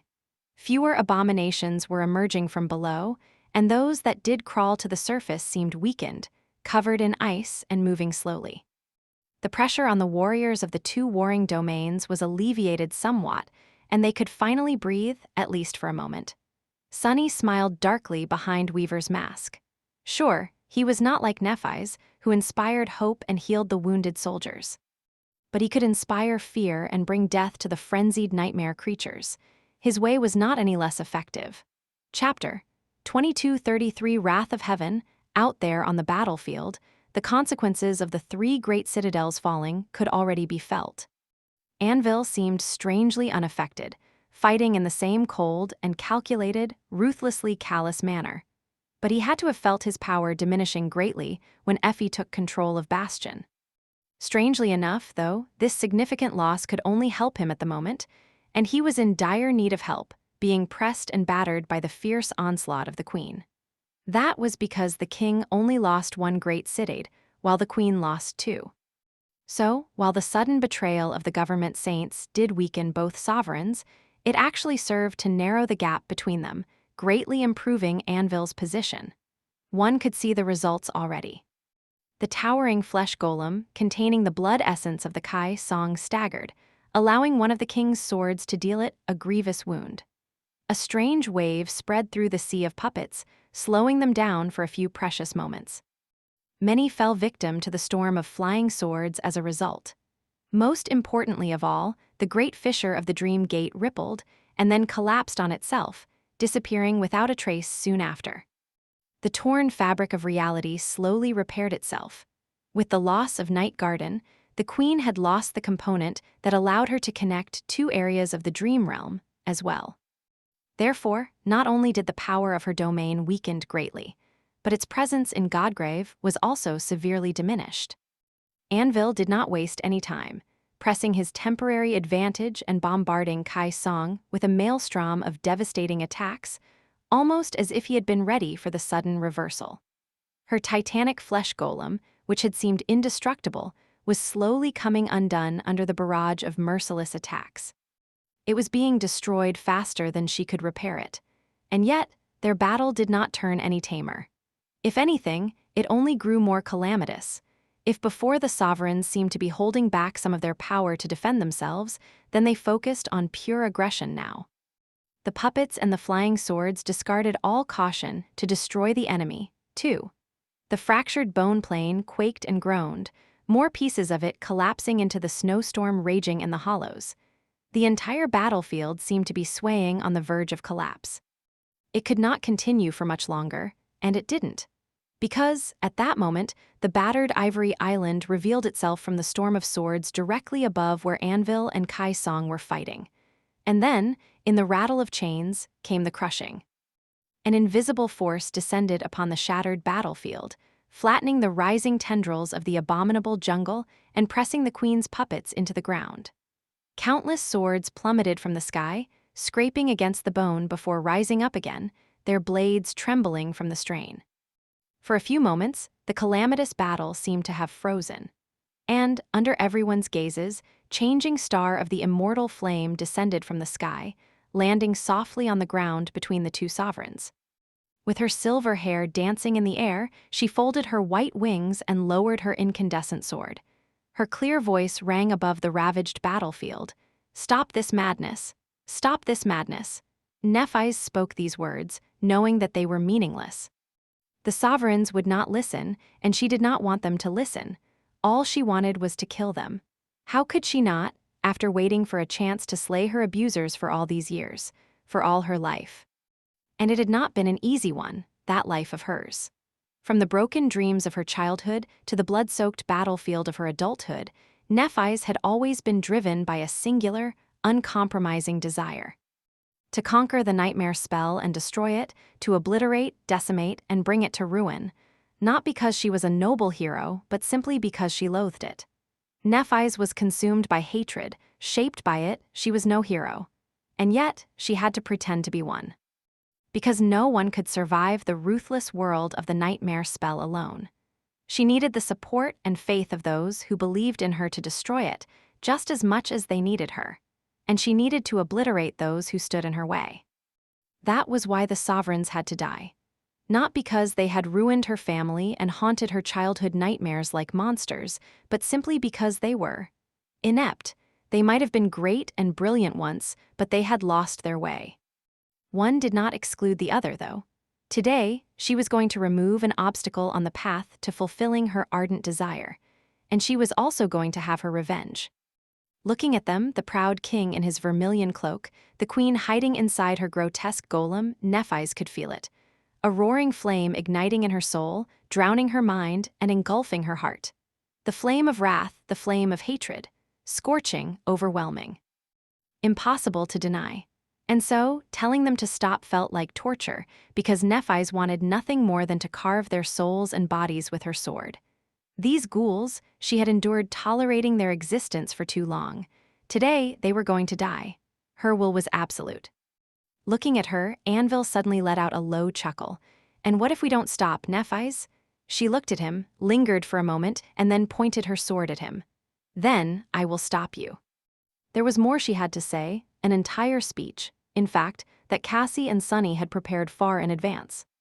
A clever argument that listed all the crimes the sovereigns had committed, advocated for the safety of the awakened soldiers, hammered down the senselessness of a civil war, and painted a rosy picture of the future.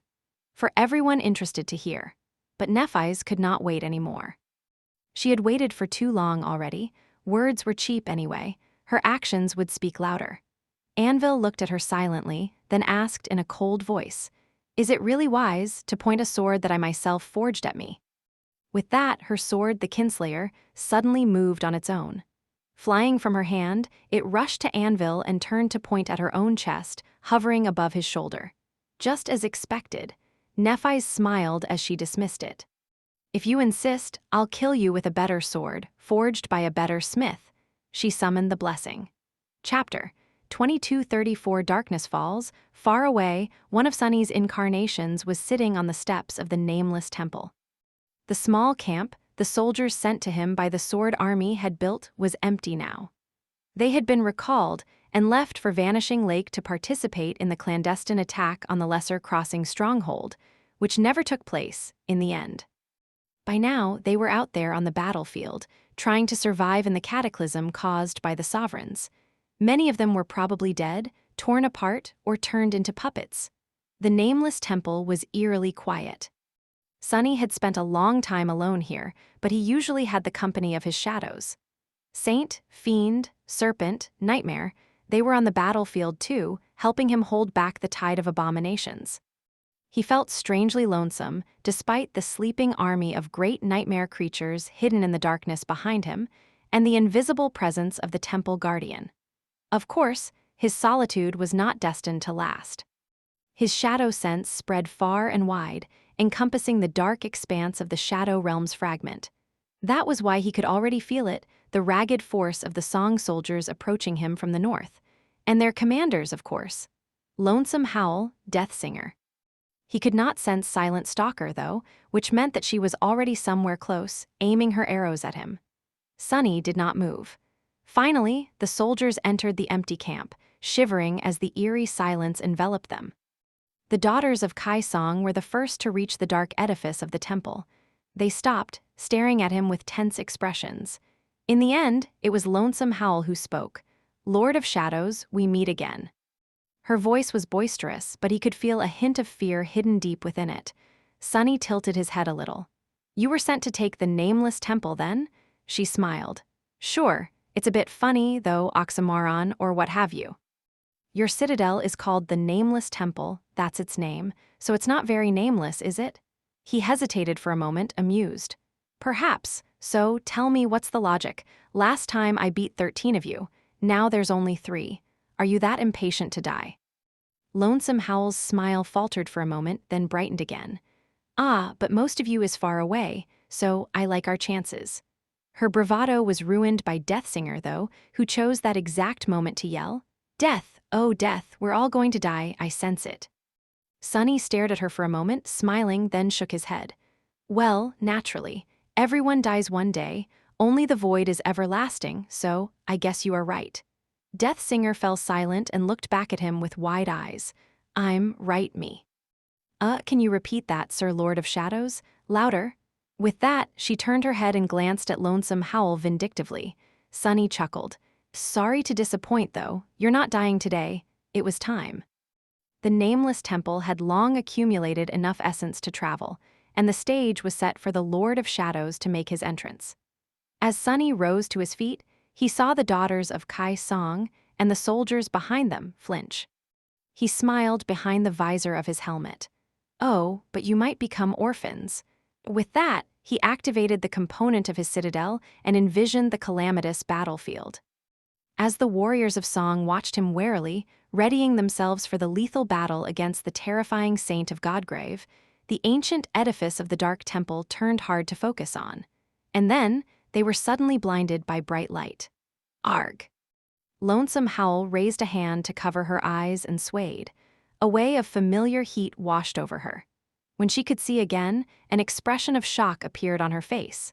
The nameless temple was gone as if it had never existed at all. And with it, the unnatural darkness that veiled this entire region of Godgrave had disappeared as well. In front of them, there was nothing but a white expanse of bone, ending in an abyssal drop to the distant spine of the dead deity. Above them was the radiant veil of clouds. What the hell? The Lord of Shadows and his citadel were gone like a mirage. And almost at the same time as they disappeared from the southern edge of the Breastbone Reach, they appeared on the northern edge, in the middle of the battlefield, right below the Ivory Island. The fragment of the Shadow Realm traveled with the nameless temple as well. Sunny had not been able to move it before, and he could not do it now either. However, he wagered his hopes on a trick. By anchoring the fragment to his citadel, he had hoped that moving the citadel would result in the vast shroud of darkness moving with it, too. Luckily, it had worked. The fractured bone plane was suddenly enveloped by deep shadows, obscuring the distant sky. The shadows swallowed it all: the shattered bone, the scarlet jungle, the sea of puppets, the storm of swords, the flood of nightmare creatures, and the drowning army, and the sovereigns as well. Now their trap was complete. Serpent was raging below the sovereigns, hidden in the heart of a profane snowstorm. The Ivory Island hung in the sky above them, pressing the two into the ground with the obliterating power of the crushing. The fragment of Shadow Realm was all around them. As a piece of a divine domain, albeit one belonging to a dead god, it possessed a power of its own, and that power was suppressing the domains of the two supremes. And they had lost a lot of that power already, both during the war and when the three great citadels were stolen from them. There was the nameless temple itself, too, its invisible guardian, and the great nightmare creatures slumbering in the cool darkness of its great hall. Sunny and Nephi's had done all they could to give themselves a chance to defeat the king and the queen, to vanquish the sovereigns. Now, all they could do was fight. Standing on the steps of the nameless temple, no more than a dozen meters away, Sunny looked at Anvil with cold arrogance. His voice sounded aloof.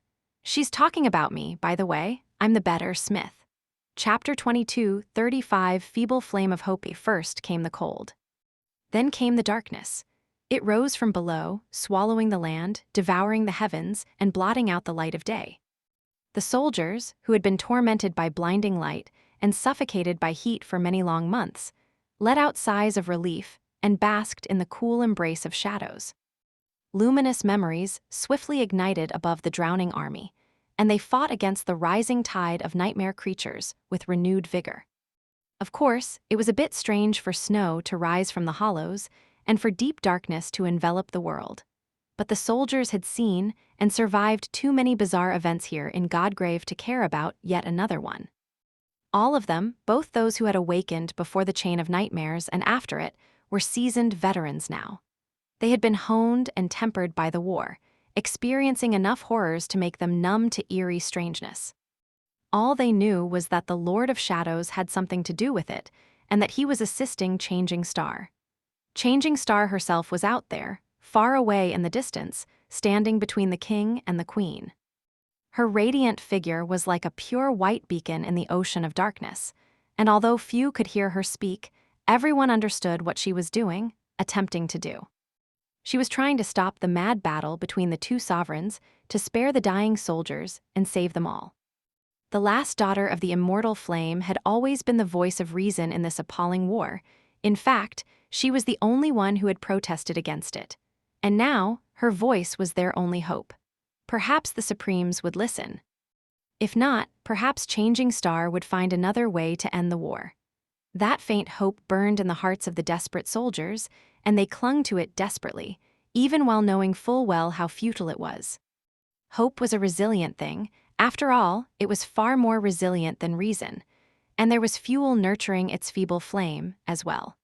The advance of the liberated jungle, which had threatened to drown the two great armies minutes before, was slower now. The dreadful battle of the Supremes, which had threatened to destroy the very ground beneath them, temporarily came to a halt. For a few moments, the soldiers allowed themselves to believe in salvation. But then, as they cast their gazes ahead to where Changing Star was standing, their expressions changed. Their eyes widened, and their faces became twisted by horror. Not long before that, Sunny walked down the steps of the nameless temple, looking at Anvil coldly. At the same time, a bright flame flared from Nef's hand, forming into a beautiful silver blade. The blessing flared to life, its incandescent radiance fusing with her own and making it much more brilliant, thus causing the surrounding shadows to grow deeper.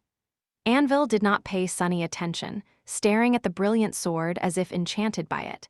"You forged this blade." His voice was full of a strange, subdued emotion. As Sunny walked down the steps, his incarnations rose from the shadows behind him. 1, 2, 3, eventually, 7 identical figures in fearsome black armor stepped onto the weathered bone. 7 cold voices resounded like a choir, fusing in an eerie harmony. Yes. No. A quiet laugh resounded above the fractured battlefield, and 6 incarnations of the Lord of Shadows suddenly turned into 6 rivers of pure darkness, flowing into the 7th. As they were absorbed by it, his usually subtle presence grew impossible to ignore, brimming with a cold and sinister power. The darkness, which had seemed impenetrable before, turned even deeper and more unfathomable. As the shadows wrapped themselves around him, Sunny smiled behind Weaver's mask. Having been scattered around the dream realm for so long, he had missed the feeling of being embraced by his shadows. He had grown tired of not being able to enjoy his true power. Now that he enjoyed the familiar boon of being augmented by his invaluable helpers, the future seemed a little brighter. "I am not going to enjoy killing you, King of Swords." Anvil stared at the blessing for a few more moments, then turned to Sunny. "No, you won't." His next words were addressed to Nephise. "So, are you really going to challenge me as a mere saint, girl? How bold, how brave, how misguided." Nephise regarded him calmly, brilliant radiance burning under her skin. Her voice crackled with the furious roaring of an annihilating flame. "You're just a sovereign." Anvil chuckled. At the same time, the flesh golem moved, and every puppet on the vast battlefield simultaneously turned their heads, all staring at Nephise with empty eyes. The nearest of them opened its monstrous mouth and spoke, its voice resounding above the fractured plain. A moment later, another dead abomination continued, their hollow, inhuman voices brimming with chilling amusement. "Ah, I am feeling ignored. Don't you have any words to spare for me, as well, little Nephise?" Neph shifted her gaze and looked at the grotesque flesh golem, white flames dancing in her eyes. Her tone did not change. "You should have killed me a long time ago. Now, it's too late." With that, she spread her white wings and prepared to attack. The crushing was pressing the sovereigns into the ground, but it was sparing her and Sunny. Controlling it with such precision was not easy and would not be possible for much longer. But in that short time, the physical power of their terrifying enemies would be severely diminished. Sunny and Nephise had to use that time to, if not kill, then at least gravely wound the sovereigns. However, fate had other plans in store. As Sunny reached into the shadows, shaping them into a weapon, Anvil raised his sword. His voice was cold and even. "If you want to face me, girl, face me yourself. Don't rely on toys." With that, the cursed blade hissed, cutting the air. Sunny wanted to dodge, but the strike was not aimed at him. Neither was it aimed at Nephise. Instead, Anvil seemed to be cutting the sky. And something in the sky was severed. Looking up, Sunny could not help but flinch. How? His hand trembled. Out there in the sky, the ivory island was falling. Chapter 22:36, Air of Peace. The ivory tower, Tower of Hope, had been built by the demon of desire and became her prison later. Of course, a prison capable of containing a demon could not have been fragile. The great pagoda and the island it stood upon had weathered Hope's 1,000 years of imprisonment, the doom worn, and countless years of desolation that followed.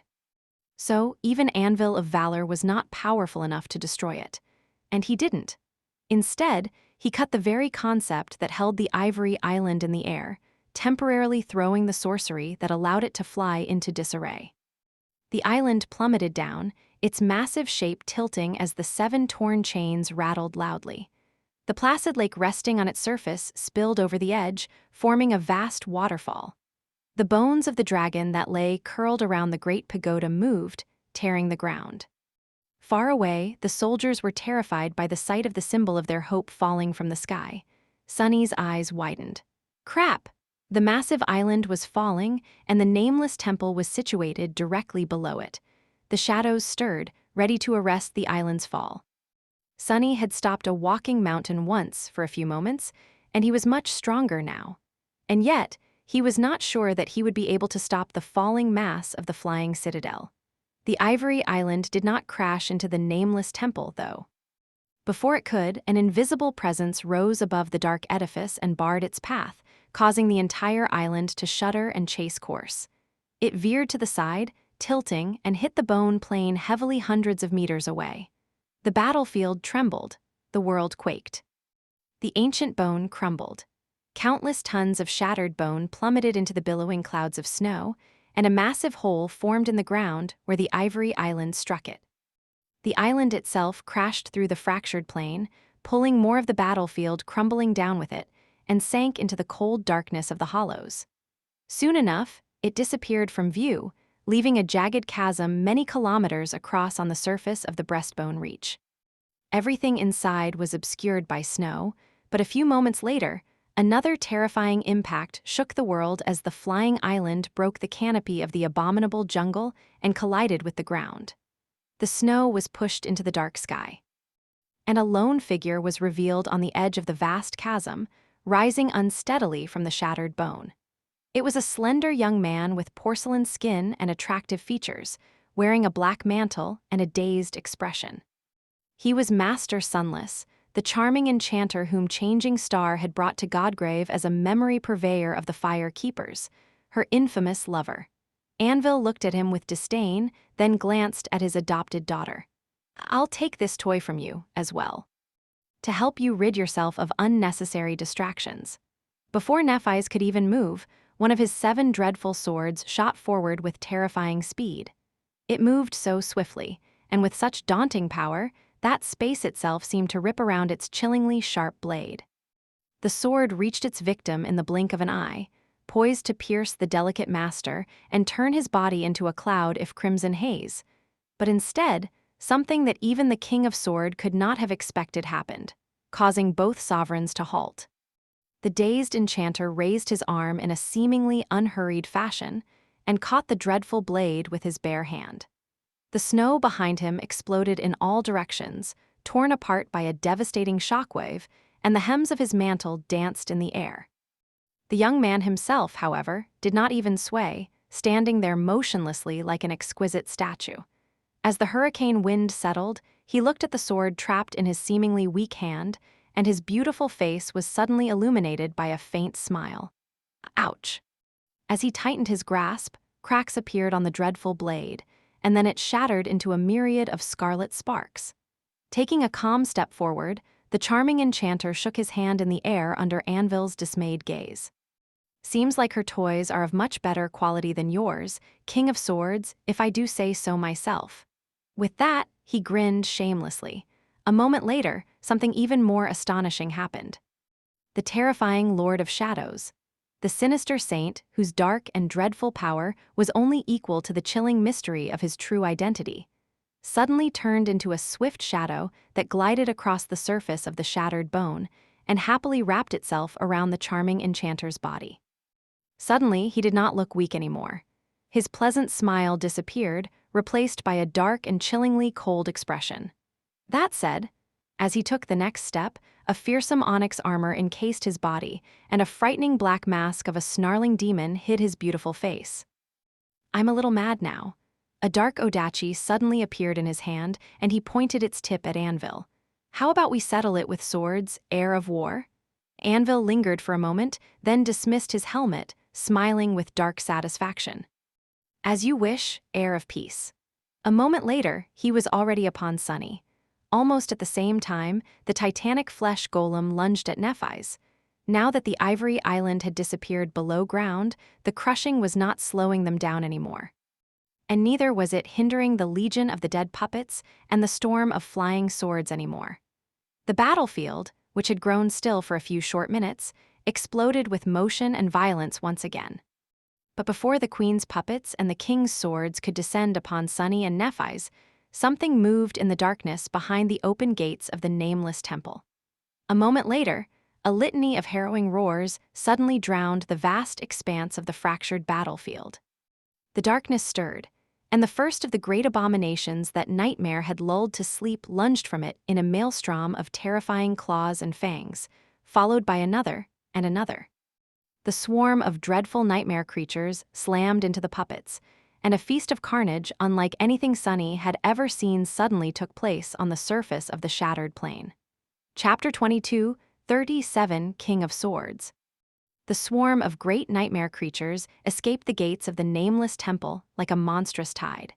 Their grotesque and harrowing forms loomed in darkness, and the darkness bloomed with the frenzied scarlet flames of countless hungry eyes. A terrifying litany of bestial wails shook the world.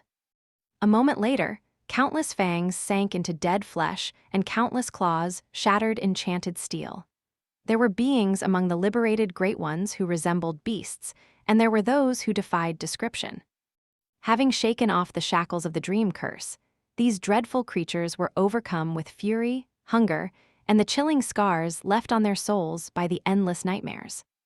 The dead puppets, the flying swords, and the ancient predators of the abominable jungle, these three armies clashed on the fractured battlefield, unleashing a devastating wave of violence. Sunny was not a sovereign, but his army of abominations was not that inferior to the other two supreme forces.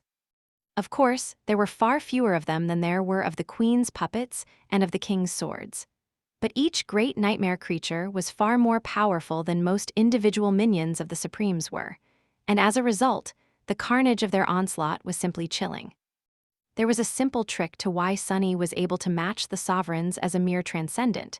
In that regard, it was because, unlike them, he had no control over his army whatsoever. Nightmare had spent more than a year slowly lulling the Great Ones to slumber, but now that they broke free, Sunny had no power over the harrowing swarm of frenzied abominations at all. They were just as likely to devour him as they were his enemies, so he would be wise to stay away from his own monster. Perhaps it would have been even wiser not to unleash scores of great nightmare creatures in close proximity to himself, but there was no putting this particular genie back in the bottle. In any case, he had done what had to be done. The abominations would stall the sea of puppets and the storm of swords for some time, at least giving him and Nephi's time to deal with the sovereigns in person, or be dealt with by the sovereigns instead. How thrilling! Anvil was already a split second away from descending upon Sunny in all his harrowing might. However, at that moment, strangely enough, Sunny found himself neither shaken nor wary. Instead, he was curious. How would he fare in the battle against a supreme? This was the first time Sunny felt his true power as a titan.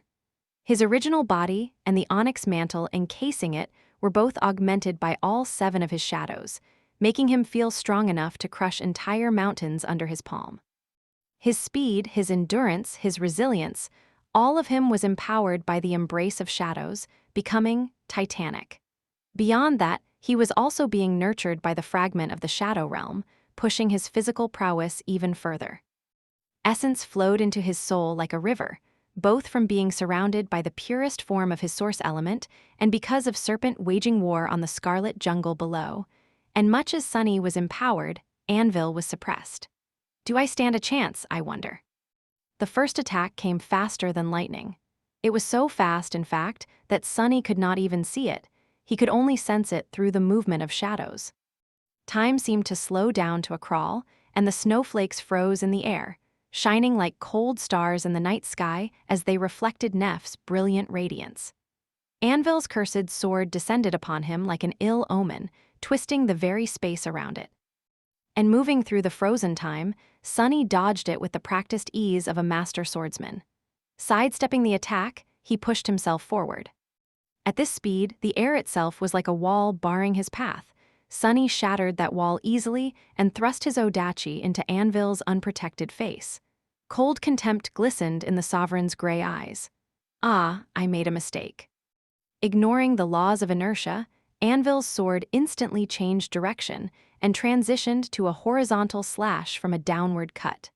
He struck Sunny with the flat of the blade, causing a crack to appear on the surface of the onyx mantle and sending Sunny staggering back. A dull pain radiated through his abdomen, and he tasted blood on his tongue. There were rules to swordsmanship. The footwork, the human anatomy, the application of force. However, Anvil commanded a force that broke all the rules, refusing to obey any law that had not been made by him. He could control metal itself, and therefore, his sword could move in any direction he wanted, at any speed. His body was encased in a suit of steel armor as well, and therefore, observing his footwork was of no use. Let me show you swordsmanship, worm. Hearing Anvil's indifferent voice, Sunny smiled faintly. Crap. In the next moment, a barrage of attacks descended upon him like a steel storm. There were too many of them to count, and each carried the devastating power of a supreme. Anvil's assault was inescapable and tyrannical, as if the sky itself was falling upon Sunny. The cursed sword the king held in his hands was the most vicious, but the 6 blades levitating around him were no less deadly. The shattered bone cracked under Sunny's boots as he evaded and dodged, then exploded a moment later when the cuts aimed for his body bit into it with obliterating force. Sunny's black odachi deflected a few strikes and blocked a few more, then was cut cleanly and crumbled into a stream of shadows. A new sword appeared in his hand almost instantly. Then, 4 more arms were formed from shadows, each grasping its own blade. He survived the barrage of attacks, somehow, realizing with a shudder that the eternity of murderous steel he weathered only lasted for a heartbeat, and that there was one last wave of attacks he could not escape. His blades were broken, and his shadow hands were severed. The cursed sword flew toward him, with nothing to stop it from piercing his heart. Just before it pierced him, though, Sunny simply dissolved into the shadows and stepped out of them behind Anvil, delivering a crushing blow to the sovereign's back. What is it with this guy and calling all his enemies worms? Sunny grinned behind Weaver's mask. How about I show you swordsmanship instead?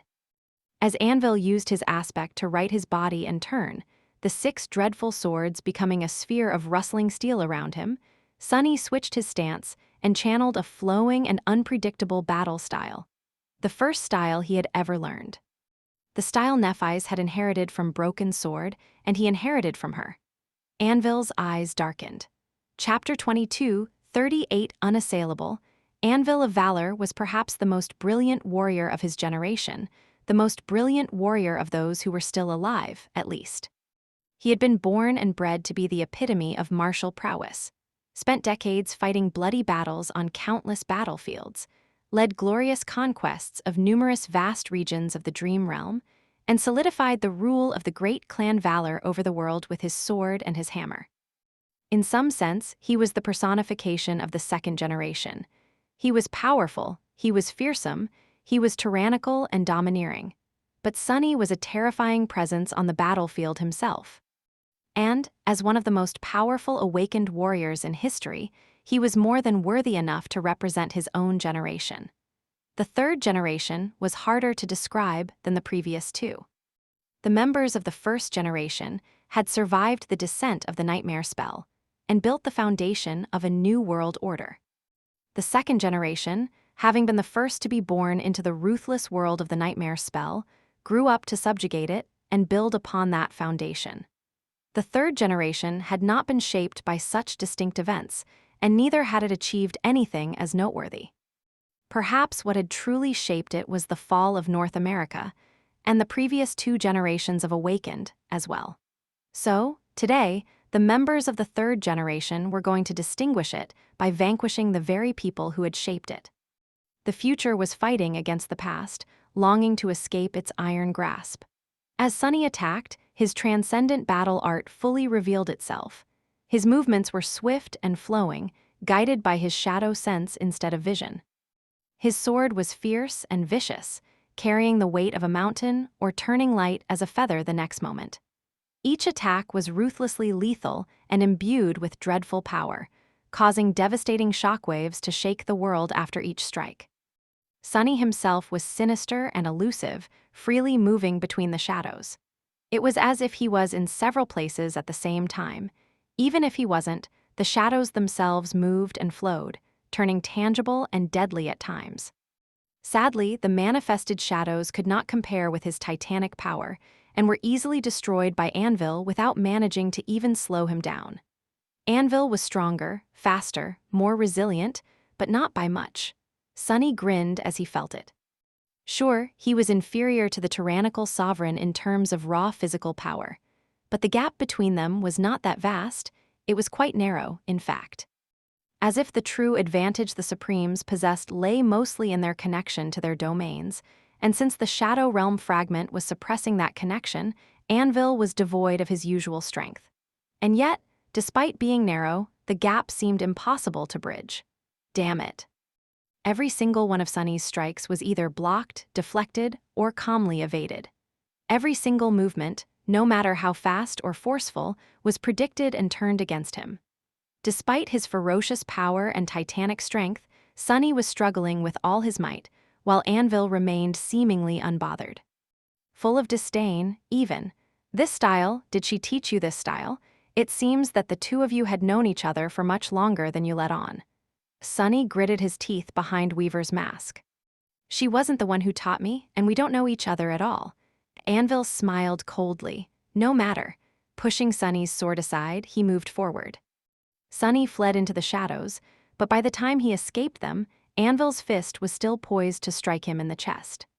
A terrifying blow sent a shockwave running through Sunny's body and threw him back. The breastplate of the onyx mantle cracked, only to mend itself a moment later, augmented by 7 shadows. The living stone trait of his stone-like carapace had grown immensely potent. Anvil looked at Sunny darkly, then shook his head. Not metal, but not stone either, an underworld armament, then. Did you think it would save you? Sunny suppressed a groan, raising his sword to attack. I might have entertained such a thought, yes. Anvil possessed the ability to control metal, and that power was not limited to his own swords and armor. He could just as easily control the weapons of his enemies. As well, fortunately, Sunny's armor was made from the strange material that was closer to stone than to metal while inheriting traits of both. His weapons, meanwhile, were made from shadows. Nephi's wore no armor at all, and the blessing was like a blade forged from furious flame. So, both of them were immune to Anvil's power. That was not something Sunny had relied on to save him, though. It was just one of the measures he had to take to give himself a chance. But why is he so strong? It doesn't make sense. As Sunny attacked and Anvil defended, unbothered, almost as if entertaining himself, they moved across the shattered battlefield. Sunny lunged forward to deliver a deadly thrust, but Anvil simply moved out of the way. The two of them crashed into a crowd of puppets, and carried by momentum, Sunny tore through them like a beast made of pure darkness. The bodies of the puppets were too fragile to offer any resistance to his dreadful might. As he arrested his forward momentum and turned on the ball of his foot, he saw clouds of crimson haze and tiny pieces of torn bodies spreading outward in the air slowly, as if suspended in water. Before the first drop of blood even hit the ground, Sunny and Anvil had already exchanged 100 more blows, moving away like a rolling disaster. I can sense it. All this time, Sunny had been learning how Anvil fought through shadow dance. The Sovereign's battle art was deep and complicated. Strange, even impossible to fathom in a short amount of time. But now, he was starting to realize why the King of Swords seemed so unassailable despite not being that much stronger. There, in the very essence of his battle art, being used as a weapon was the will. And while the two of them fought, Sunny was learning how to wield the will as a weapon himself. Chapter 22, 39 Vibrant Colors. The fractured battlefield quaked as Sunny landed on the white bone, instantly dashing away with a thunderclap. Surrounded by a billowing mantle of shadows, he was like a formless mass of darkness that moved around the formidable figure of the King of Swords, aiming to end the king's life. His black sword was like an omen of death, and at any moment, his dark mantle could bloom with tendrils that shot forward at dire speed, turning into sharp blades, clawed hands, or rattling chains. The blades aimed to pierce Anvil's armor, the inky black hands tried to pull him down, and the chains tried to bind him. However, instead, they shattered against the dark steel of his impenetrable armor, were cut down by his swords, and were torn to pieces by his ferocious strength. What a bastard! If the shadows Sunny manifested had been more effective against his supreme enemy, he would have already encased himself in a shadow shell, bringing its immense might down upon Anvil. But for now, there was no point. The shell would just offer a larger target to the King of Swords and would be destroyed swiftly. It was as if Sunny was stuck in a mire. That was what it felt like, to fight against an enemy who had long forged their will into a deadly weapon, like the quiet horror of a person slowly drowning in cold mud, unable to claw their way out or find purchase. That was because the world itself seemed to be on Anvil's side, bending to accommodate his will. Sunny had not noticed it at first, but once he recognized the wrongness, it was impossible to ignore it. The effect was subtle, but unmistakable, turning the king's swords sharper while Sunny's weapons became duller, making the king's armor more durable while Sunny's armor became more fragile, helping the king strike true every time while Sunny always seemed to miss his target by a hair's breadth. The will. Sunny possessed the will, too, and wasn't completely unfamiliar with wielding it. He even tried to unleash it against Anvil's will, hoping to bend the world back into shape, not even to favor him, but simply to remain neutral. However, he felt like an infant trying to overpower an adult. The distance between them was too vast.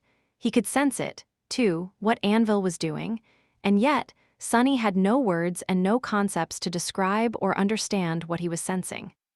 It was as if he was a blind person who had somehow managed to fathom what colors were, while Anvil could mix the colors to paint a vibrant, beautiful picture with his brush. Sunny felt bad. Sunny felt indignant. Why did he have to feel like he was drowning while experiencing his full power for the first time?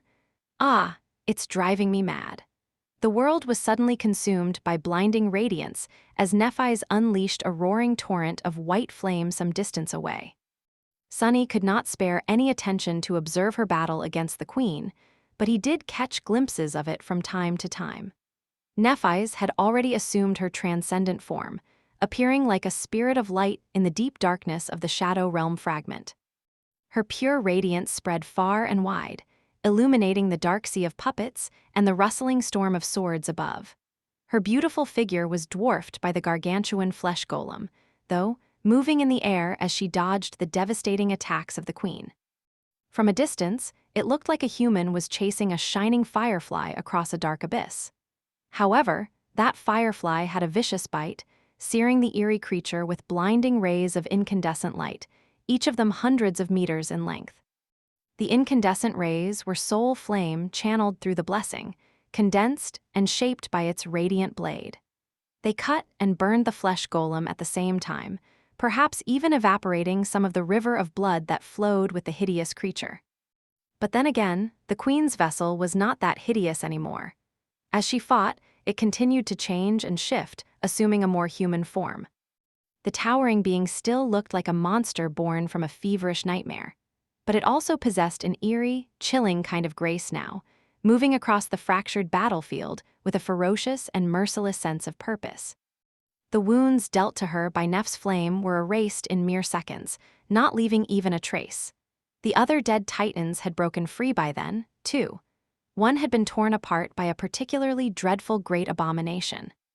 And another one was turned into a mountain of bleeding flesh by the flying swords.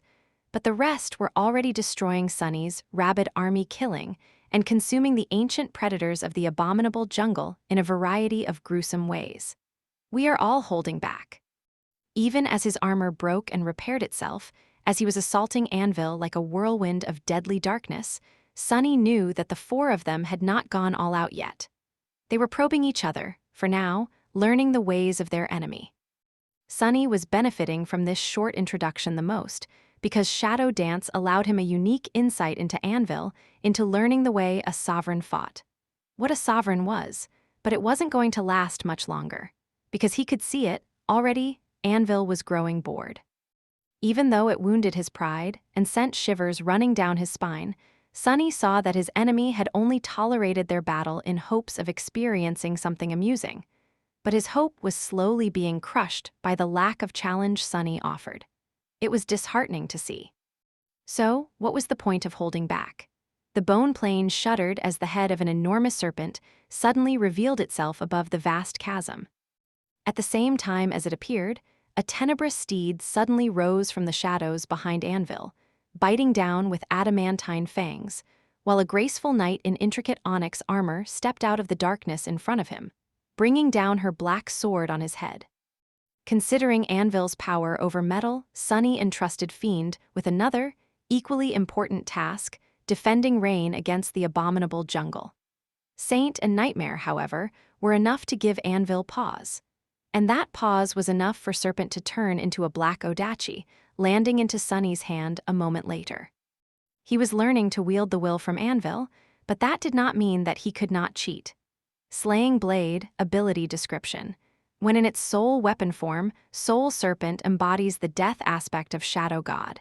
As such, it ignores the will of greater beings. As his shadows held the sovereign in place, Sunny took a step forward and brought his Odachi down in a downward slash, the power of his strike causing the air itself to part in a towering rift. Chapter 22, 40 Flawless Blade. Sunny's sword parted the air, creating a wind blade dozens of meters tall. It slammed into the surface of the weathered bone with a thunderous roar, sending a cloud of debris flying up. However, the wind blade was a mere side effect of the black Odachi falling upon Anvil. Held in place by Nightmare and Saint, he had nowhere to escape.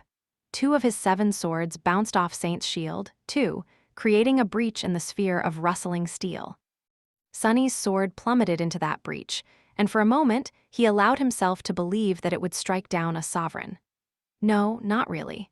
Taught by countless bitter experiences, Sunny knew that victory never came so easy. And indeed, against all reason, Anvil managed to survive. At the last moment, he shook off Nightmare, sent Saint staggered back and turned his torso. As a result, the black Odachi failed to end his life. It did, however, bite into his breastplate. Anvil's dark armor seemed impregnable before, but this time it was actually breached. The glancing blow did not penetrate deep, but Sunny felt it cutting flesh. As his sword scraped against the surface of the ancient bone, a drop of blood fell off its serpentine blade. Anvil took a few steps back and looked down at the long cut on his armor. A moment later, the black metal repaired itself, but the shallow laceration beneath remained. Looking up, he studied Sunny for a few moments, then smiled coldly. "You actually made me bleed. No one else has managed in a decade." Sunny smiled behind Weaver's mask, hiding his discomfort. "Bleeding. Bah, how pedestrian." The King of Swords chuckled. "That sword of yours is curious, too. Soul serpents are supposed to have gone extinct thousands of years ago, and yet here it is, the last survivor of its species. I wonder how the Nightmare spell preserved it." Sunny, Saint, and Nightmare surrounded Anvil from 3 sides, but he did not seem concerned. Instead, he looked almost elated. "You are not as big of a disappointment as I thought." His cold voice turned darker then, sending a chill running down Sunny's spine. "You still have to die, though." Sunny smiled darkly. "Oh, why, pray tell?" Dismissing 4 of his 7 swords so that only 3 remained, Anvil lingered for a few moments, then said evenly, "Because you are a threat to my greatest masterpiece, of course." With that, something changed subtly about the world. In the next moment, Sunny gasped. 2 of Anvil's swords shot at Saint and Nightmare, while the Sovereign himself was suddenly near Sunny. His cursed blade lashed out, bypassing the black Odachi and piercing the onyx mantle. A flash of pain washed over Sunny's right arm. Anvil avoided his counterattack with chilling ease and looked at him coldly.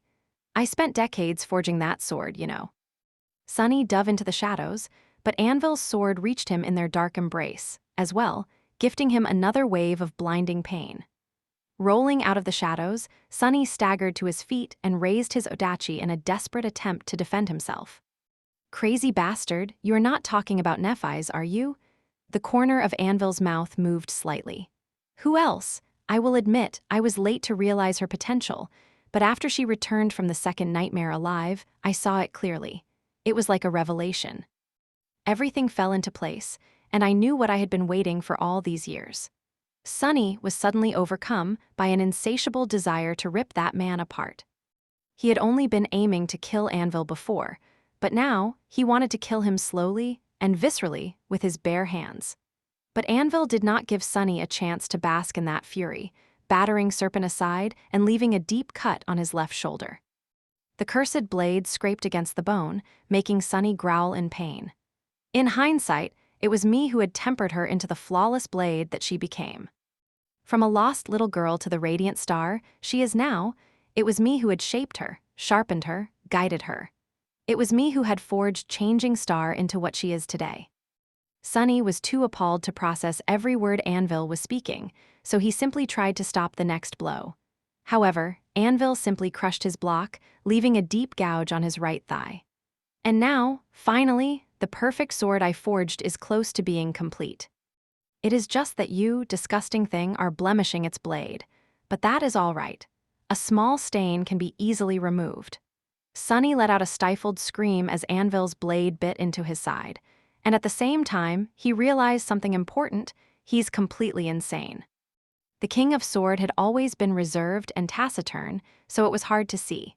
But his severe and cold personality went beyond simple strangeness. What hid behind it was true, utter madness. Sunny did not know if it was the result of becoming supreme or simply Anvil's own mental disfigurement, but his enemy was far removed from sanity. Sunny also understood something else. It was that Anvil truly did not care about anything, including winning this battle. All he cared about was creating a flawless sword. Or a flawless being that was no different from a sword, it seemed. So, in a perverse way, he even hoped to lose. Because after failing to forge his own children into perfect weapons, he had fixated on navi's, the daughter of Smile of Heaven, as his best and last hope of creating a flawless sword. He had said that navi's was almost complete, which meant that she had not proven herself flawless yet. There was one last act that remained for her to achieve completion in his twisted mind. The act of killing him, no doubt. He's completely insane and suicidal. And all of it was the result of Anvil's debilitating flaw, a chilling but reasonable conclusion of his ruthless pursuit to rid himself of all attachments. A lot of things that seemed odd before suddenly made sense. Sunny groaned mentally. That's great, but... Sadly enough, Sunny himself was not part of Anvil's plan to give navi's one last, deadly trial, whether she could prove herself worthy and survive or not. In fact, as far as the King of Swords was concerned, Sunny stood in his way, marring the pure beauty of the nearly flawless blade with his vile presence. So, Sunny had to be purged. Staggering back, he forced out a pale smile. Your Majesty, King Anvil, I want to say something. You are clearly, definitely not a complete damn lunatic. Chapter 22, 41 Fleeting Star. After listening to Anvil reveal the depths of his madness, something inside Sunny switched or maybe snapped. He was not sure. There was a line that could not be crossed, and hearing the King of Swords boast about brutalizing an innocent child, navi's, as if it was some kind of crowning achievement, had crossed the line for Sunny. A storm of emotions raging in his heart settled, and a swarm of thoughts weighing on his mind was quelled. All that remained was a cool, silent darkness of uncompromising killing intent. Before, Sunny had been worried about how to kill Anvil and survive. Now he only cared about killing him. No, caring was not the right word. It suggested the possibility of a different outcome, but Sunny knew without a shadow of doubt that his enemy would die. It was an axiom, a self-evident truth. All he had to do now was shape the world to fit that truth. That was something he could handle. Sunny was the most honest man in two worlds, after all. His body was wounded and pulsing with pain, and his enemy was superior to him, his enemy was supreme. But it did not matter. Life is just the prelude to death. As two of Anvil's dreadful swords forced Saint and Nightmare back, and the Sovereign himself descended upon Sunny, he allowed the cursed blade to pierce his armor and sink into his flesh. The pain was exquisite. Grabbing Anvil's wrist, Sunny smiled behind Weaver's mask. "And war is just the key to open its gates. Got you, bastard." When he spoke, his voice sounded sinister and full of malice. "Do you feel at home on this battlefield, heir of war? Well, allow me to invite you into my world then." With that, he strengthened his grasp and pulled Anvil into the shadows. Some distance away, Nephis was locked in a dire battle against the queen. The titanic flesh golem pursued her with eerie grace and bestial fury, and all she could do was flee, retreating further while lashing out against the monstrous creature with searing rays of pure white flame. The blessing was complementing her aspect flawlessly. Now that she had assumed the form of the radiant spirit, her bound sword seemed to be forged from pure light as well. Just like Nephis herself was augmented by the titanic power of her soul flame, its incandescent blade was augmented by the white flames too. In fact, it benefited from their ferocious power even more due to the flame conduit trait. The very same trait allowed Nephis to channel her fire through the blessed blade, condensing it into incinerating rays that span hundreds of meters in length. That was how she was able to contend against the towering flesh golem despite being much smaller, and that was how she had managed to deal it grievous wounds. Sadly, those wounds simply healed a few moments after being dealt. The scorched flesh was discarded and the cut tissue was repaired. The queen never slowed down, never faltered, and never let up her fearsome assault. Nephis raised her sword once more. Her world was stark and pure, devoid of all distractions. There was only her and her enemy. Everything else was washed away by pain. The harrowing agony of her flaw was familiar, but the pain of having her body and soul ravaged by the talons of the flesh golem was new. Nephis was able to move incredibly swiftly in the radiant spirit form, soaring through the carnage of swords as she circled the queen and evaded her obliterating attacks. But she had not managed to evade all of them. Usually, she would have been able to heal any wound dealt to her, and this partial transcendent form of hers was more or less immune to physical attacks anyway. However, every time the queen managed to strike Nephis, there were gruesome marks left on her body and on her soul, on her very spirit, perhaps, as if she was being cut not simply by the queen's talons, but also by her will. It hurts, but pain was just pain. More importantly, Nephis was overcome by suffocating wrath because of how powerless she was in the face of Kai's song. Nothing she did dealt any lasting damage to the eerie flesh golem, while the marks left on her by Kai's song were refusing to heal. She was losing. Some distance away, Sunny seemed to be slowly succumbing under the steel storm unleashed by Anvil, too. Further still, the two great armies were slowly melting in the flood of abominations. The snow still swirled in the fissures of the ancient bone, but the shadow that had summoned it was already gone, having turned into a serpentine sword. The jungle was yet to recover, but it would shake off the frigid frost soon. The great nightmare creatures that had escaped from the nameless temple were dying. Time was running out for Neph's defiant rebellion, and for the great armies as well, perhaps. She could feel it, even through the pain, the flames of their hope, which burned brighter and brighter still the deeper countless soldiers fell into the dark, dreadful abyss of despair. There is no point in holding back anymore. Nephis poured her flames into the blessing once again and swung her incandescent sword, unleashing a blinding jet of condensed flame from its blade. The white ray stretched high into the dark sky and then fell, leaving a deep wound on the queen's titanic body. Using the momentary lull in the barrage of attacks, Nephis dashed away, flying high above the fractured battlefield. She had almost reached the edge of the massive chasm that had been caused by the Ivory Island's fall when the queen caught her. Nephis twisted and summoned a devastating explosion, using the shockwave to slow down the flesh golem's attack.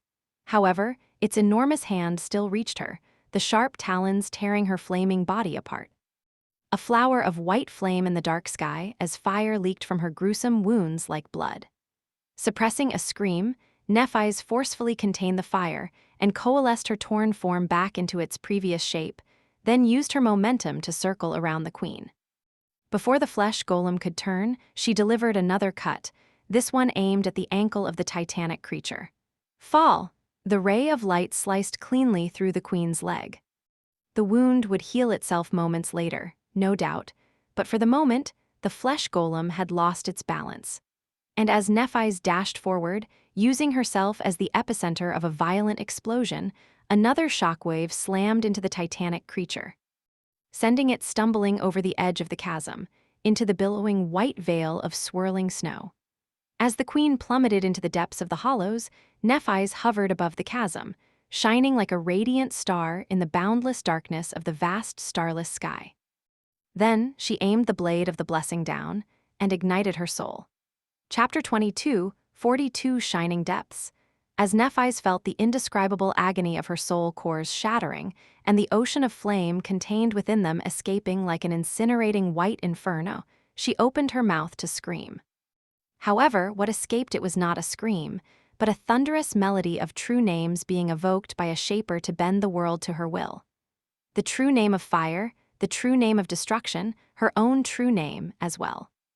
The name of changing star, the star of ruin, and the name of the queen, Raven Song. A brilliant star suddenly ignited in the dark sky above the snowy chasm. It was so bright and pure that even the soldiers in the distance could not help but turn their heads and look, her light reflecting in their frightened eyes. Then, a pillar of flame escaped the blade of the blessing and plummeted into the vast expanse of swirling snow, burning a hole in it. The snow melted into water, the water evaporated, and the steam was overheated, turning into plasma. The air itself was burned away, creating an area of absolute vacuum. All of it happened in an instant. Then, the pillar of flame disappeared, extinguished by the darkness, and for a moment everything was still. And then, it was as if a sun was born under the fractured battlefield. Suddenly, the billowing cloud of snow veiling the depths of the vast chasm shone with beautiful white light. The same soft light rose from the countless jagged cracks that marred the surface of the shattered bone plane, chasing away the darkness.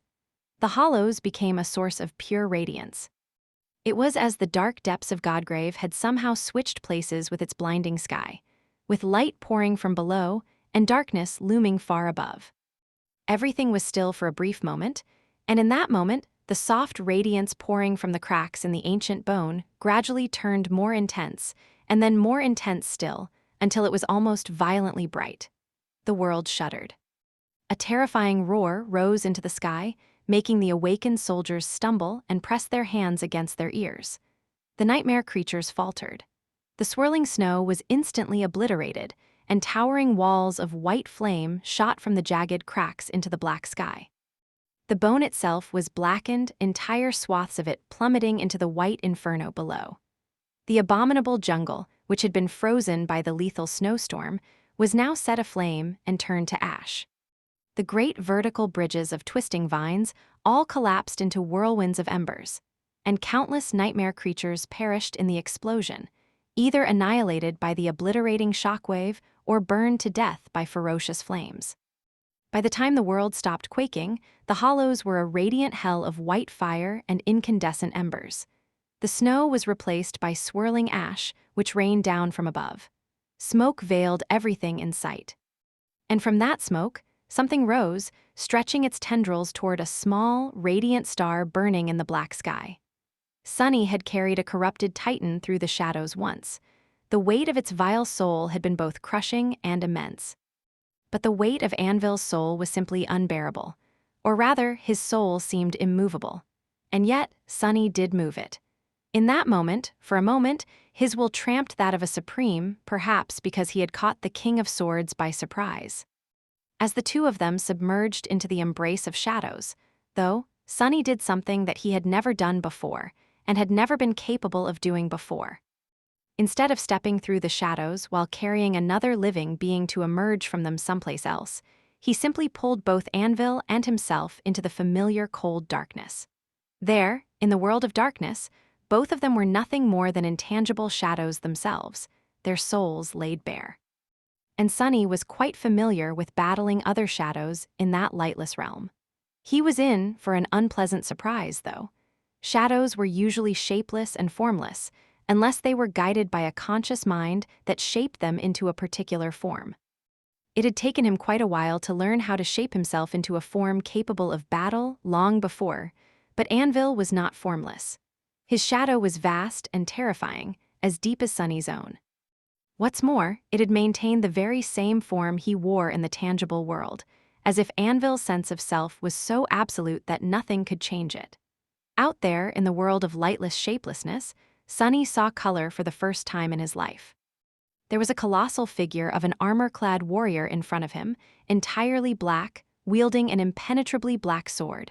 A vermilion cloak rested on his shoulders, and scarlet flames were burning in his eyes. Still, this was the land of shadows, and Sunny was their lord.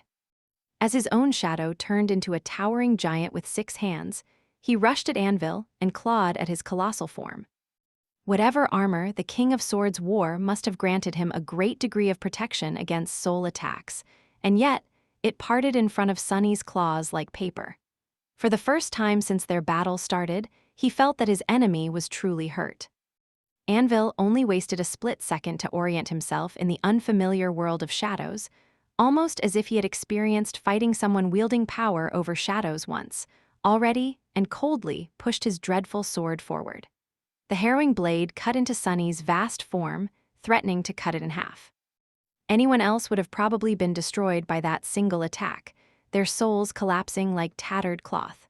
But as soon as the black blade touched Sunny, an intricate weave of golden strings flashed for a moment in the dark depths of his giant form, almost like chainmail. That was soul weave, of course, which held his soul together and reinforced it against soul attacks. The pain was blinding, of course. Anvil's sword had been slowed by soul weave, preventing it from cutting Sunny in two.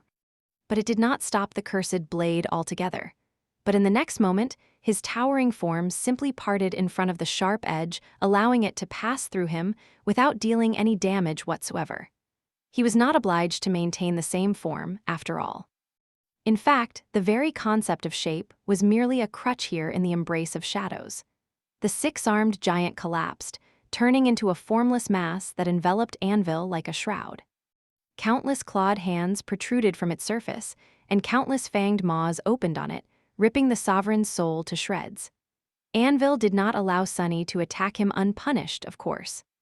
Just as Sunny was tearing him with claws and fangs, Anvil continued to stab and slice him with his sword, Arghaya. Sunny wailed and laughed in dark glee as the two of them plummeted through the darkness, destroying each other. No one else managed to make you bleed in a decade, huh? How about now? Are you still amused, you wretched bastard? Anvil's soul might have been far more potent, it might have been empowered by his vast domain. But he did not have soul weave, and therefore the very structure of his soul was different. It was far more fragile and far easier to destroy. Let's see which one of us will last longer, King of Swords. Chapter 22, 43 Embers and Ash. Nephi's dissolved into pain for a few brief moments. Each moment lasted an eternity. The agony of her soul cores being torn apart was unfathomable. Knowing that she had only one chance, she did not hold back and went further than she had ever gone before, destroying not one, but 6 of them at the same time to fuel her fire. As a boundless ocean of furious flame that had been contained within her soul broke free with a deafening roar, she struggled with all her being to channel it instead of being consumed by it. She willed it into submission. The incandescent ray of white radiance fell into the billowing snow, and her shattered soul burned, mutilated, both enveloped in brilliant flame and on the verge of being extinguished. Humans were not meant to possess more than one soul core, but even if someone did, losing 6 of them would have instantly and utterly obliterated them. But Neph's soul was special. The web of cracks running through the fractured battlefield ignited with soft white radiance, illuminated from below. The explosion was simply too devastating, causing not only the shattered bone plane, but all of Godgrave to quake. It was dozens of times more powerful than the explosion that had destroyed Twilight, and far more powerful than even the terrible conflagration she summoned to destroy the first seeker. Nephis had been merely a master back then, after all. She was a transcendent now, and so, the soul she was burning to fuel the flame was transcendent as well. That was why Nephis had pushed Kai's song into the chasm. Had she caused the explosion on the surface and not in the hollows, the resulting shockwave would have annihilated both great armies. Instead, it was the ancient jungle that burned. The nightmare creatures there, those who had been powerful enough to survive the lethal snowstorm, were wounded and weakened. They had been powerful enough to survive the snow, but they did not survive the flame. And as they died, a furious torrent of soul fragments poured into Neph's crumbling soul, mending it. She screamed as new soul cores were formed to replace the old ones. The damage dealt to her soul was too grievous, though, and she was still being ravaged by the queen's power. So these cores shattered as well, and new ones were formed in their place. Nephis felt like she was dying and being remade from the flames in an endless, harrowing cycle of rebirth. She lost herself in the disorienting torment of it all, feeling something inside of her being melted and fused by the immolating heat. Below her, the charred remains of the ancient jungle were like an incandescent hell. Black smoke veiled the vast chasm, glowing with angry white light. It seemed like nothing could have survived down there. Surely, Kai's song would have perished, but even as Nephis felt that brittle hope, she knew that she had failed. Because the spell had never whispered into her ear, announcing the death of the queen. So when colossal tendrils of smoke rose to catch her, Nephis was not surprised. Just resentful. Still reeling and overcome by agony, she dodged and fell from the sky, landing on the surface of the ancient bone gracelessly. The winds howled, blowing the smoke away, and immense streams of blood were revealed below it, twisting as they coalesced into a vast crimson river and dove down. Nephis groaned. The queen's titanic vessel had been destroyed, at least. A melodious laughter resounded above the fractured bone plane, making the brilliant radiance of Neph's spirit form dim a little. Stunning, truly, little Nephis. You are so stunning. It is such a shame. Nephis smiled bitterly. She's hurt. It seemed like Kai's song was unscathed, but it had not escaped Neph's notice that countless puppets had turned to ash and that the great river of blood stayed at a distance instead of drowning her. The queen was definitely hurt by the explosion. Of course, she had not been hurt nearly as terribly as Nephis was. As if to echo her somber thoughts, the queen's voice resounded once again, turning cold and ominous. Sadly, it's time we end this charade. I'll still have to deal with Anvil after I am done with you, changing star, and it needs to happen swiftly, lest too many of my people die. Nephis pushed away the pain and straightened, looking at the glistening river of blood with somber resignation. Don't pretend like you care. She had revealed her ace and accomplished nothing, so the queen would abandon caution and unleash her full power now, too. After all, she knew what her enemy was capable of already. How terrible could it be? As Nephis watched, fury burning in her heart, the river of blood rippled. And then, something eerie happened, making her take a step back. The remaining Titan puppets, all of them, including those that had been brought down by the prisoners of the Nameless Temple and the Storm of Swords, all followed the fate of the first, decaying into a flood of appalling, viscous crimson liquid. It flowed across the bone plane like a tide, and then formed a new vessel around the great river of blood. If Neph's partial transformation possessed human eyes, they would have widened now, betraying a hint of stunned disbelief. A new, terrifying flesh golem slowly rose above the bone plane, easily dwarfing the previous one in size. The creature Nephis had fought was titanic, but this one was simply colossal, towering above the fractured battlefield like a red mountain. It was at least a kilometer high, looking down at Nephis with an eerie, eyeless face. Nephis had been like a fly in front of the first of the queen's vessels. In front of this one, she was like a speck of dust. How could a speck of dust defeat a mountain? Her radiant figure rose into the air, burning with blinding light.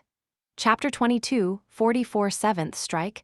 Deep in the embrace of shadows, Sunny was being cut apart as he was tearing Anvil apart. The two of them were destroying each other, both indifferent to the harrowing pain of their souls coming undone. However, The indifference of one was different from the other. Anvil did not care about anything, while Sunny cared about killing him too much to be bothered by the pain. Die, he would have laughed if he had a mouth capable of laughing, but while his formless shape possessed 100 maws, all of them were mute. There was no sound in the world of shadows, only silence. Die. He shredded Anvil's armor and mangled his soul, drowning in agony and dark glee, but as much as Sunny abandoned himself to the fervor of battle, his mind remained cold and calm like a still lake. Even as the king's sword cut him, he was calmly calculating how to kill the King of Swords. Sunny had a hint of suspicion that Anvil had rambled about forging Nephi's into a flawless blade for a reason. It was most likely a true glimpse into his twisted thoughts, but at the same time, Sunny would not put it past the insidious sovereign to have said it aloud in order to undermine his composure. If so, it had backfired spectacularly. But even then, the more Sunny calculated the odds, the colder he felt, because he saw no possibility of winning. Anvil was simply too tyrannical, his will too sharp of a weapon. Even as his soul was being torn, Anvil was growing more accustomed to fighting in the world of shadows. And as they plummeted deeper and deeper into the lightless expanse of the Shadow Realm fragment, angry red runes ignited on his black armor, causing the shadows to ripple and part. Anvil opened his mouth, and against all laws, the silence of the lightless abyss was broken by a sound. Enough! Grasping Sunny's shapeless form with one hand, he raised his sword and brought it down, cutting the very shadows with its blade. In the next moment, Sunny was violently thrown back into the material world. He rolled on the splintered bone, groaning as his battered body hit the ground. By the time he rose to his feet, Anvil was already stepping out of the severed shadows. His armor was whole, and his vermilion cloak moved languidly in the wind. Even though Sunny knew that his enemy's soul received grievous wounds, outwardly, Anvil looked utterly unscathed. Ah, that rotten bastard! The battlefield had changed while they were struggling in the shadows. The fractured battlefield was crumbling, smoke and an angry white glow rising from the jagged cracks on its surface. The hollows below were a sea of embers and fire. Far away, what the hell is that? A colossal figure towered above the bone plain, its vaguely feminine shape both harrowing and eerily beautiful. A flash of white radiance illuminated the towering creature, and that was all Sunny had time to see, since Anvil's sword whistled past his neck. He would have been beheaded if he had reacted a split second later. Sunny reeled back and deflected the next blow with his odachi, grimacing under Weaver's mask as his tattered soul pulsed with pain. Anvil smiled coldly. "Your world, huh? What a dreary place." He was suddenly just a step away, batting Sunny's sword to the side. In the next moment, Anvil kicked him with devastating force, sending Sunny flying dozens of meters back. He crashed onto the surface of the bone, bounced like a pebble, and slid dozens of meters more. Sunny jumped to his feet almost instantly, but by the time he regained his balance, Anvil was already upon him. The dreadful sword cut the air. "I should commend you, though, such spirit. I am actually in pain." Sunny dodged and tried to deliver a blow of his own, but Anvil dodged it with an easy step and spoke evenly, a chilling threat hiding in his cold voice. "What shall we do about that? Why are you talking so much?" Sunny laughed. "I heard dying is a good cure for pain, King of Swords. Let's do that."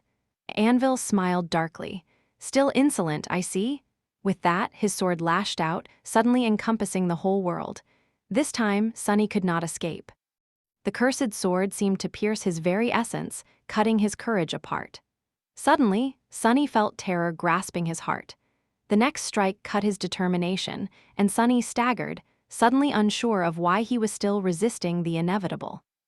The third strike cut his hope, and in that moment, Sunny knew that he stood no chance. What was he thinking about? A mere saint could not defeat a sovereign. It was impossible.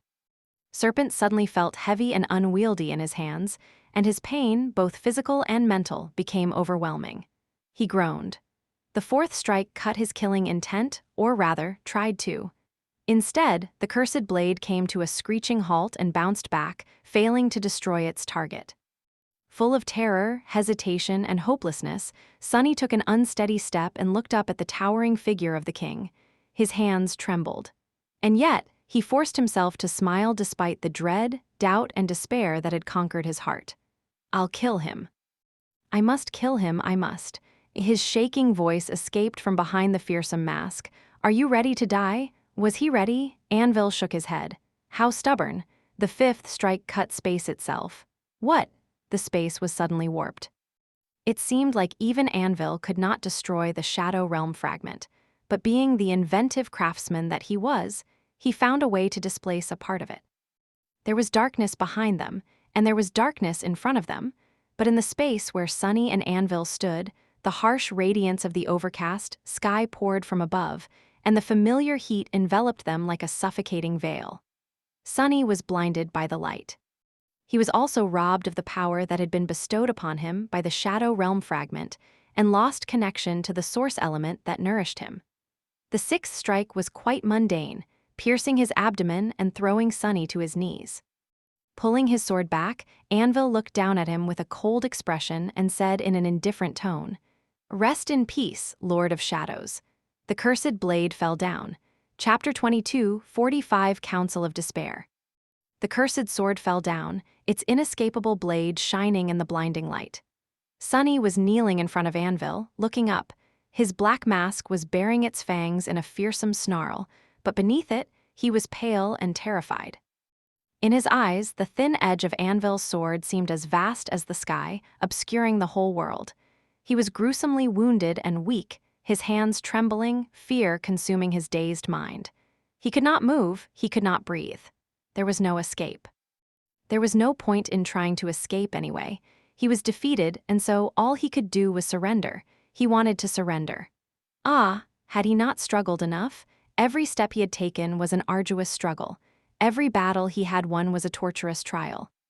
He was tired, terrified, and in pain, just like he had always been. It had all been so hard, so painful, so lonesome. He was erased from the world and forgotten by everyone.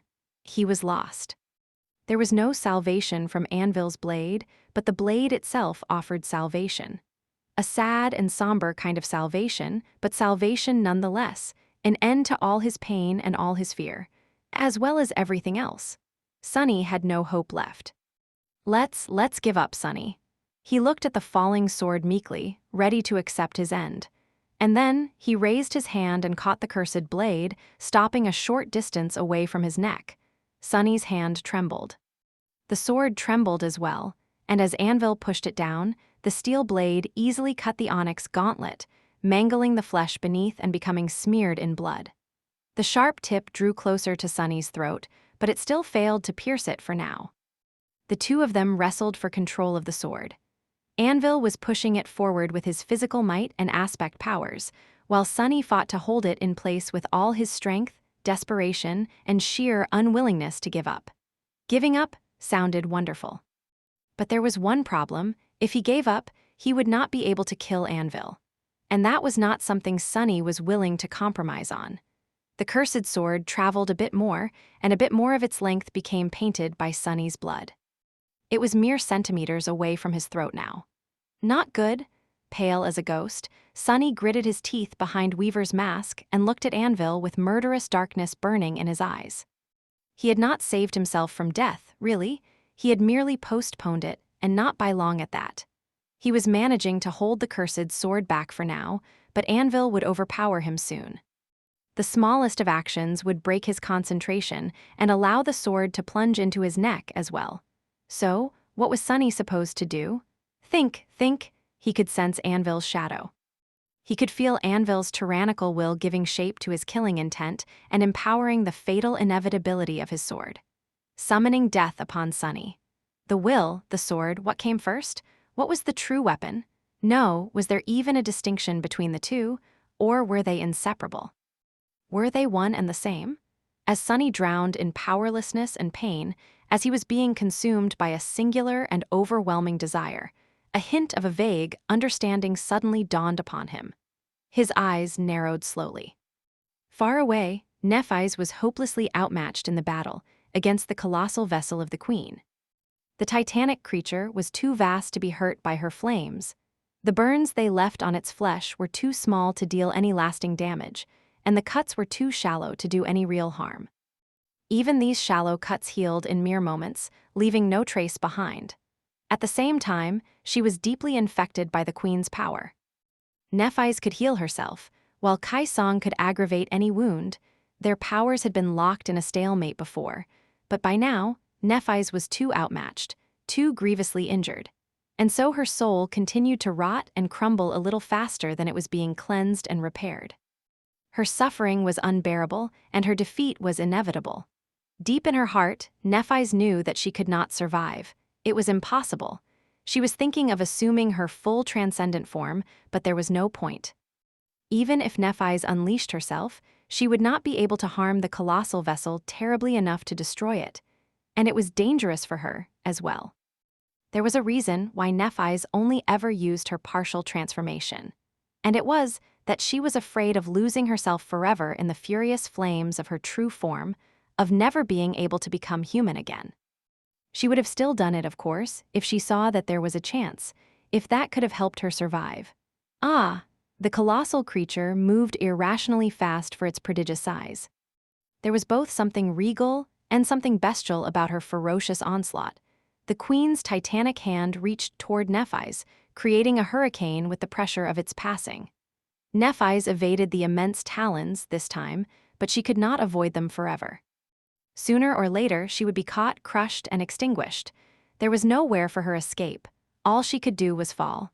No, no, she refused. Her soul continued to crumble and mend itself, continued to rot and be cleansed by the searing flames. Nephise wanted to scream, but she had no voice. Her vision was turning blurry. Far away, the Lord of Shadows was pierced by Anvil's sword and fell to his knees. The king raised his cursed blade, ready to strike down. No. The great armies were drowning in the flood of abominations. Her soldiers were dying, the flames of their brittle hopes disappearing in the sea of encroaching darkness. They longed to survive, but were met with the cold embrace of death instead. No. Overcome by pain, Nephise felt ready to succumb to despair. It was then that her radiant gaze turned to the dark sky. She hesitated for a moment, and then her figure blazed with blinding radiance. Abandoning her futile attempts to wound the queen, Nephise flew up. Up and up past the towering figure of the queen's vessel, into the darkness of the rustling swords.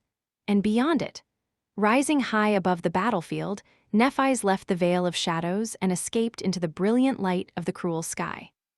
The eternal veil of radiant clouds was just above her. Spreading her wings, Nephise continued to rise. The clouds welcomed her like a lost daughter. Chapter 22, 46 Children of War. Far below, on the ground, Sunny was slowly losing the struggle against Anvil. The tip of the bloodied sword was already pressed against his neck, piercing the skin. The blood was slowly flowing up the blade, trying to return to its source. However, his trembling hand was too mangled to contain it. His grip was still crushing, though, preventing the cursed sword from moving any further. In that moment, tormented by desperation and pain, Sunny suddenly saw it clearly, the will, and the way the King of Swords wielded it.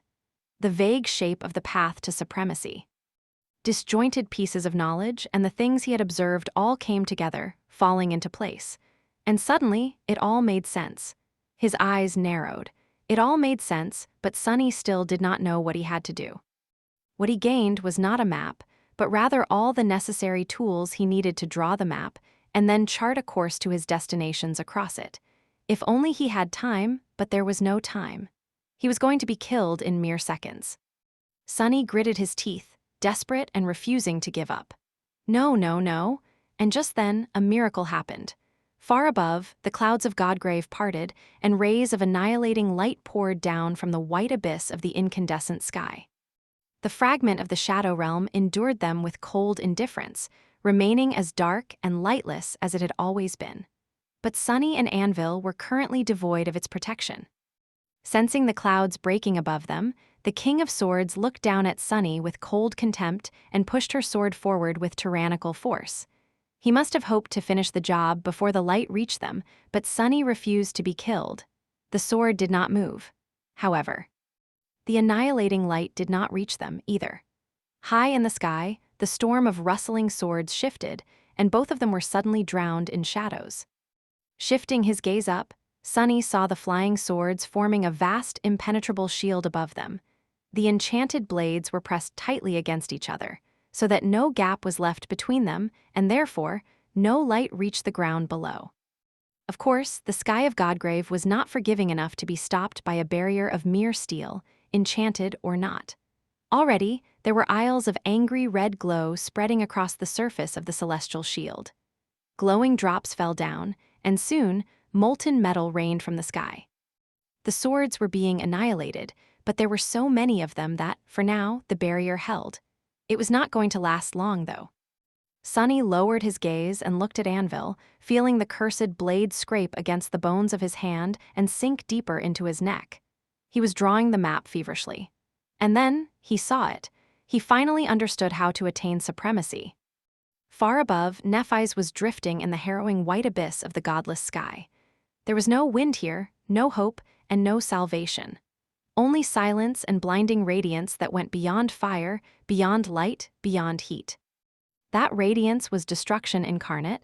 It was destruction itself, a force from before time existed that was capable of erasing entire worlds from existence, of erasing existence itself. Nephis was burning. Her body was made of flame, but even that flame was being destroyed. Her soul was turning to ash, and the ashes of her soul were turning into nothingness. There, in that merciless white abyss, Nephis lost her body, her mind, her soul. Her very self was stripped bare and cleansed of everything, until nothing but her naked spirit remained. Her spirit began to crumble as well, but she still had the will. Her will had been born from pain, from flame, from conviction, from longing. And so, she willed herself into existence. She willed herself to be reborn from the fire, to be blessed by the fire. She spoke the true name of destruction, warding herself from being destroyed. Even as Nephis burned, she healed herself and burned again, maintaining a tenuous state of equilibrium, neither dead nor alive. She continued to exist for now. She knew that she would not be able to prevent herself from dissolving into white radiance with her sheer will for long. Her will was not inexhaustible, after all. It was not absolute. But in that moment between life and death, Nephis finally saw the path to supremacy.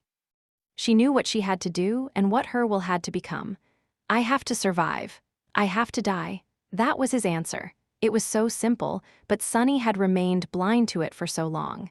Anvil's blade sank deeper into his neck. Molten metal rained from the sky, and far above, the barrier of swords was falling apart. Rays of light were already falling on the surface of the ancient bone. Sunny had to die, but he could not allow himself to be killed. There was a trick to it all, at least there was for him. He was going to cheat his way to supremacy. That was his act of defiance. Still, death was cruel and terrifying, even for someone who had died as many times as Sunny had. He had cheated death on plenty of occasions, always finding a way to stay alive, but this time was different. It had to be. This time, he had to die in earnest with no deception or trickery involved. Only truth. It was so absurd that he wanted to laugh. He would have, if not for the few centimeters of cold steel currently piercing his neck. Still, Sunny smiled crookedly behind Weaver's mask. He opened his mouth and asked in a hoarse voice, straining to make himself heard. "Hey, King of Swords, do you wish to kill me?" Anvil looked at him coldly. "I do, I will." Sunny couldn't help it after all and let out a stifled, sinister laugh. The cursed blade cut him, and he grimaced. A dark, murderous fury rose like a pyre in his heart. Sunny spat. "Listen, you wretch, you can't kill me. You are not worthy enough to kill me." He mustered what little remained of his strength, arduously pushing Anvil's sword a few centimeters back for a moment. "A man worthy of killing me has not been born in this world yet." Kneeling, bleeding, utterly broken, Sunny looked up at Anvil and laughed again.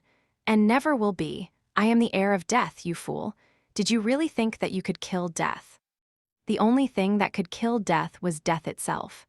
As brilliant light illuminated them, forcing Anvil to freeze, Sunny raised Serpent with his free hand. The black Odachi rippled, turning into a ghostly stiletto. And just as his arm started to crumble into ash, Sunny grinned, turned the blade of the stiletto against himself, and plunged it into his own heart. Chapter 22, 47 Throne of Shadows. Sunny had to die, but he could not allow himself to be killed. He had to be the one to end his own life. That was easier said than done, though.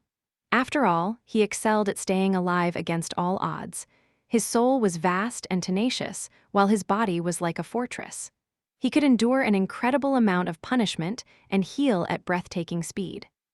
Even if his heart stopped beating for some reason, there was a good chance that he could survive by simply forcing his blood to move on its own.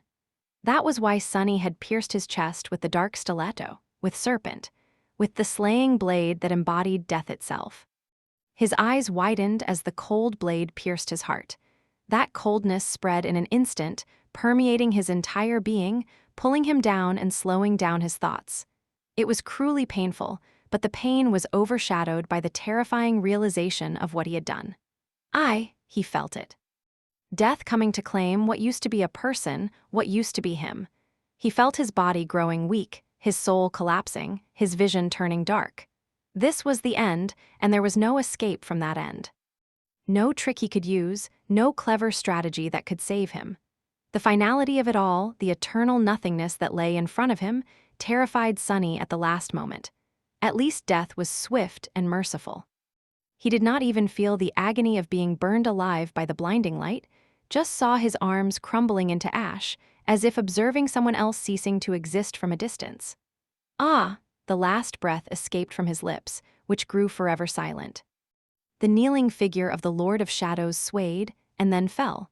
However, his body never touched the ground, turning into a cloud of ash before it could. The ash was scattered by the wind. The last thing to crumble was the hand that still clung to Anvil's blade, stubbornly refusing to let go until the final moment. Soon, all that remained of the fearsome Lord of Shadows was the black mask that fell to the ground and lay there, forlorn, staring at the sky with empty dark eyes. And his shadow. There was a still, silent lake that bathed in the darkness of 7 lightless suns. A great temple of black marble towered above the dark water, full of emptiness. A legion of silent shadows surrounded the temple, standing on the surface of the still lake without motion, their lifeless gazes turned to the ancient edifice of the temple, as if waiting for something. Nothing disturbed the tranquil silence of the dark lake, until suddenly a cold wind blew above its surface. The still water rippled. Then, without warning, a bolt of black lightning tore the peaceful darkness apart, falling from above to strike the magnificent temple.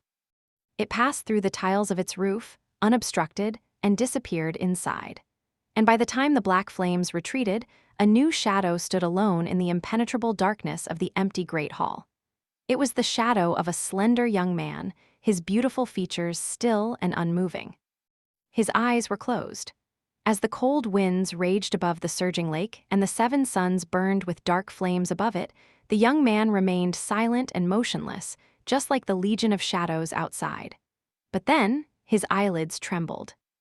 As the young man slowly opened his tenebrous eyes, it was as if a wave of invisible force spread outward from the temple, passing through the silent shadows and making the vast lake surge. The 7 lightless suns ignited with a dark radiance, and the still waters boiled. Something was happening to the black suns, to the dark lake, to the vast expanse of lightless silence itself, as if it was undergoing a profound metamorphosis, reaching unfathomable depths.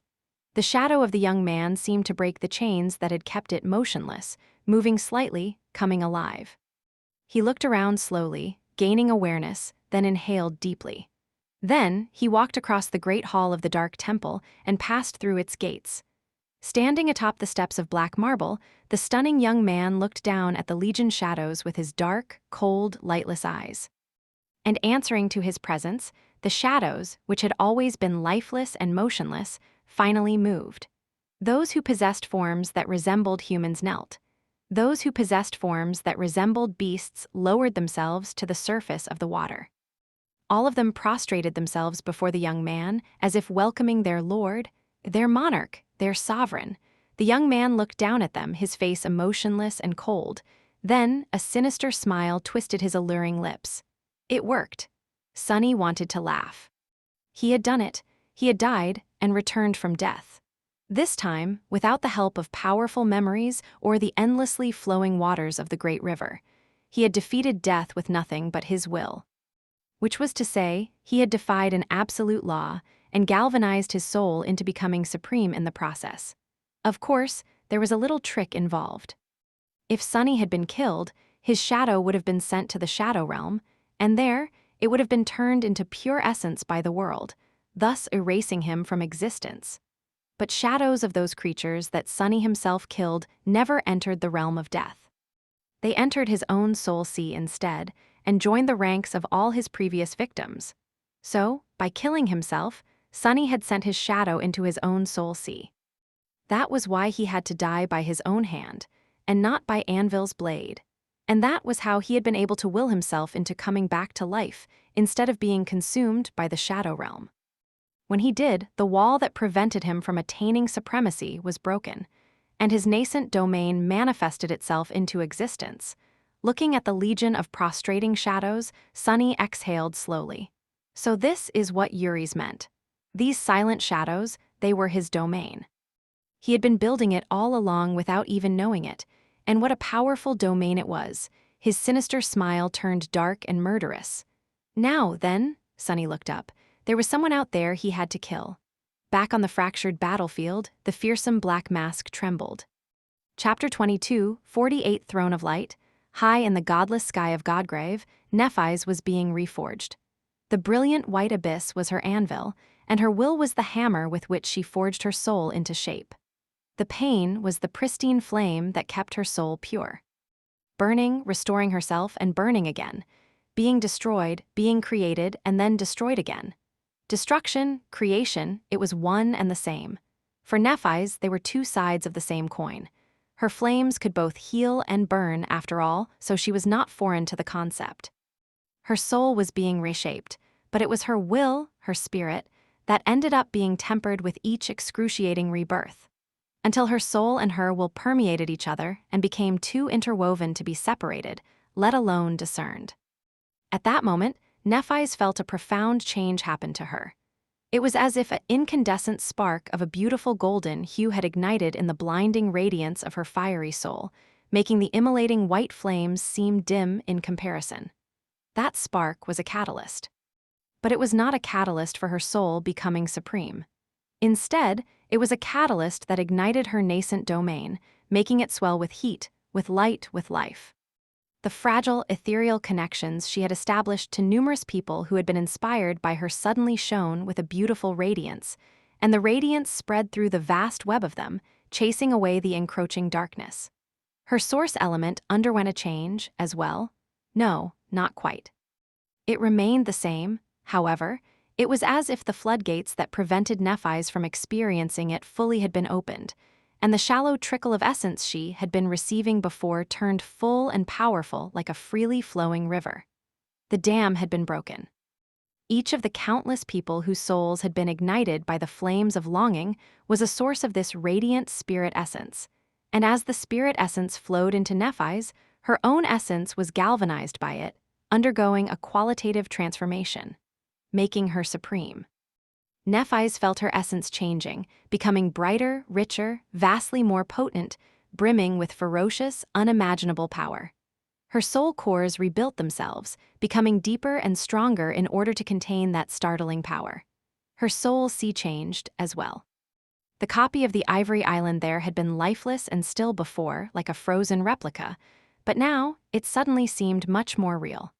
The blades of emerald grass swayed in the wind, glistening with dew.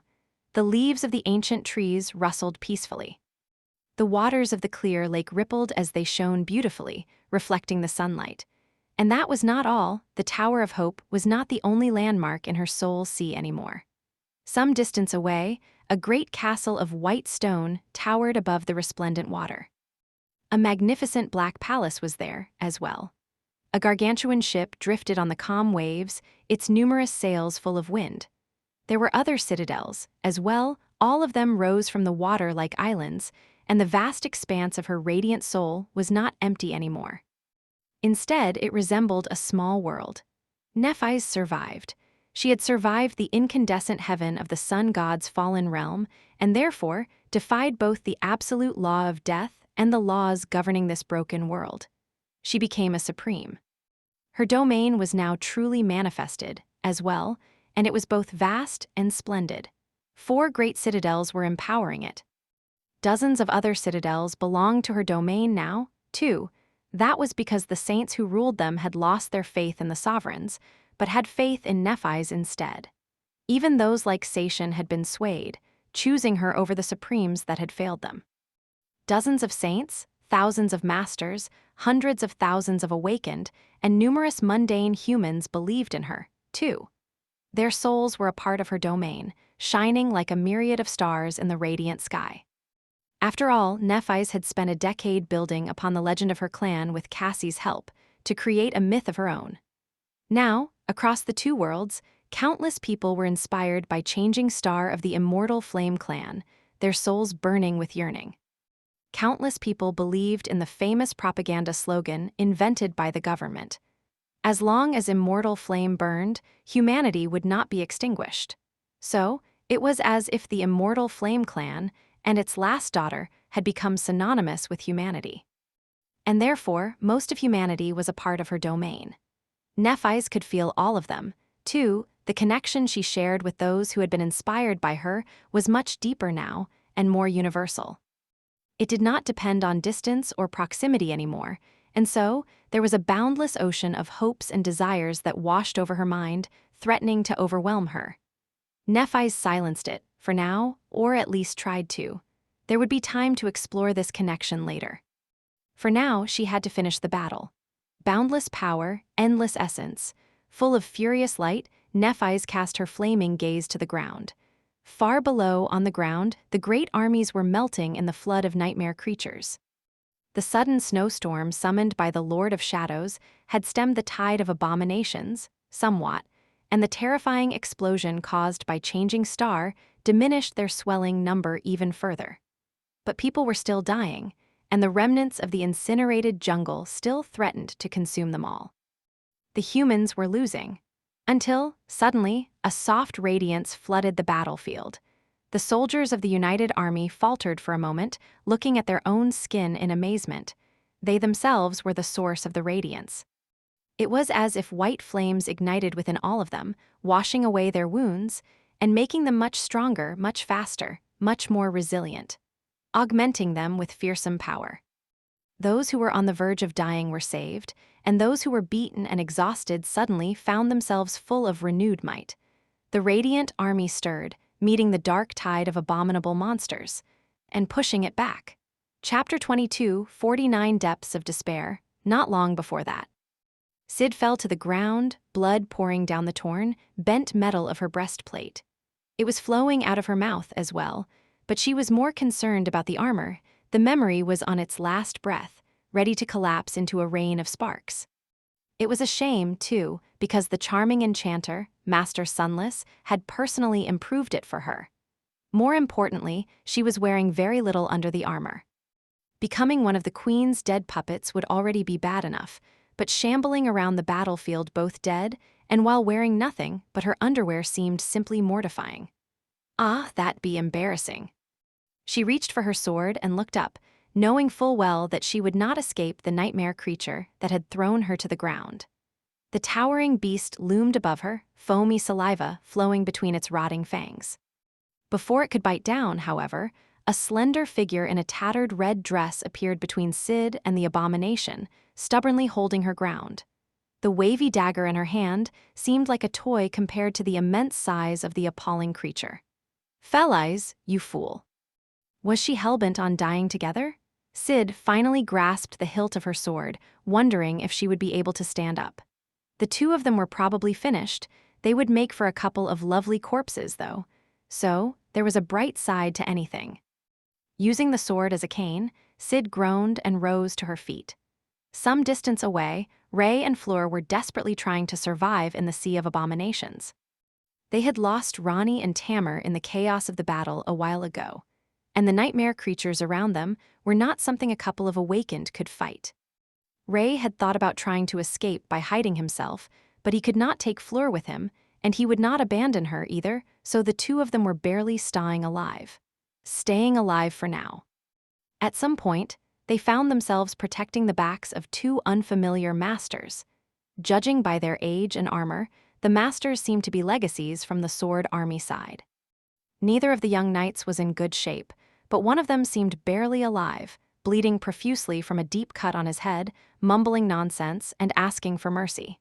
"Hey, mercy, you saw it right." The other master grabbed his friend and pulled him back, saving the young man from the claws of a hideous abomination. Saw what? The bleeding knight somehow managed to behead the nightmare creature and staggered upright. That vulgar scoundrel, that profligate lecher, Master Sunless, he's the Lord of Shadows. I knew it. I told you. He has been deceiving Lady Nephise this whole time, the sinister rake.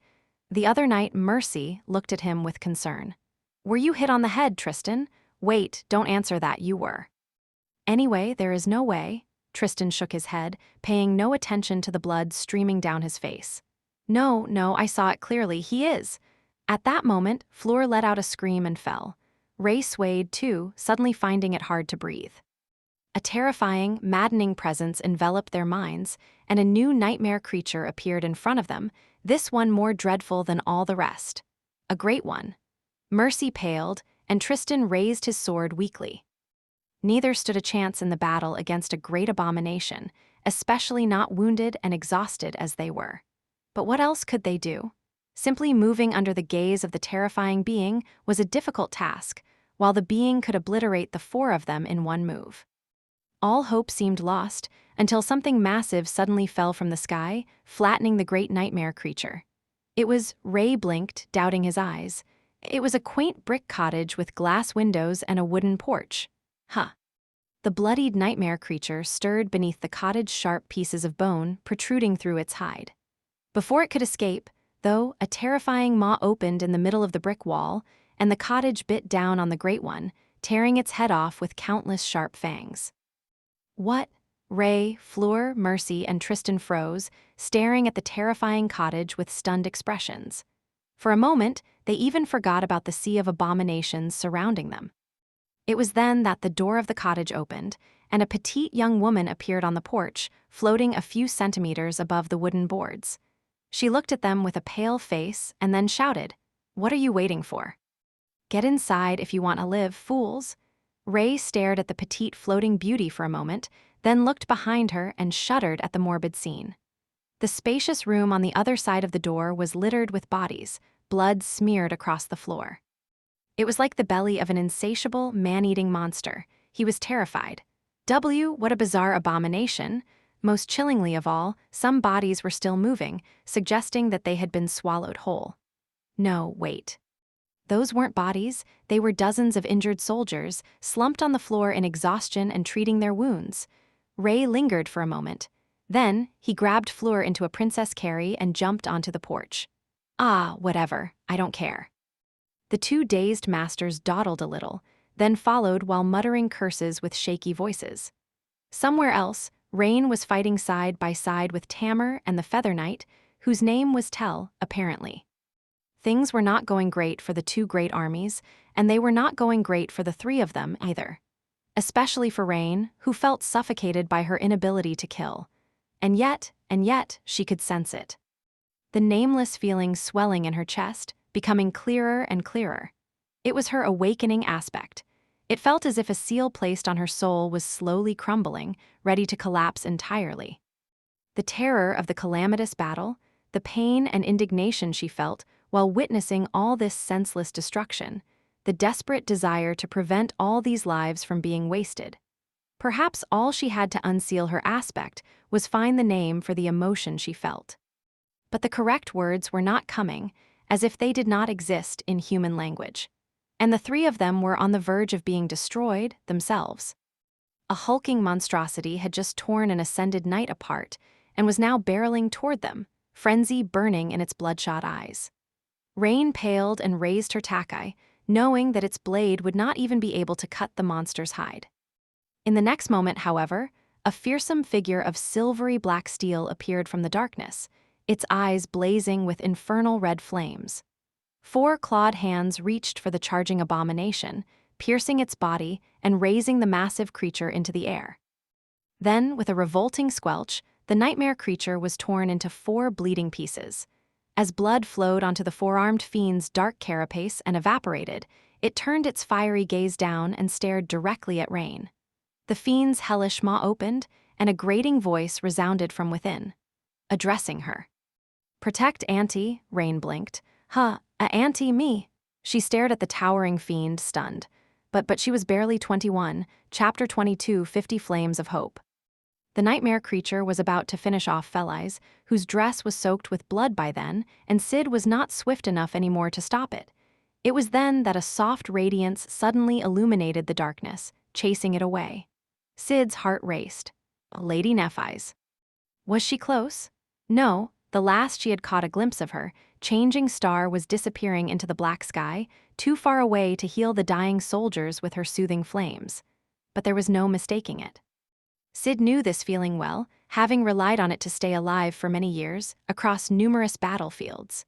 Granted, the warmth spreading through her body, washing away the pain, was far more potent than usual. Her wounds were healing much faster than they usually did when bathed in the gentle white flame. That was not all, either. There was a soft radiance glowing beneath Sid's skin, and she felt powerful, invigorated. She was brimming with power, her exhaustion gone. It was as if her body, which had already been at the pinnacle of what an Ascended could achieve, grew twice as strong. Even her soul felt empowered by the white radiance. Thank the gods. Activating her aspect abilities one after another, Sid rammed the abomination with her shoulder and sent it flying back. Felice, turning to look at the handmaiden, Sid could not help but grin. Felice was emanating the same soft radiance, and her wounds were healing as well. No. It was not just Felice. It was everyone. All around them, hundreds of soldiers, both of the song and the sword domain, not that there was a difference anymore, were being nurtured by the pure white flames. Their wounds were healing, and their power grew. And further away, it was the same. Sid's eyes widened. How? Before, Lady Nephi's could only bestow the gift of her flames to her most loyal followers, and only if they were close to her. She had developed that ability over the years, increasing its range and potency, until she could heal entire swathes of the battlefield, thousands of soldiers at the same time. But now, it was not just thousands, it was hundreds of thousands. The entire vast mass of the two great armies was being healed and empowered, while Lady Nephi's was nowhere in sight. But even without seeing her, people knew who had saved them. Voices rose here and there, full of gratitude, relief, and hope. Changing Star? It's Lady Changing Star. Immortal Flame is with us. Asterisk sitting among the wounded soldiers that the petite fairy had rescued with the help of her terrifying cottage, Ray suddenly flinched. What the? The interior of the cottage was suddenly much brighter than it had been before. All around him, people were glowing, he was glowing too. A familiar warmth filled his body, and the scrapes he had received during the battle disappeared without a trace. The same thing was happening to Flaw and the two sword army masters that had helped them survive. In fact, the only person who wasn't shining with a soft radiance was their fairy hostess, who floated in the air with a confused expression on her impishly pretty face. Ray recognized this feeling. It was the same warmth he had felt while being healed by Lady Nephi's. Outside the window, the soldiers of the two great armies were all being mended by the white flames, descending upon the sea of nightmare creatures with renewed vigor. One of the two sword army masters was the first one to stand up, summoning his sword and pointing to the door with a determined expression. "My fair lady, the benevolent mistress of the cottage, I, Tristan of Aegis Rose, am eternally grateful for your kindness. However, my honor compels me to rejoin the battle now that my wounds have been healed. Please, command your cottage to open its door." Ray and Fleur exchanged glances. Ronnie and Tamar were still out there, somewhere, fighting for their lives. Master Tristan must not have recovered from the blow to his head yet, considering his bizarre manner of speech, but the gist of what he had said was right. They could not hide away while their comrades were fighting and dying out there on the bloody battlefield. When Fleur nodded subtly, Ray sighed and rose to his feet. The rest of the soldiers slowly stood up as well. They turned to the hostess of the monstrous cottage and waited, their eyes were full of somber resolve. The petite fairy looked at them strangely. There was a pause and then she said, "The door has a handle, you know. You can just open it yourself." Rain stumbled and looked at Tamar with wide eyes. It was not every day that she saw her friend, glowing softly with a beautiful white radiance, as if she was a celestial being. No, wait. Why was the feather knight glowing as well? Why was everyone? Everyone except for Rain herself and the towering steel fiend that was. Their wounds were healing in front of her eyes, and their movements had turned swifter, the bite of their blades deeper. For a few moments, the nightmare creatures were actually pushed back. Rain remained still for a moment. It has to be Nephi's, right? Her head turned, and she stared into the distance. At the grotesque, harrowing, beautiful creature that towered above the shattered battlefield like a mountain. Queen's Song. Just as Rain looked at her, a fiery white meteor suddenly pierced the darkness of the black sky and crashed into the towering figure of the queen, causing a titanic explosion to shake the entire world. That was Changing Star, returning from the heavens. But there was something different about her now. Rain could not see from the distance, however. She knew one thing: the queen actually staggered from the blow despite not having been bothered by any attack before. Wait. A moment later, Rain forgot all about Queen's Song. And about Changing Star as well. It was because she sensed something that made her hair stand on end. She sensed the shadows all across the battlefield growing deeper, darker, and infinitely colder than before. As the great armies bathed in the warmth of the white flames, a sudden chill spread across the battlefield, as if death itself had let out a frigid breath. And then, the shadows moved. Chapter 22, 51, Supreme Shadow. A sudden chill spread across the battlefield, and a moment later, the darkness that had been pushed back by the sea of soft radiance seemed to grow deeper and darker, consuming the pure white light. Far away from where Rain was shivering in the cold, the King of Swords stood above a fearsome black mask that lay on the ground. The merciless sunlight was pouring from the torn veil of clouds, and so he remained motionless, his sword still reaching toward the enemy who had turned to ash. His face was expressionless, but there was a hint of unease in his steely gray eyes. The Lord of Shadows was gone, killed not by an enemy's blade, but by his own blade, and yet his shadow remained. A disembodied shadow was a strange sight to behold, but it was the mask that made the king wary. Laying atop the forlorn shadow, the fearsome Max stared back at him, impenetrable darkness nestling in its eyes, and then it trembled. Almost at the same time, the blinding radiance of the incandescent white abyss dimmed. The veil of clouds repaired itself, and the space he had severed was mended as well. Anvil was suddenly surrounded by cold darkness. The fearsome black mask rose into the air, the shadow of his slain enemy rising with it, taking shape until it turned into a familiar figure. The Lord of Shadows looked at the King of Swords coldly, as good as new. Anvil seemed rattled for the first time in many, many years. Impossible. It was not that his enemy seemed to have come back to life after being burned to ash by the merciless sky of Godgrave. It was that his subtle but chilling presence had somehow grown vastly more powerful, now dwarfing even Anvil's own. The mask dissolved into shadows, revealing a handsome, pale face. There was a sinister smile on the young man's lips, but his black eyes remained bitingly cold. Smiling darkly, Sunny looked at Anvin. "Oh, but it is possible, King of Swords." He raised a hand, commanding Serpent to assume the form of a black Odachi, and inhaled the sweet air of the world of the living with a full chest. He felt incredible.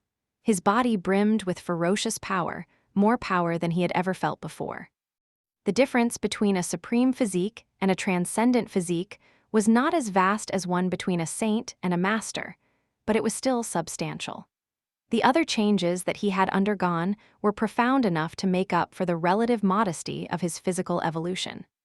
He was still making sense of some of them, but other differences were quite apparent. First of all, there was the quality of his essence. It had become far more potent, overflowing with an unfathomable amount of cold, fearsome power. Second, there was the quantity of his essence. In short, it felt endless. Sunny possessed 7 cores and soul weave, so the rate at which he replenished essence had always been abnormally swift. That rate had further improved now that he was supreme, but it was not the main reason why his reserves of essence seemed inexhaustible.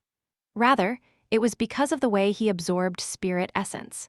Before, Sunny could passively absorb small quantities of it when surrounded by his source element.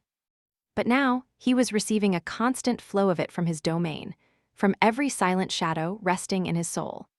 His connection to the silent shadows had deepened and evolved, and since there were tens of thousands of them, the influx of essence from the shadows made it almost impossible for him to exhaust it. In other words, a sovereign had access to a nearly limitless amount of soul essence for as long as they were in their domain. That explained a lot about how Anvil and Kai Song were able to wield their incredible powers, as well as some of their actions during the war, but Sunny was not like them. He was quite special. In fact, he was unique. Because, unlike other Supremes, he carried his domain within his soul. Therefore, his domain was self-contained and would be with him wherever he went.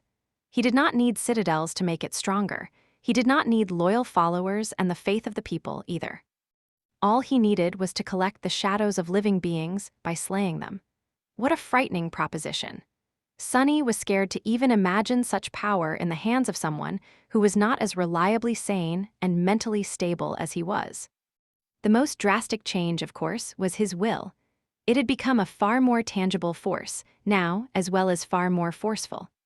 Sunny had known how to wield it before, but it was only after he clashed with Anvil and observed him using the will as a weapon that he truly understood how to control it. How to bend the world to his will.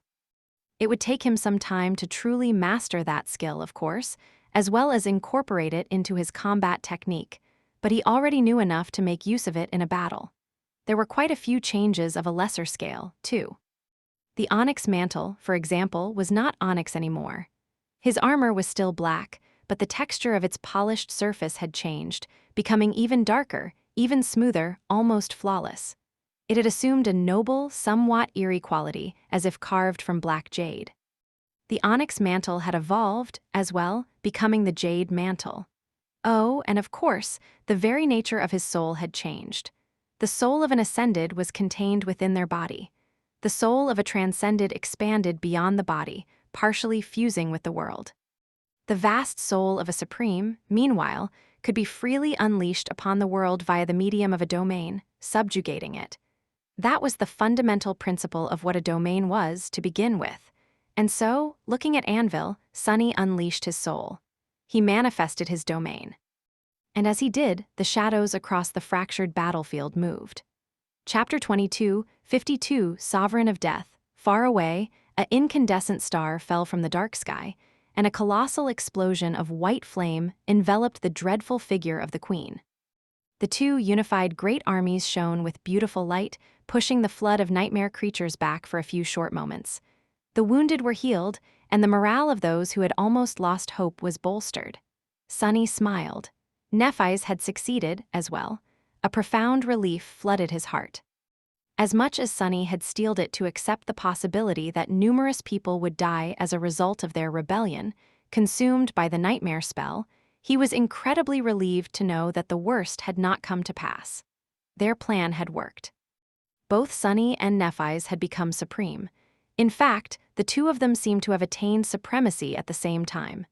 Nephis was already helping the two unified armies, so it was only proper for him to lend a hand as well. Sunny allowed one of his shadows to separate itself from his body and dart away. Now that he was supreme, each of his shadows was deep and vast like Yaren Ocean. A few seconds later, the shadow reached its destination and opened like a gate that led to the tranquil depths of his lightless soul. "Come forth, my shadows," Sunny laughed. "Look closely, King of Swords. Look and see why war can never triumph over death." As his words echoed in the darkness, a cold wind blew across the battlefield, as though death itself had let out a frigid breath. The shadows moved, and dark figures slowly rose from them like an inky black sea. There were a myriad of them. Some were small, some were enormous. Some were weak, some were immensely powerful. Some were human, while most were monstrous. The army of shadows had left the peaceful stillness of his soul and entered the real world, flowing across the surface of the ancient bone in eerie silence. The shadow of Mountain King was among them. There was a legion of nightmare creatures of the Forgotten Shore, led by the appalling Spire Messenger, and the forsaken knight of the ruined cathedral, and a few sleepers of the bright castle, as well led by the shadows of Harris Castor, and the lost companions of the first bright lord. The shadow of the soul-devouring tree towered above the battlefield, its enormous branches swaying in the wind. There was a legion of abominations from the chained isles, too, led by the shadows of the war maidens and the twin shadows of Solvane. The Barrow Wraith Sunny had once slain, while defending Rain's school from a nightmare gate were there, as well. The largest legion by far was the nightmare creatures Sunny had slain in Antarctica. Fallen Titan Goliath was among them, as well as Winter Beast. There was also the defiled Seeker of Truth, the remnant of the Jade Queen, Sibyl of the Fallen Grace. The shadows of Knight Amarin and Saint Dire Fang were there, too. There were dreadful abominations of the tomb of Ariel there, as well.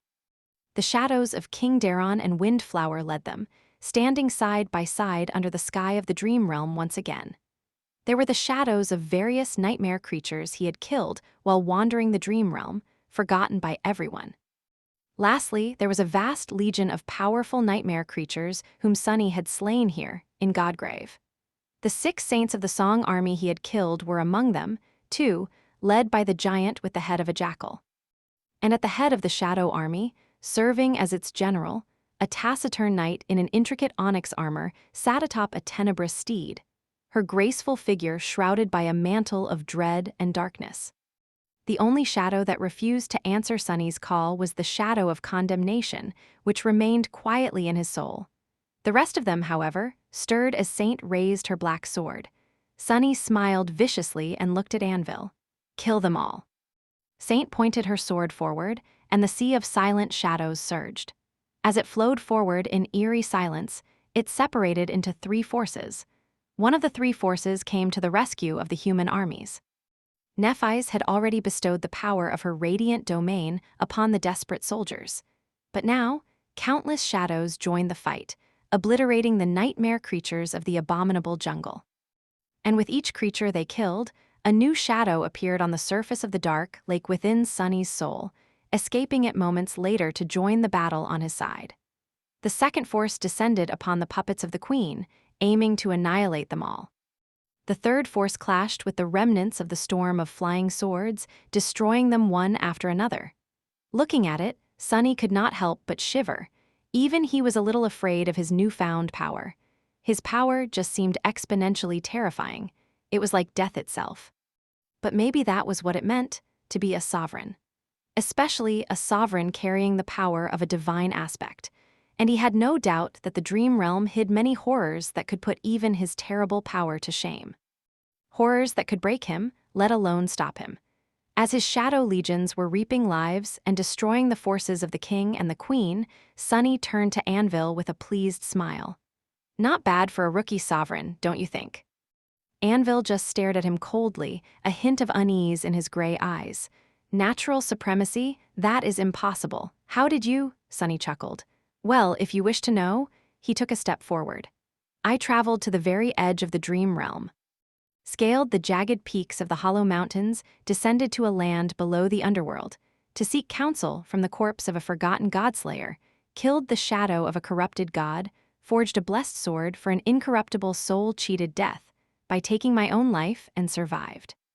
Then he looked at Anvil with dark fury and added in a low voice, but mostly, I just really wanted to kill you. I guess you just pissed me off that badly, Anvil. Grasping the hilt of his odachi, Sunny pointed it at the King of Sword. So, prepare to die, bastard. Chapter 22, 53, Reversal. Even if Anvil had been rattled by the shocking turn of events, he did not allow himself to stay in that state for more than a few seconds.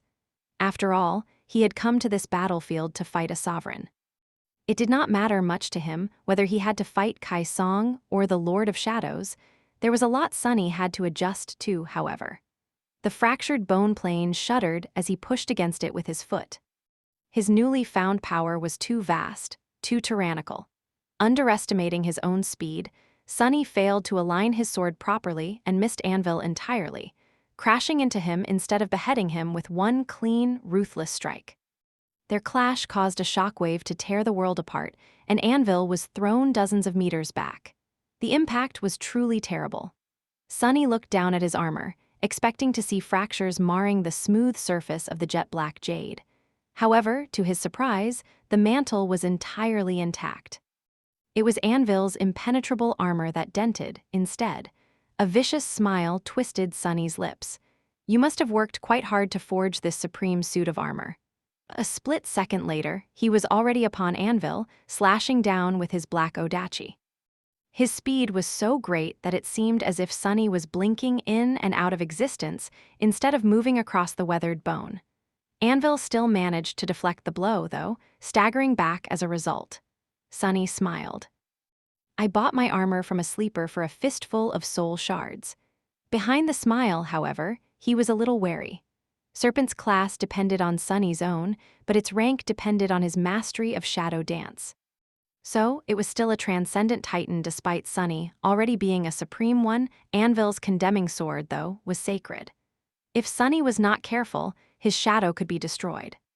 So, he allowed 3 of his shadows to flow down his arms and envelop Serpent instead, augmenting both its power and its resilience. It was only then that Sunny considered his current state. His original body had been destroyed, so only the 7 incarnations remained. It was a strange reversal. Before, he had been a human who needed to spend essence in order to turn into a shadow, but now being a shadow was his natural state. Instead, he needed to spend essence to assume the shape of a human. The expenditure was minuscule compared to the unfathomable rate with which he replenished essence, but it was still a curious fact. In any case, one of his shadows was serving as a gate for the Silent Legion. 3 were augmenting Serpent, and 3 were serving as his body now. Which meant that he was still 3 times stronger than Anvil, more so, really, since the Shadow Realm fragment was empowering him. The King of Swords stood no chance. It was as if their roles had been reversed. Sensing the gap but remaining indifferent to it, Anvil grasped the hilt of his sacred sword with both hands and looked at Sunny somberly. You talk too much. Sunny grinned as he raised the black odachi. That's because I have a lot to say. They clashed once again, moving with stunning speed. This time, Anvil was the one to lash out with his sword, empowering his attack with razor-sharp will, just like he had done before to cut Sunny's courage, determination, and hope. However, this time, his cold will clashed with Sunny's own. And although Sunny was new to wielding his will in a battle, he managed to resist Anvil's ruthless strike unscathed. His grin widened. Now, then, let me get a few things off my chest. As the smile disappeared from his face, replaced by a chillingly cold expression, he exploded into a whirlwind of darkness. The clangor of steel roared above the fractured bone plane, and the ancient bone itself groaned, huge chunks of it plummeting into the black smoke, veiling the burning hollows below. Sunny unleashed a barrage of strikes upon Anvil, suppressing him and pushing him back. Where should I start? He cut down, used the momentum of his deflected attack to close in, and rammed the King of Swords with his shoulder. Anvil let out a pained grunt. First of all, you are a rotten bastard. Even worse, you are also an utter fool. Did you really think that strangling your heart and turning yourself into an emotionless tyrant would save you from the curse of your flaw? That you would not lose anything if you did not care about anything? Anvil caught the black blade of the serpentine odachi in a bind, but Sunny lowered his hands and easily overpowered him, circling the sacred sword and pushing his own up. Anvil leaned back at the last moment, but a long cut was still left on his cheek, swelling with blood. That is the entire reason you lost everything, you vile fool. If you were not such a sorry excuse of a father, your children would not have grown to despise you. And if you were not such a failure as a ruler, your subjects would not have turned their back on you. All of this mess is your doing. One foolish man has almost destroyed the world. Bastard, are you proud of yourself? Anvil did not respond, straining to survive in the onslaught of lethal attacks. Maybe engaging in a conversation was a luxury he could not afford at the moment. Perhaps he simply did not care. His cold gray eyes were calm and focused. Sunny snarled, thrusting his odachi forward to destroy one of the red runes glowing on the surface of Anvil's armor.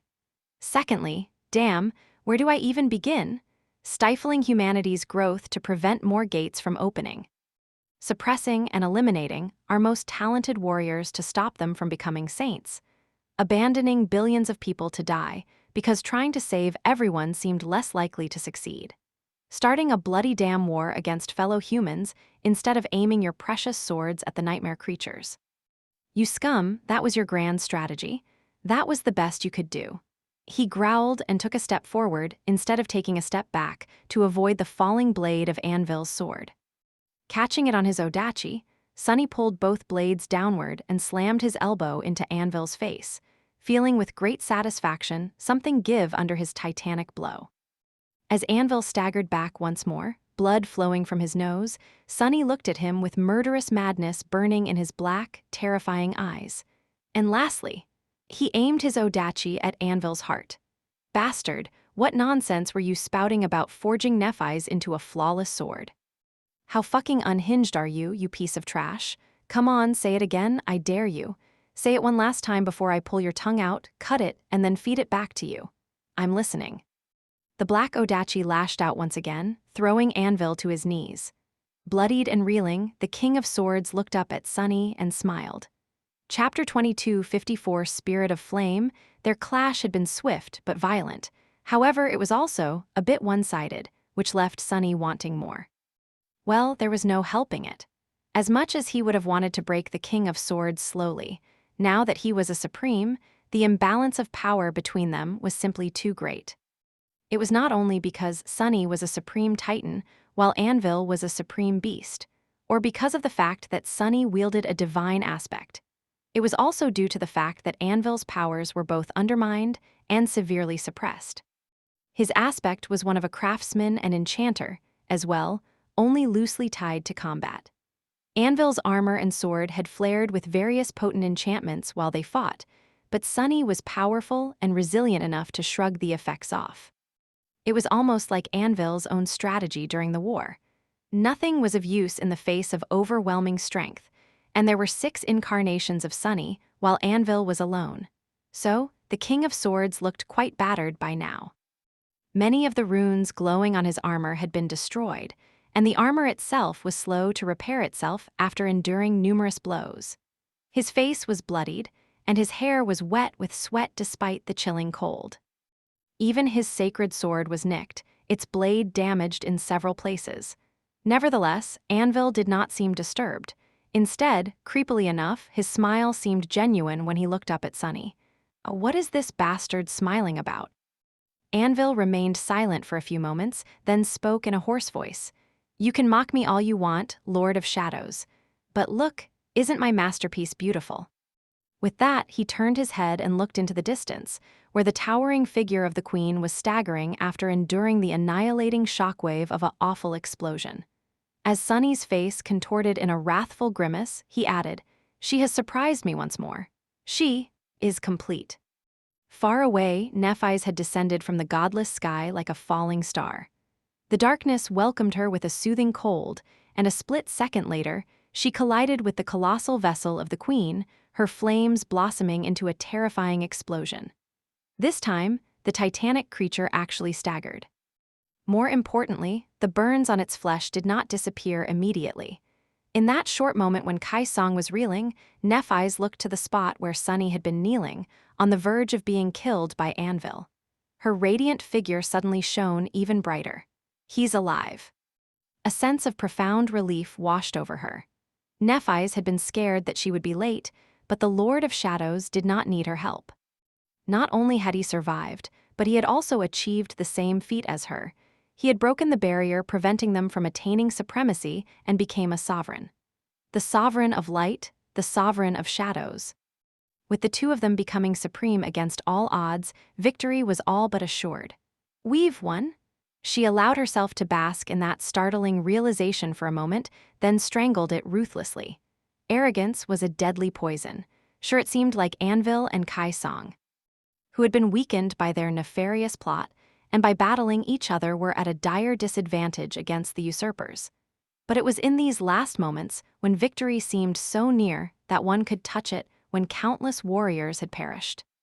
Lulled into complacency by the illusion of safety, Nephis was not going to make the same mistake. Some distance away, the two great armies were shining with the radiance of her newly established domain. The darkness stirred, and countless shadows rose from its depths, descending upon their enemies.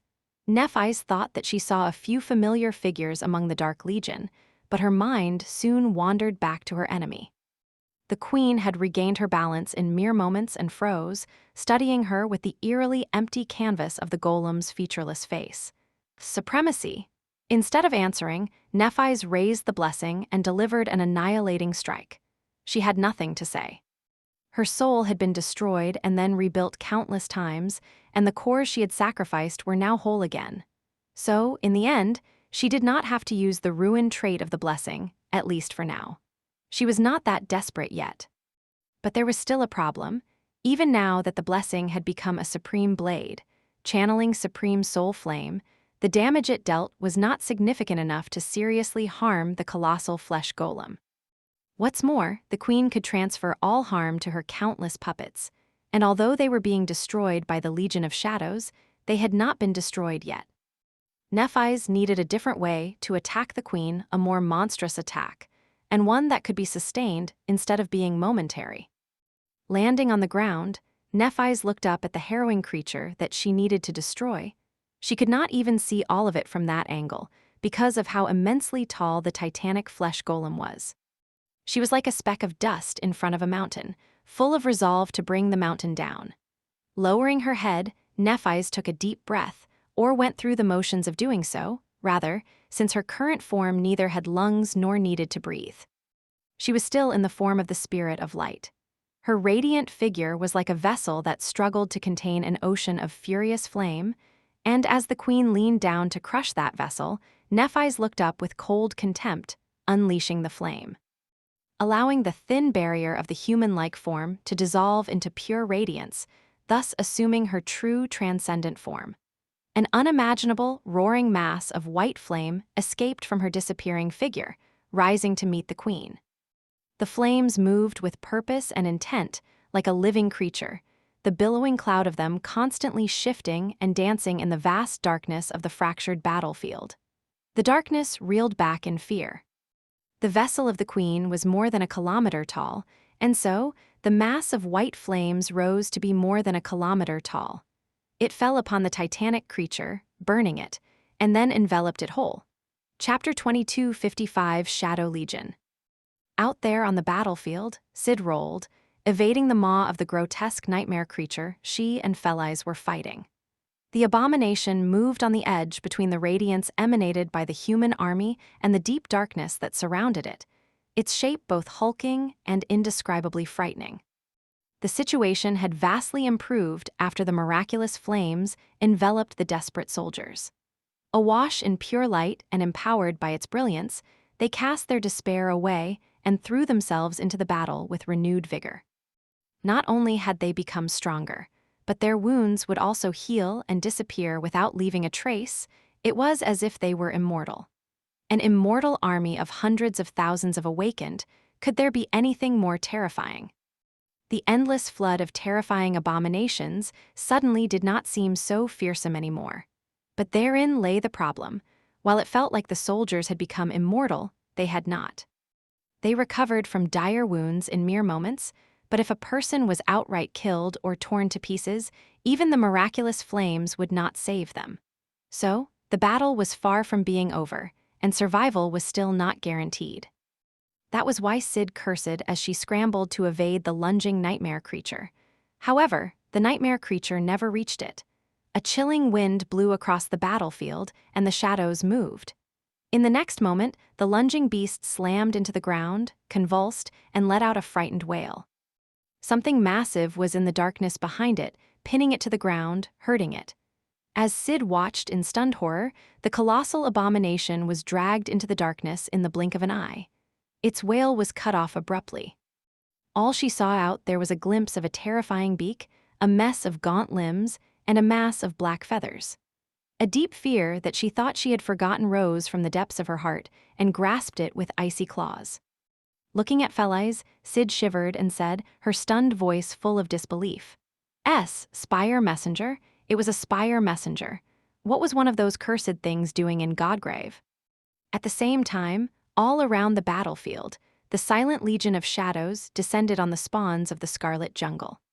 A harrowing massacre unlike anything the seasoned warriors of the great armies had seen before began, washing the white bone in blood. In one corner of the battlefield, Revel was kneeling on the ground, pale and weak from paying the price for having gone against her Flaw to join the battle in daylight. She could barely move. Before she was swallowed by a towering great abomination, though, the shadow of a giant with the head of a jackal slammed into it, and the shadow of a monstrous wolf-like warrior sank its gangs into the creature's throat. Her eyes widened.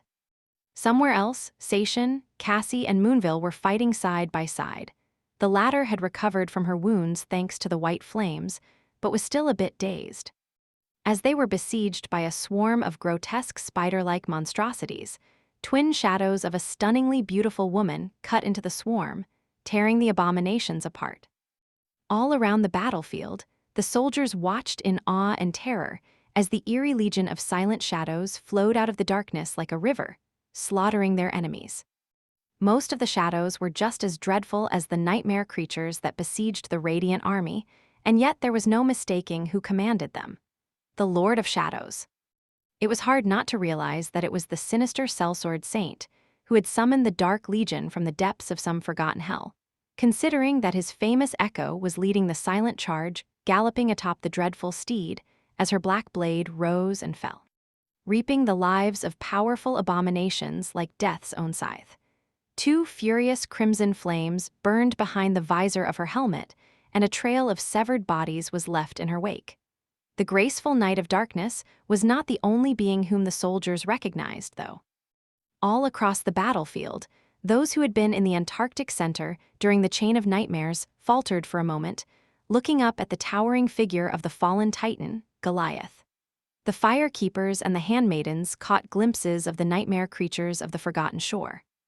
Others were terrified to see the hulking figures of the dreadful abominations who had been slain in front of their eyes during the conquest of Godgrave. It was as if the gates of the land of the dead had been opened. There were many instances like that, instilling the soldiers with relief, gratitude, and fear in equal parts. Even knowing that the Silent Legion belonged to the Lord of Shadows, it was hard not to fear it and fear him as well.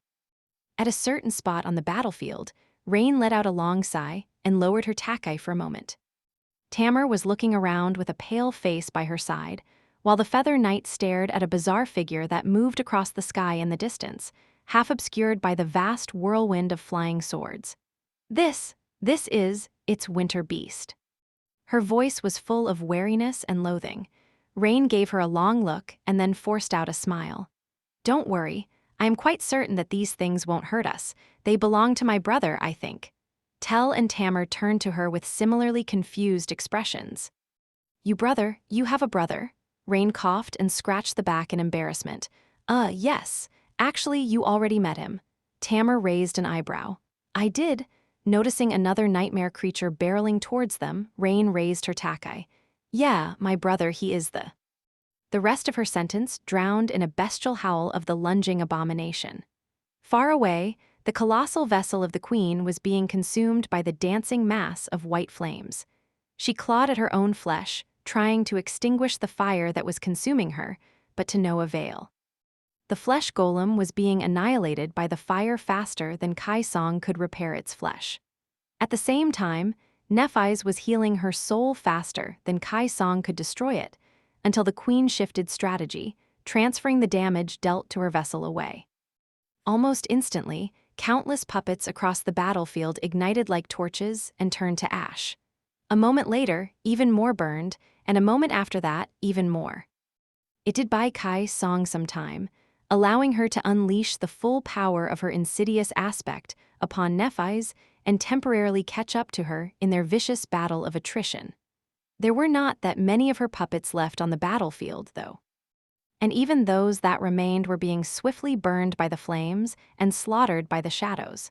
Chapter 2256, Abominable Curse. She is complete. Sunny traced Anvil's gaze and remained motionless for a few moments, looking at the towering figure of the Queen's vessel, which was enveloped by white flame like a gargantuan pyre. Her dead flesh was burning. Sunny's pale face was illuminated by the distant light of Nef's transcendent form. Looking at her, he took a deep breath and forced his murderous anger to subside. His expression turned cold and somber.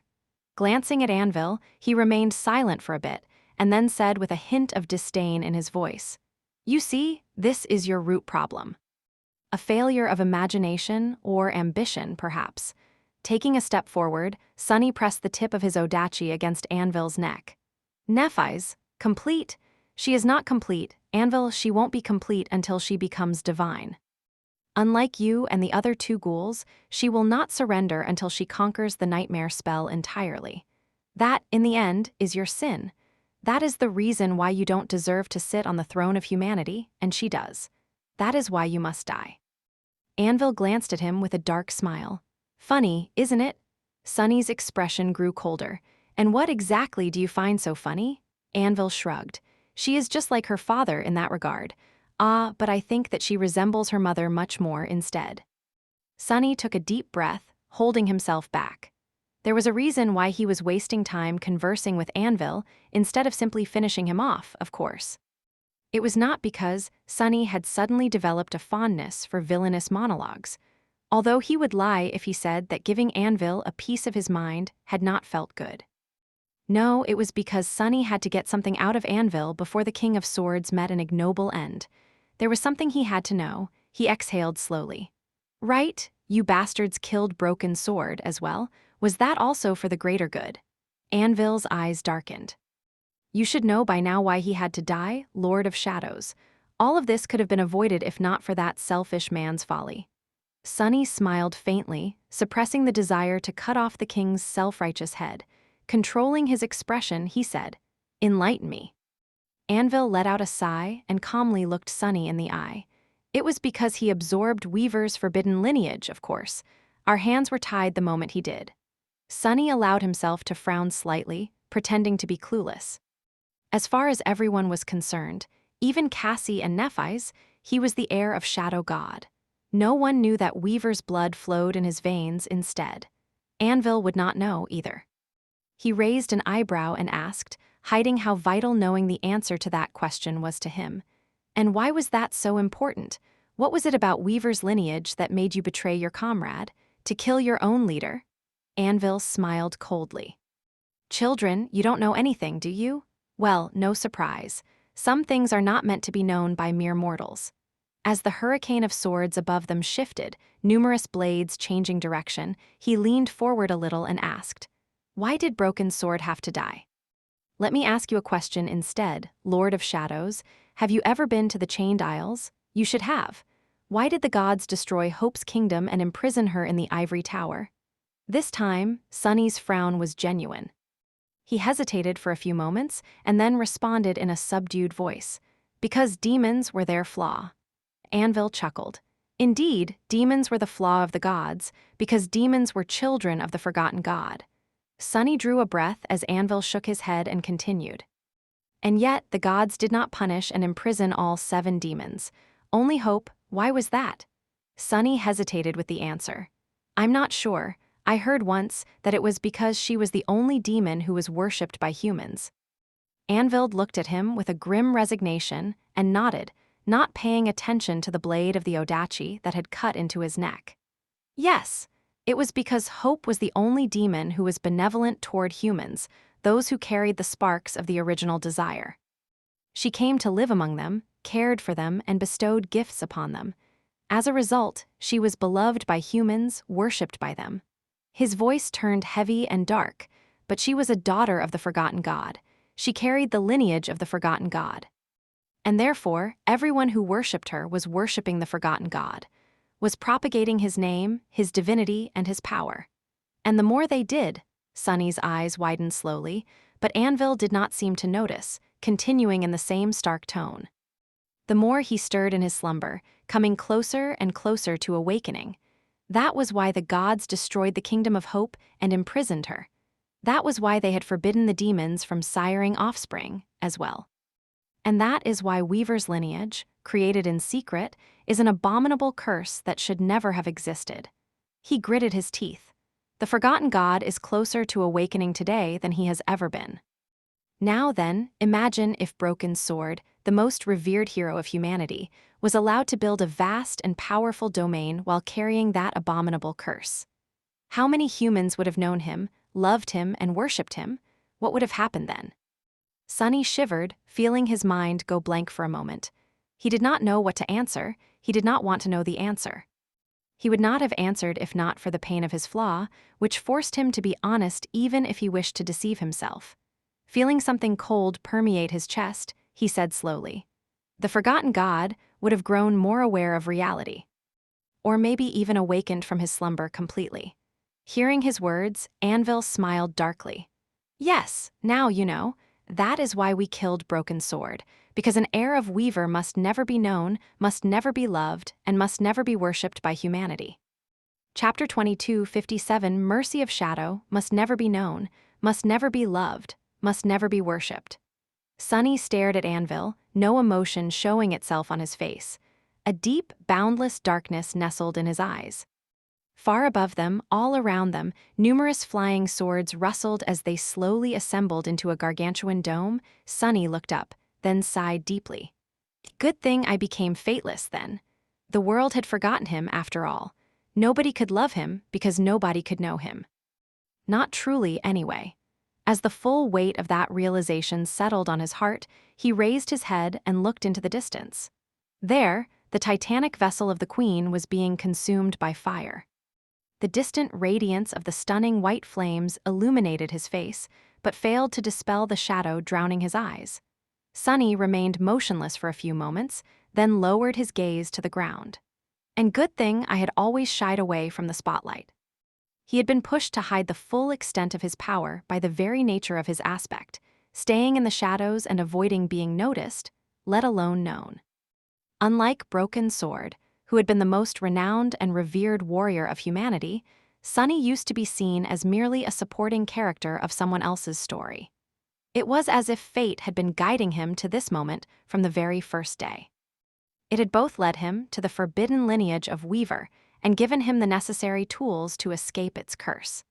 Even without knowing the reason why the weave had been forbidden, Sunny mostly managed to avoid paying the price for receiving its incredible boons. Earning a true name in the first nightmare, possessing a divine aspect, finding a lineage memory, and accomplishing all his astonishing feats. Anyone else would have become a venerated champion of humanity, but Sunny had hidden himself well. He detested the idea of being called a hero, anyway, so staying in the shadows suited his tastes far more. Nephi's could stay in the spotlight for both of them. There was a small problem, though. Sunny had done well in the past, but currently he was not doing that great as far as remaining unnoticed went. In fact, he really messed up. Sleeper Sunless, Awakened Sunless, and Master Sunless were all obscure and seemingly insignificant figures. The Lord of Shadows, however, was quite infamous.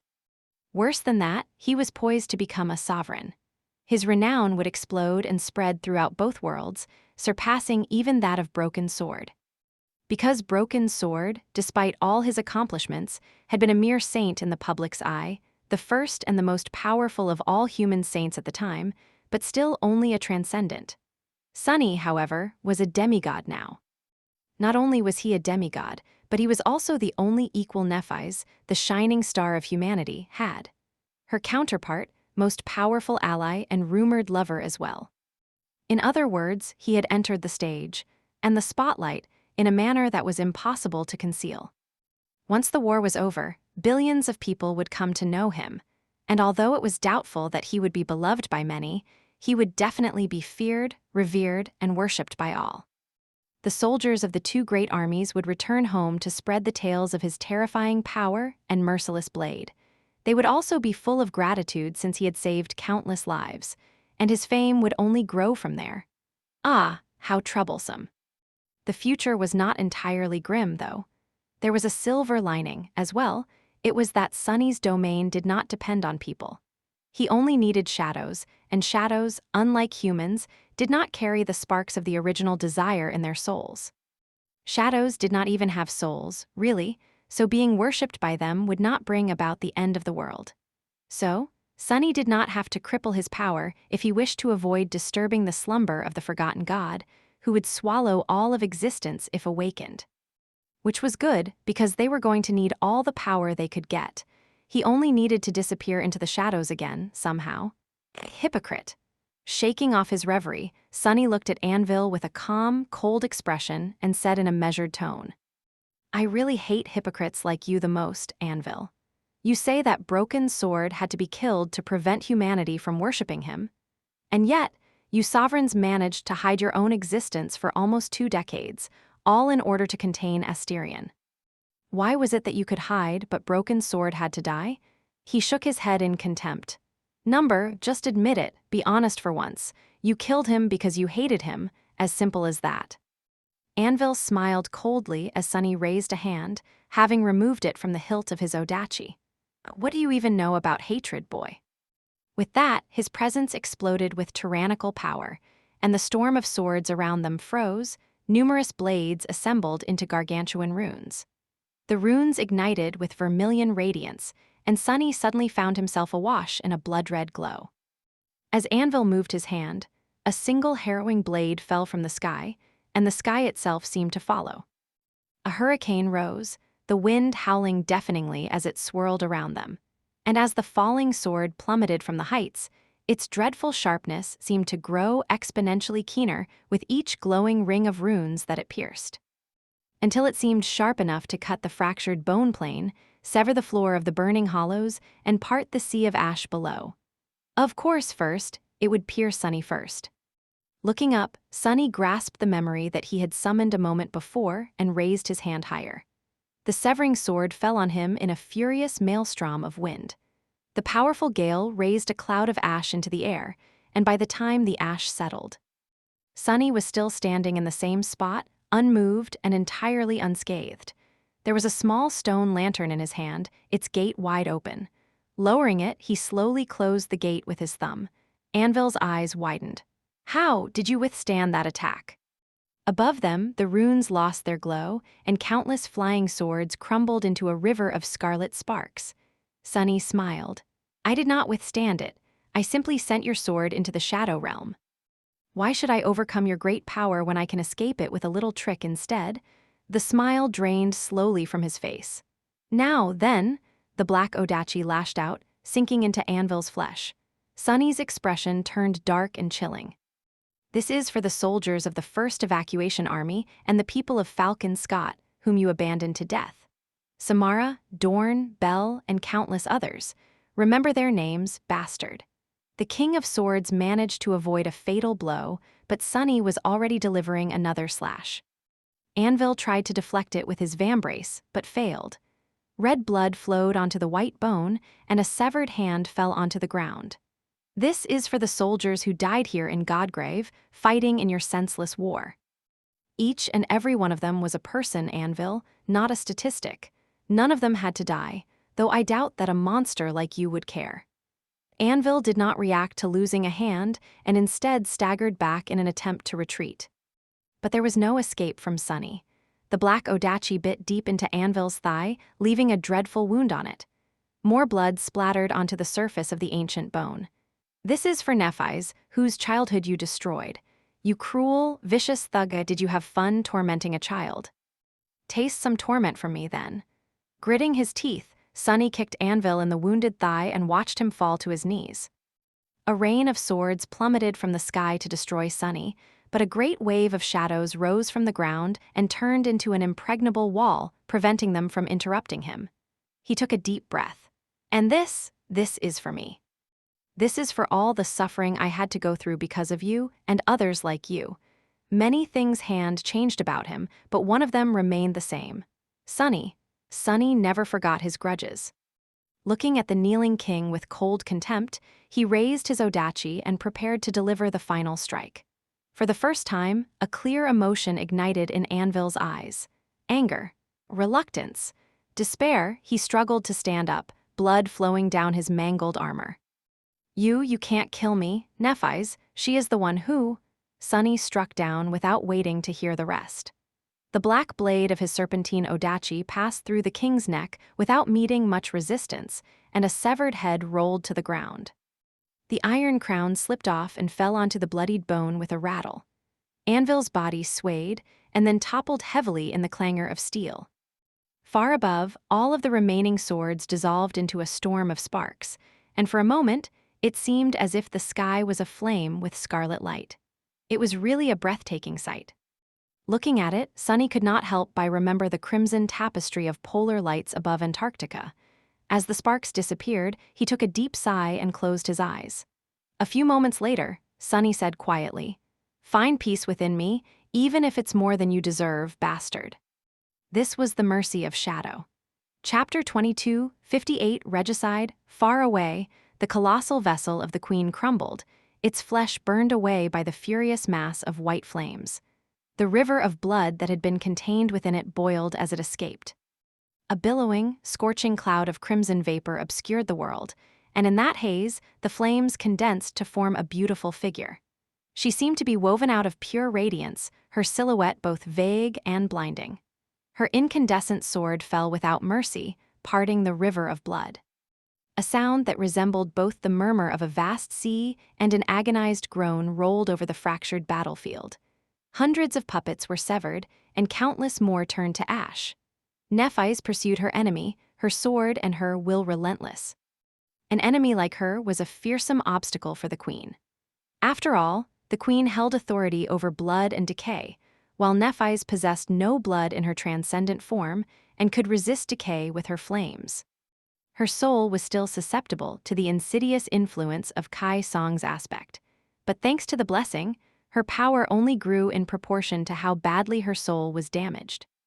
That is why naviSgate had chosen to fight Kai-Song, the stronger of the two sovereigns, while relying on Sunny to face Anvil. That was why she was winning. She was going to kill the Queen soon. How strange. Even focused entirely on the battle, naviSgate found herself distracted by the reality of what was transpiring. She had spent most of her life waiting for this moment, waiting for revenge. From the moment the immortal Flame clan fell into neglect and obscurity until now, she always knew that she would kill the traitors who had ruined her family one day. Her hatred of the sovereigns did not originate from one source, from one fateful injustice. Instead, it was born from 1,000 unforgivable grievances that she had endured growing up.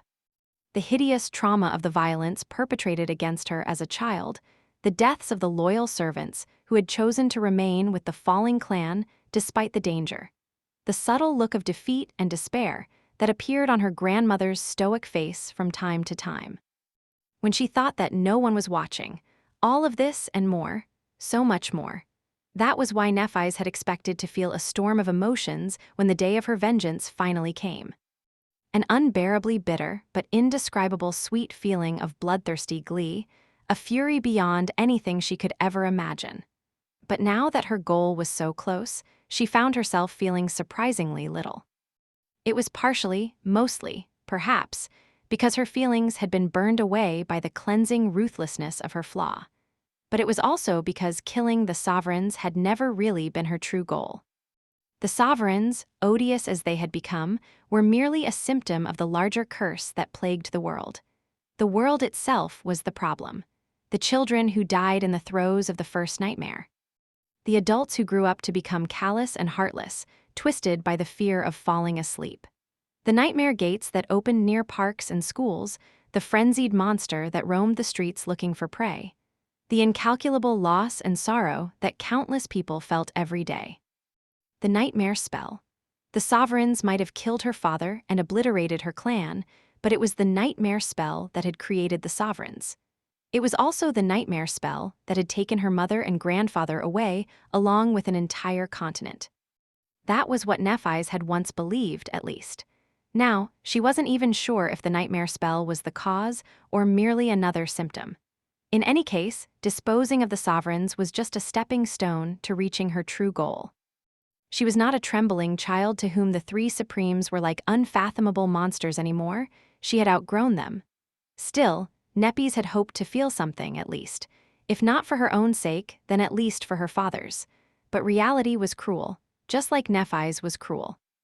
As her searing sword cut the river of blood, annihilating some of it, the number of puppets continued to dwindle, until there was none left. And then, the moment she was wary of came, far away, in the midst of the great unified army, Cassie staggered and screamed.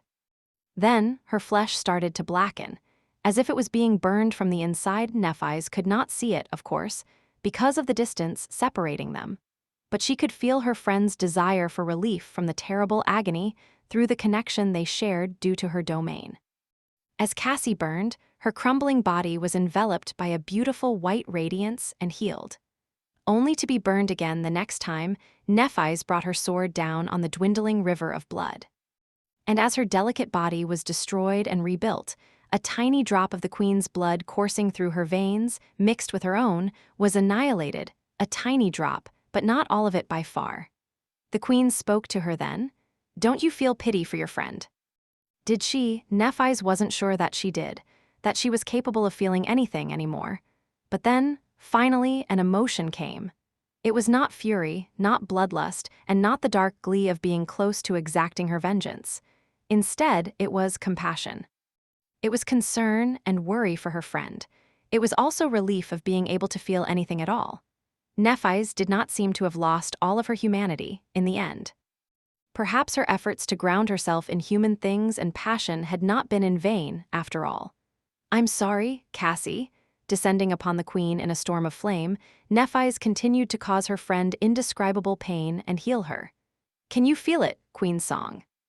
"Your daughters have turned their backs on you. Your callousness has driven even them away, and now they are a part of my domain." It wasn't all of them just yet, but Sation was the key.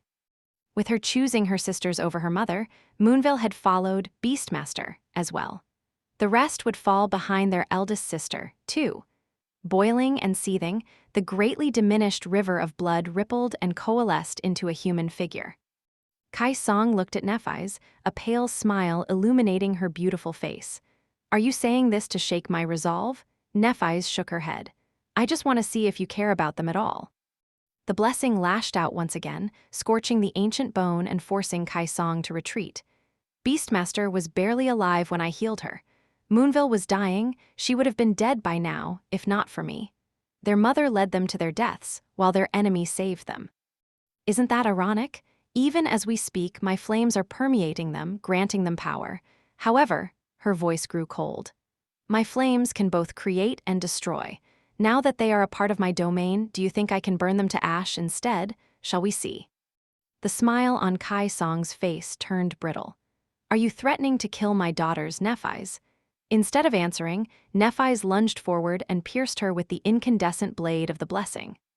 Far away, a terrible wound opened on Cassie's chest, and she fell to her knees, her flesh being burned and blackened, then mended by the white flames. Nephis felt a new emotion. It was anguish. This battle of theirs was going to end soon, she said calmly. "No, I am promising to keep them alive, as long as you don't retreat from this battlefield until one of us is dead." The queen had to have other puppets hidden in secretive places. Even if Kai had managed to destroy those that had been left in Ravenheart, there would have been more elsewhere. And since any of them could serve as Kai Song's primary vessel, the only way to kill her was to make sure that she chose to fight to her death. The only weakness the queen had was her daughters. Her love for them, no matter how twisted, was her flaw, and Nephis was not above using that flaw to destroy her. Kai Song raised a hand and grasped the scorching blade of the blessing, looking at the beautiful spirit of light in front of her with her eerie dead eyes. "Do you think you can kill me here, Nephis?" Nephis channeled her flames through the blessing, knowing that Cassie was screaming somewhere far away. "Did you think that you could kill my father?" As Kai Song pulled her closer and thrust her pale hand into the incinerating radiance of Neph's transcendent form, shredding her soul with her will, Nephis asked evenly, "Did you think that you could destroy the immortal Flame Clan?" The two of them stood still, ravaging each other. "Did you think that the end justified the means, that all your sins would be forgiven as long as you had one?" There was one more emotion, now, a strange, childish sense of hurt and resentment. "Then why didn't you win?" "If only you had won, then I wouldn't have to, I wouldn't be suffering all this pain because of you." Somewhere far away, the last of the queen's blood evaporated from Cassie's veins. The blind seer curled on the ground, shuddering, tears streaming down her blackened face. Moments later, the soft radiance erased the terrible burns, restoring her exquisite beauty. But the echoes of pain in her eyes remained. Kai-song slowly shook her head, her smile slowly crumbling. "You don't even know what you are unleashing, child." And then she burned. She burned and burned, disappearing into the merciless flames. But until the very end, she did not retreat. That was how Kai-song, the Raven Queen, died. Chapter 22:59 Triumph. Sunny stood above Anvil's corpse, looking silently into the distance. The battlefield had grown eerily quiet at some point. The storm of swords was gone. The sea of dead puppets had been eradicated as well. Now, his shadows were finishing off the remaining nightmare creatures of the jungle and the few great ones whom he had brought here himself as well. The battle was all but over. And with it, the war was all but over too. A deep sigh escaped from his lips. The sovereigns are no more. Well, two of them were no more, at least. The third one still remained somewhere out there, shrouded in mystery. But that was a problem for another day. Come to think of it, we are the sovereigns now instead. Sunny could not quite fathom that everything had ended just like that. He had been preparing for this battle for close to 2 years. Nephis and Cassie had been building up to this moment for much longer still. The threat of the sovereigns had been so oppressive and had ruled their every breathing moment for so long that it was hard to accept the fact that it was all over. But maybe that was the point. After all, the very reason they had conspired to eliminate the sovereigns was that the sovereigns were incompetent. Despite their great accomplishments, Anvil and Kai-song had been inadequate in front of the dire trials facing humanity today. They had been a titan with feet of clay. The King of Swords, that madman, had even wanted to die, at least that was the feeling Sunny got there, at the last moments. Granted, Anvil had wanted to die in a different way. The road to supremacy had been long and arduous, but the battle itself was swift and decisive. It was a triumph, but when did it all go wrong for them? And would the same happen to him and Nephis? Surely not. If for no other reason than that they already had a bitter example of what not to do. We've won. Sunny finally realized that unbelievable fact. Unlikely as it was, their conspiracy had achieved its goal. The tyrants were gone, and he and Nephis were perfectly poised to usurp their thrones. There was just one problem. As he stood without movement, there was a rustle of wings, and Nephis landed on the ground behind him. She had assumed her human form once again, the fiery radiance of her true self only betrayed by the blinding white radiance burning in her eyes. Her face was still and expressionless, devoid of any emotion. She must have lost the ability to feel once again. Perhaps she had lost more than ever before, having undergone the terrible trial of attaining supremacy in the incandescent white abyss of the merciless sky above Godgrave. She looked at Anvil's corpse, not showing any particular reaction. After a while, Nephis said, "Somehow, I imagined that I would be the one to kill him." Sunny had imagined the same as well. He had even considered leaving the King of Swords alive for a bit longer to let Nephis find closure by confronting him one last time, for the first time, really. She had never faced Anvil, her father's killer, without a veil of deceit hiding her true feelings before. And now, she never would. There was little closure to find on this ravaged battlefield today. If there was, it would have been neither Sunny nor Nephis who killed the king. It would have been his son, Mordred, instead. Actually, Sunny was quite surprised that Mordred had not shown up until the very end. He had been completely sure that the Prince of Nothing would pull some stunt or another during the battle. Perhaps something went wrong in True Bastion, preventing Mordred from playing his carefully prepared cards. Granted, he must not have expected to be forced to fight a cursed demon today. Sunny sighed. Killing him was easier than I had expected. Nephis turned to him and remained silent for a few moments. Maybe it was because he was already dead, where it counts. You would not know because you have not spent a lot of time around hollows, but looking into his eyes felt like looking into my mother's eyes sometimes. It was an eerie feeling.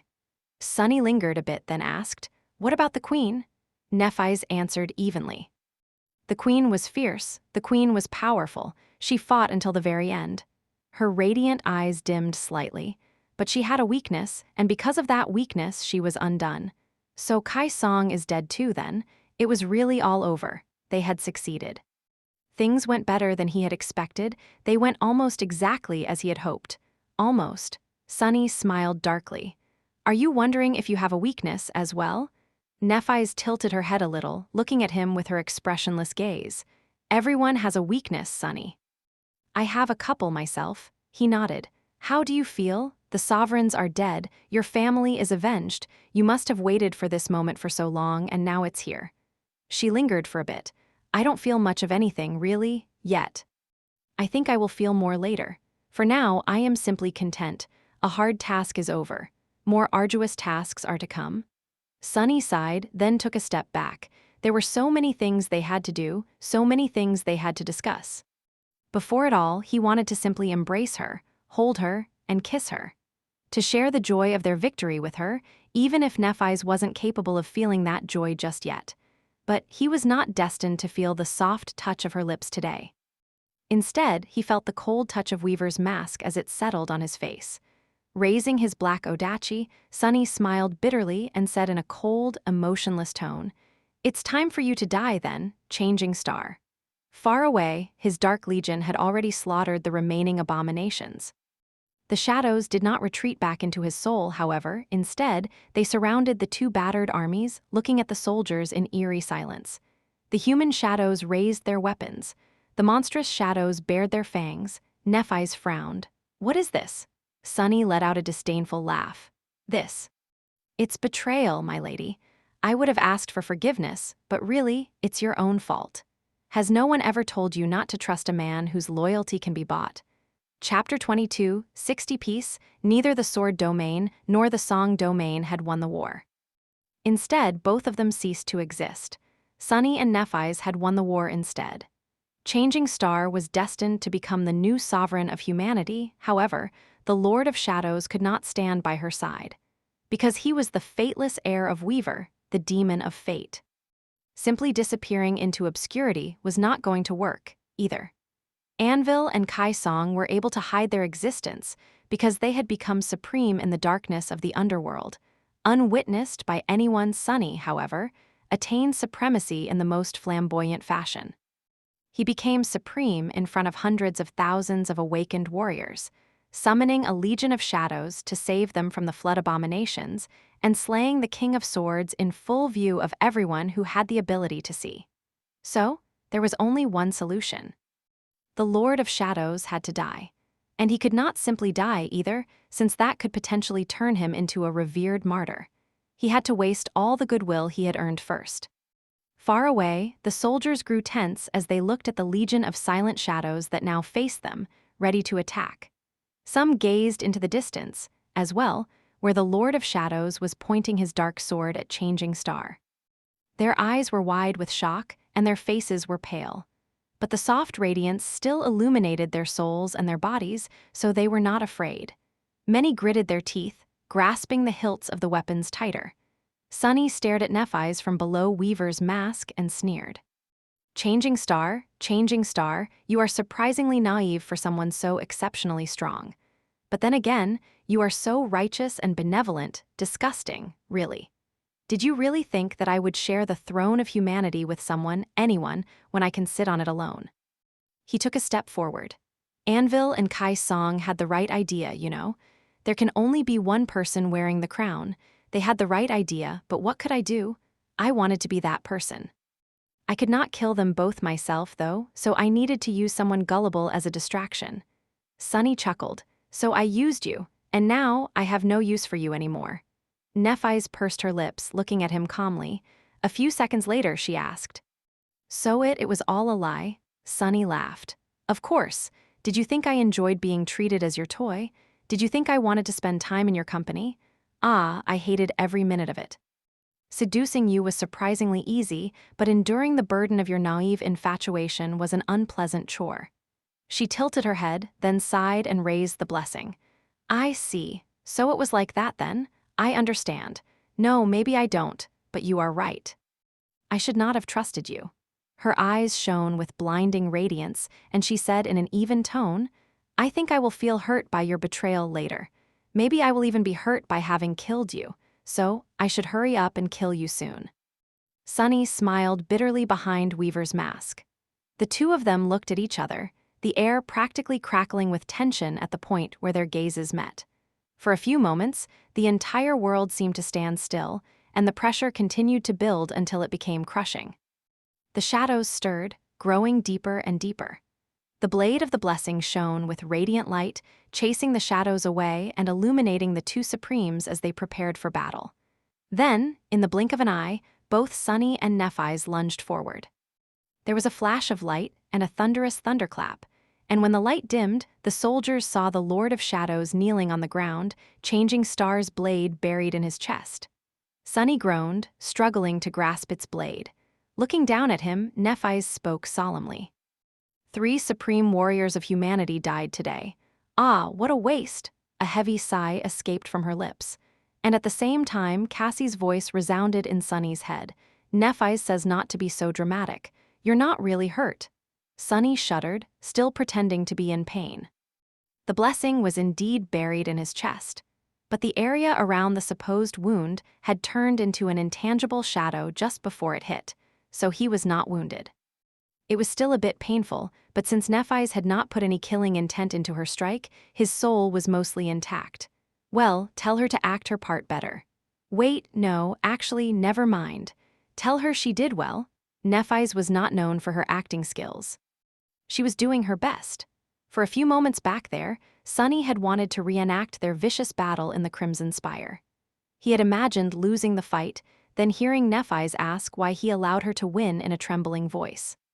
But then he realized that there was no need to deceive her into making it seem like she killed him.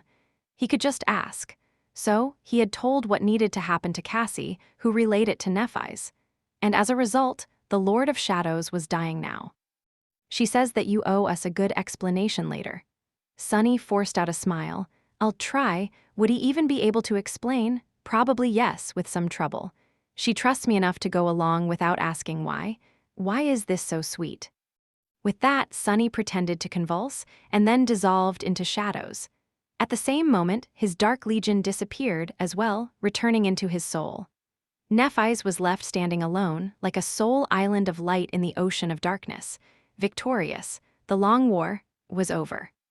Some days later, a towering dream gate opened in the clear sky above Bastion, and the stunning silhouette of the Ivory Island slowly emerged from it, drifting among the clouds to hover high above the great castle.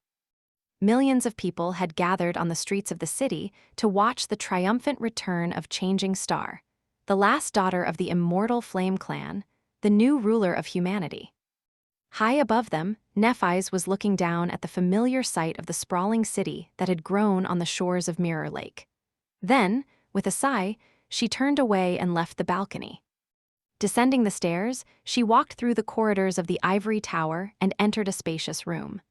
There, a stunning woman sat in a wheelchair, positioned in front of the window.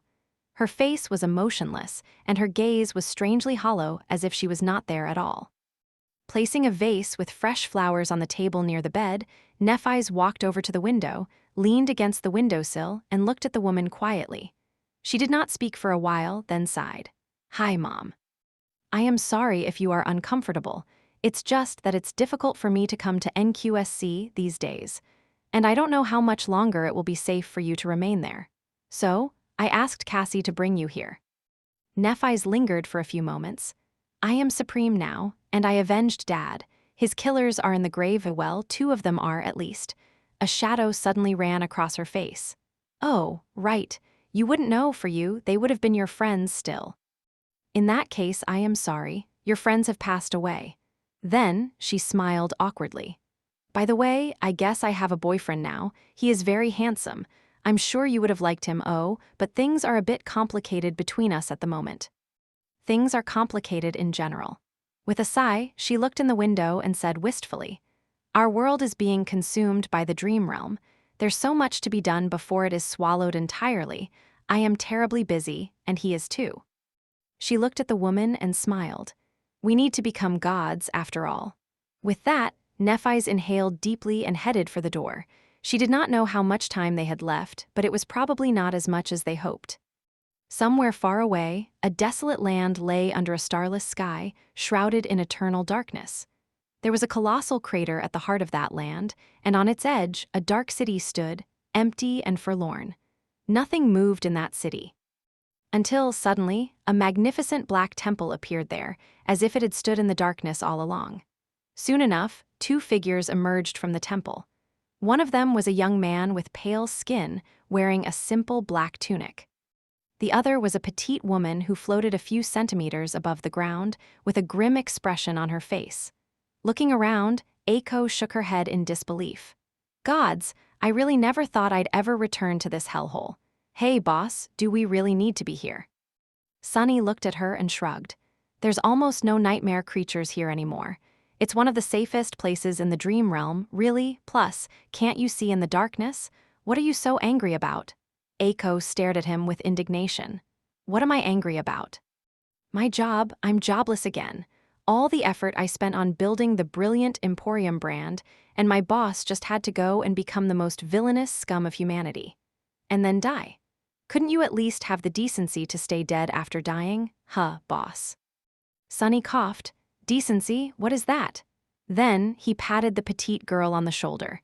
Don't be sad though, Aiko. Do you think that war profiteering is all that? Let me tell you. He gestured to the dark, desolate streets. Colonialism, that's where the real money is at. And Forgotten Shore is a prime colony location. Sunny smiled. So, what do you say? Shall we build a city here? A peaceful city away from all the strife. It would stay peaceful for a bit at least. End of Volume 9, Throne of War.